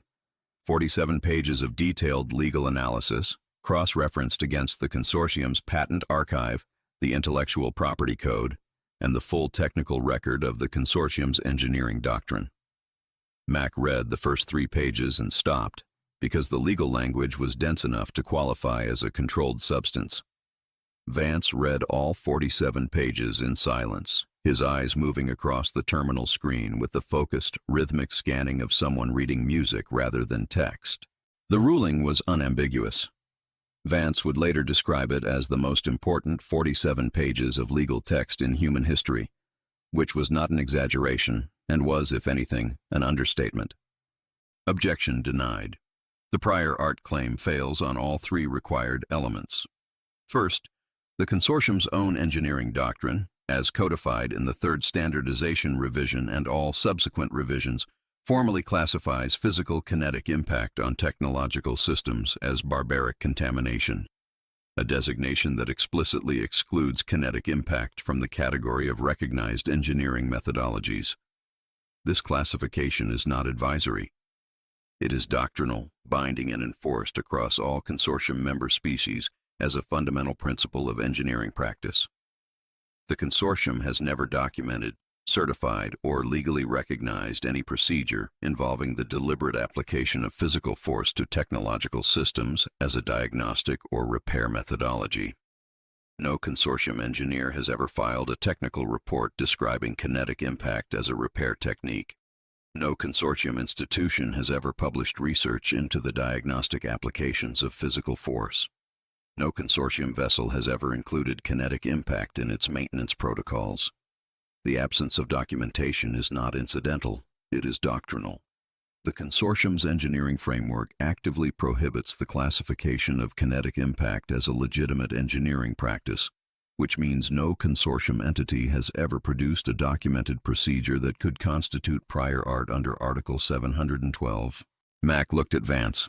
Vance was reading the next section, but the corner of his mouth had shifted by approximately 2 millimeters, which was the Vance equivalent of a standing ovation.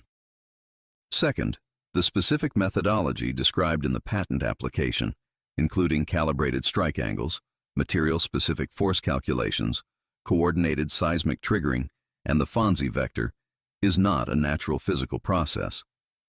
It is an engineered procedure requiring specialized knowledge, training, and equipment. The distinction between a natural phenomenon and a patentable methodology is the application of documented, repeatable technique. The applicant has provided 400 pages of technical documentation demonstrating that the methodology meets this standard. Third, the diagnostic instrument designated Kinetic Persuader is a manufactured device with specific material properties, dimensional specifications, and functional characteristics that distinguish it from a generic physical object. The device patent claim under Article 714 is valid. Patent registration confirmed. Localized Kinetic Micro-Realignment is hereby registered as proprietary intellectual property of the Terran Orbital Operations Authority. The Kinetic Persuader is hereby registered as a patented diagnostic instrument. All rights reserved. Licensing terms to be established by the patent holder. Unauthorized reproduction, adaptation, or application of the described methodology by any entity, other than the registered patent holder or its licensed agents, constitutes a violation of Article 712 and is subject to enforcement action under the full authority of the Galactic Patent Office. The terminal screen held the ruling in its clean, unadorned typeface. The bunker was quiet. The analog radio equipment sat dark and silent on the wall. The coffee in Mac's bulb had gone cold. Somewhere above them, beyond the reinforced concrete and the electromagnetic shielding, the consortium's fleet was flying on relay housings that had been reset by a methodology that now legally belonged to Earth and could not be used by anyone else without Earth's explicit, written, compensated permission. Vance read the final paragraph one more time, then closed the terminal window with a single keystroke and stood from the desk. "That's it," Vance said. "Earth holds the patent. The consortium's own doctrine, their own classification of kinetic impact as barbaric contamination, is the reason no prior art exists. They built the wall that locked them out." The response from the consortium came within hours. Not through the patent AI, through the diplomatic channel, the same analog radio frequency that the High Council's emergency liaison had used during the neurosync crisis. The voice on the speaker was different this time. Higher ranked, more controlled, carrying the formal cadence of a senior counselor addressing a matter of strategic importance. Earth Diplomatic Corps. The Consortium High Council has reviewed the patent registration for the methodology designated Localized Kinetic Micro-Realignment. The Council acknowledges the registration and does not intend to pursue further legal challenge at this time. A pause. Static crackled through the speaker. However, the Council requests that Earth provide the Consortium with manufacturing specifications for the diagnostic instruments described in the patent, the devices you designate as kinetic persuaders. The Council intends to manufacture these instruments domestically and train Consortium personnel in the documented methodology under a licensing agreement to be negotiated between our respective authorities. They wanted to buy the hammers. They wanted to buy the hammers and train their own people to use them. The most advanced manufacturing civilization in the galaxy, with the capacity to fabricate quantum-locked crystalline processors and self-healing hull composites, wanted to purchase the manufacturing specifications for a steel wrench that any blacksmith on Earth could produce in a forge with a hammer and an anvil. The irony was not lost on Mac. The irony was, in fact, so dense that it could probably have been used as a kinetic persuader in its own right. Mac looked at Vance. Vance looked at the speaker on the wall. He pressed the transmit switch with the slow, deliberate motion of someone who had been waiting for this exact request since the moment the patent was filed. "High Counselor," Vance said, "I appreciate the proposal and I understand the strategic logic behind it, but I need to be direct with you." He released the switch, let the static carry for 2 seconds, then pressed it again. "We aren't selling you the hammer, Vale. We're selling you the 2 decades of specialized training it takes to know exactly where to swing it without blowing up your ship." The static hissed. Vance continued. "The kinetic persuader is a 30-pound steel wrench. Your manufacturing division could produce one in an afternoon. The instrument is not the product. The product is the technician holding it, a human being with 20 years of accumulated kinetic calibration experience, the physical neural pathways required to interpret acoustic feedback from a struck surface in real time, and the bone density and muscle mass necessary to deliver a 30-pound impact at a controlled 45-degree angle without deviation." He paused. "Your species weighs, on average, 60% of what ours does. Your skeletal structure is optimized for low-gravity, frictionless environments. Your neural architecture processes information through digital-analog hybrid pathways that prioritize computational speed over physical feedback integration. Your muscle fiber density is approximately 40% lower than baseline human specification, and your connective tissue is not designed to absorb repeated high-impact shock loading without cumulative damage." He let that settle. "With respect, High Counselor, your people cannot do what our people do, not because they aren't intelligent, not because they lack the will, because they aren't heavy enough, they aren't strong enough, and they haven't spent 10,000 years evolving on a high-gravity rock, where the only way to fix something that stopped working was to hit it until it started again." The static was very long. "Then what?" the counselor said. "Is Earth proposing?" Earth is proposing a permanent service contract, Vance said. His voice was level, professional, and carried the absolute confidence of a man holding every card in the deck and laying them down one at a time. Licensed LKMR technicians, deployed on demand to any consortium vessel requiring kinetic diagnostic intervention. Hourly rate, minimum deployment fee, priority response surcharge for fleet-wide emergencies. All personnel provided by the Boilermakers Union. All procedures conducted under the certified LKMR framework. All invoicing handled through the Earth Diplomatic Corps. He released the transmit switch, picked up his cold coffee, and took a sip. The ceramic mug clicked against the steel desk when he set it down. Think of it as a subscription service, High Counselor. You don't buy the wrench. You rent the arm that swings it. The analog channel hissed and popped softly. The bunker's fluorescent tube buzzed overhead. Mac sat in his chair with the spanner on his belt and listened to the sound of silence traveling across the galaxy at the speed of light, carrying with it the full dawning comprehension of a civilization that had just learned it could not hit its own machines hard enough to save itself. The Council, the counselor said finally, will review Earth's proposal. Take your time, Vance said. He flipped the transmit switch to standby. The mechanical toggle clicked into its resting position. He looked at Mac. They'll accept. They don't have a choice. Mac looked at the spanner on his belt. 30 pounds of cold-forged steel, chipped and oil-stained, filed with the Galactic Patent Office as a registered diagnostic instrument, certified compliant by the consortium's own auditor, and now protected by an intellectual property framework that the most advanced civilization in the galaxy had built specifically to prevent anyone from doing exactly what Earth had just done with it.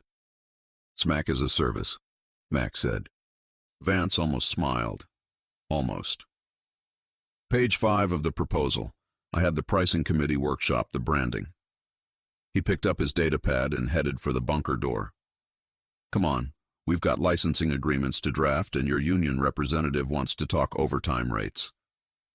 Chapter 17, The Golden Wrench. Earth Orbital Shipyard 4 was unrecognizable. 18 months after the Neurosync crisis, the station had been rebuilt, not replaced, not redesigned, but rebuilt, expanded outward from its original industrial core in concentric rings of new construction that had been funded by the first 3 quarterly payments of the consortium's LKMR service contract. The original gantries were still there. The plasma manifold still hissed. The hydraulic press still cycled in the main bay, and the overhead crane still ran on a steel track that needed greasing every 400 operating hours. But around that core, bolted to it, welded to it, riveted and bracketed and physically fastened to the original structure with the same blunt mechanical authority that had built it in the first place, the station had grown. New docking rings, each one capable of receiving consortium fleet vessels up to dreadnought class. New repair bays, each one equipped with standardized LKMR tool stations and printed procedure charts mounted on the walls in steel frames. New crew quarters, new mess halls, new administrative offices with desks that were still made of steel but now had cushioned chairs. The station smelled the same. Ozone, diesel, machine oil, hot metal.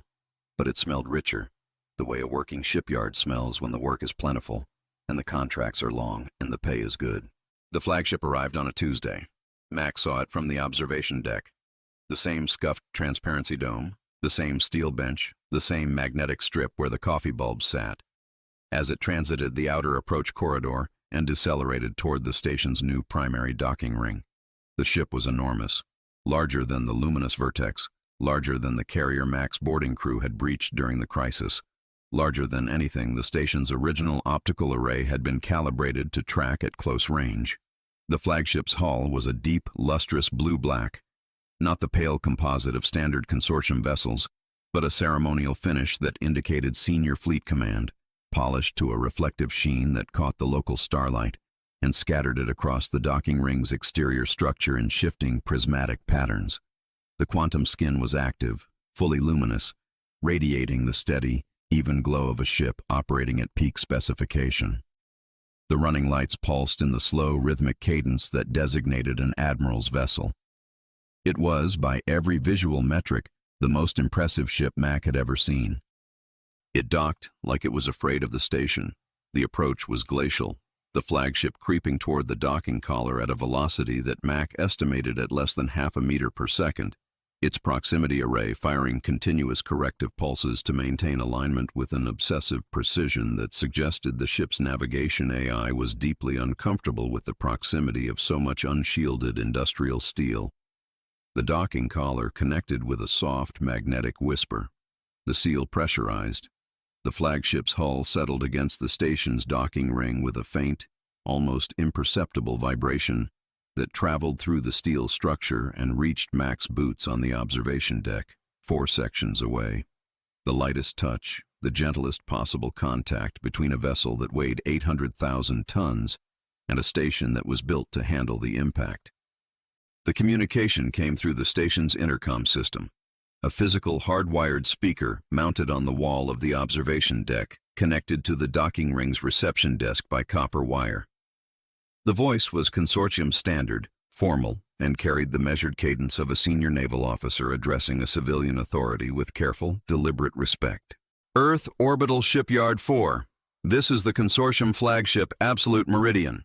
Admiral Torek commanding. We are requesting an emergency kinetic consultant. Our primary navigation array has developed a recursive diagnostic loop following a scheduled software update. We have been unable to resolve the fault through standard digital intervention. We are requesting immediate LKMR service under the terms of our standing service contract with the Terran Orbital Operations Authority. The reception desk operator, a junior technician who had been hired 6 months ago during the first wave of expansion and who handled these calls with the practiced, unhurried professionalism of someone who processed 3 to 4 identical requests per week, keyed the intercom and responded. Absolute Meridian, Shipyard 4 reception. Your service request has been logged. Please confirm your contract tier and authorization code for billing. Tier 1 priority. Authorization code follows. Copy. Your emergency kinetic consultant will be dispatched to your vessel within the hour. Please ensure all affected compartments are accessible and that your crew has been briefed on standard LKMR safety protocols as outlined in the pre-service documentation provided with your contract package. Understood. Absolute Meridian standing by. The intercom clicked off. The reception desk operator entered the service request into the station's scheduling system, a physical logbook, leather-bound, with hand-ruled columns for date, vessel, contract tier, consultant assigned, and billing code. She wrote the entry in pen, stamped it with the Kinetic Diagnostics Division seal, and paged the on-call consultant. Mac's pager buzzed on his belt. It was a small, black, plastic device, a one-way radio receiver that displayed a 4-digit code corresponding to the docking ring and service tier of the incoming request.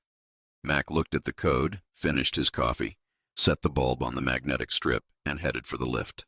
His office was on Deck 3 of the new administrative wing, a room that was larger than the old administrative office on Deck 4, with a window that looked out over the main repair bay, a desk that was still steel but was now topped with a polished composite surface, and a chair that had both a cushion and a hydraulic height adjustment. On the wall behind the desk hung a framed copy of the consortium's compliance certification, Viel's signature at the bottom, the ink slightly smudged where his hand had pressed against the paper, preserved under glass. Beside it, a framed copy of the Galactic Patent Office's registration confirmation for Localized Kinetic Micro-Realignment, printed on heavy bond paper, bearing the patent AI's official seal. And beside that, mounted on a pair of steel brackets, the original 30-pound high-density spanner, the one that had struck the relay housing on the Luminous Vertex, the one that had been classified as a Class 4 kinetic munition, reclassified as a kinetic persuader, certified as a diagnostic instrument, and patented as proprietary technology. It hung on the wall the way other professionals displayed their diplomas. The chipped, oil-stained head caught the overhead light and did not gleam. It sat on its brackets with the matte, heavy absolute reality of an object that had changed the economic structure of the galaxy by hitting something very hard at the right angle. Mac opened the closet beside the desk and changed. The closet contained 2 items: his standard shipyard coveralls hanging on a steel hook and a tailored corporate jumpsuit hanging on a wooden hanger. The jumpsuit was new, commissioned 8 months ago, when the Boilermakers Union's contract with the consortium had been formalized, and the union's leadership had determined that their field consultants needed a professional appearance that matched the rates they were charging. The jumpsuit was dark gray, single piece, cut to Mac's measurements by a tailor who had spent an hour taking notes on how Mac moved. Where his shoulders needed clearance, where his arms needed range, where the fabric needed reinforcement at the elbows and knees for crawlway work. The material was dense, durable, and carried a subtle corporate sheen that was visible under direct light, but disappeared in the ambient dimness of an engine compartment. The Boilermakers Union insignia was embroidered on the left chest, a crossed hammer and wrench inside a gear stitched in silver thread. Below it, in smaller text, Certified LKMR Technician, Senior Consultant. Mac zipped the jumpsuit. It fit the way good workwear always fit. Close enough to move in, loose enough to swing in, heavy enough to feel like wearing something that mattered. He looked at himself in the small mirror mounted on the inside of the closet door. Same face, same tired eyes, same permanent 5 o'clock shadow that no amount of contract revenue had managed to eliminate. The jumpsuit was different, the title was different, the pay was different. The man inside them was the same mechanic who had boarded the Luminous Vertex with a spanner on his belt and hit the first thing that looked broken. He reached under the desk and pulled out the briefcase. It was not a canvas duffel bag. It was a hard-sided case, matte black, constructed from reinforced polymer with brushed steel corner guards and a biometric lock on the front clasp. The lock was keyed to Mac's thumbprint, a security measure that the union's insurance provider had required for all platinum-grade diagnostic instruments carried by senior consultants. The case was heavy, not 40-pound duffel heavy, dense heavy. The weight of a single object packed precisely, sitting in a custom-molded foam insert that held it motionless during transit. Mac pressed his thumb to the biometric lock. The clasp released with a click. A small, precise mechanical sound. A spring-loaded steel latch disengaging from its housing with the clean, satisfying authority of a well-made mechanism performing its single designed function. He opened the lid. Inside, nested in black foam, was the wrench. It was not the original spanner. The original hung on the wall behind him, retired, preserved, a relic of the first contact between human kinetic methodology and consortium crystalline engineering. The wrench in the briefcase was its successor, a 30-pound high-density instrument, identical in dimension and balance to the original, forged from the same cold-rolled steel alloy, ground to the same striking surface geometry, calibrated to the same force transfer specifications documented in the LKMR Standard Operating Procedures Manual. But where the original was chipped and oil-stained and scarred by 26 years of industrial use, this wrench was plated. Platinum, a thin, even layer of platinum applied over the steel substrate, not for function, not for durability, but because the Boilermakers Union's branding committee had determined that a tool charging 10,000 credits per hour of deployment should look like it was worth 10,000 credits per hour of deployment. The platinum surface caught the overhead light and held it, a cool, clean, liquid gleam that was the exact opposite of everything the original spanner had ever been. It was beautiful. It was ridiculous. And it weighed exactly 30 pounds, which meant it hit exactly as hard as the oil-stained original that had started everything. Mac lifted the wrench from its foam insert. The weight settled into his hand, familiar, calibrated, the same 30 pounds distributed across the same geometry, producing the same balance point and the same swing arc and the same controlled transfer of kinetic energy at the moment of impact. Platinum or steel, polished or scarred, the physics didn't change. 30 pounds was 30 pounds. The wrench didn't care what it looked like. It cared what it hit. He closed the briefcase, locked it, and clipped it to the magnetic carry point on the jumpsuit's left hip. The case hung at his side with a solid, balanced weight that was different from the spanner's belt clip hang, but served the same purpose. Keeping the tool within reach, keeping the weight centered, keeping the instrument ready. Mac took the lift to the primary docking ring. The corridor leading to the Absolute Meridian's docking collar was new construction.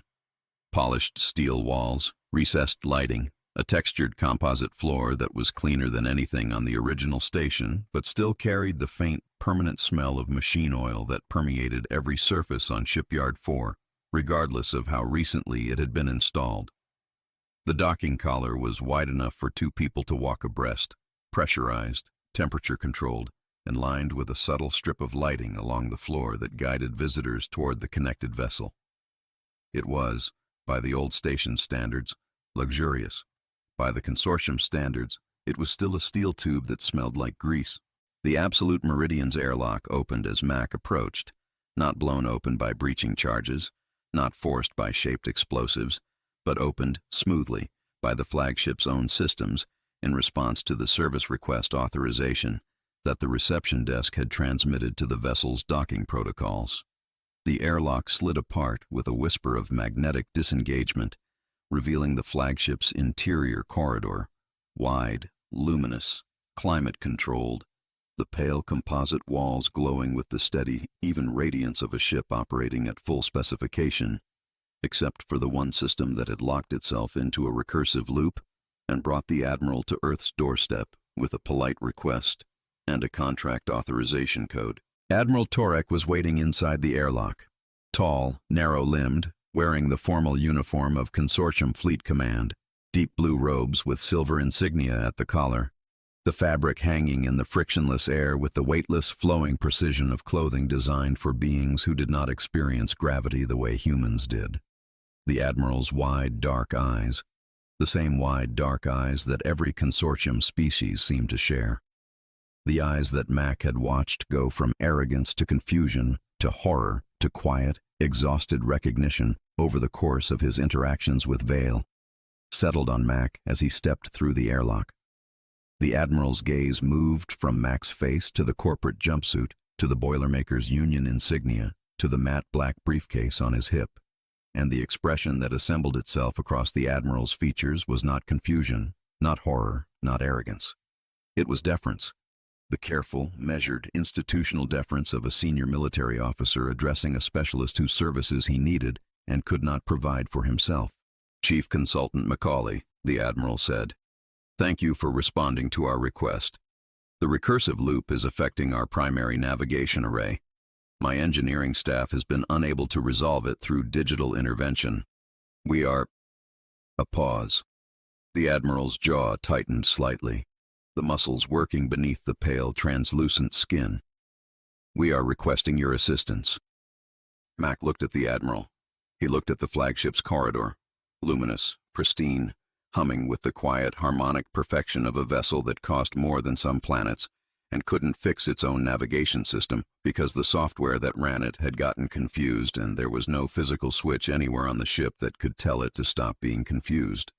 He looked at the briefcase on his hip. He unclipped it, held it in front of him, and pressed his thumb to the biometric lock. The clasp released. Click. That small, precise mechanical sound, a spring and a latch, steel on steel, the simplest machine in the galaxy doing the only thing it was designed to do. Mac opened the lid. The platinum wrench caught the flagship's ambient light and threw it back. A cool, clean gleam against the black foam, 30 pounds of cold-forged steel under a platinum skin. Beautiful and ridiculous and exactly heavy enough to reset every relay housing the Consortium had ever built. The Admiral looked at the wrench. His wide, dark eyes reflected the platinum gleam. He said nothing. Mac lifted the wrench from its foam insert, felt the weight settle into his hand, and closed the briefcase. "All right, Admiral," Mac said. "Let's pop the hood. And remember, you're on the clock."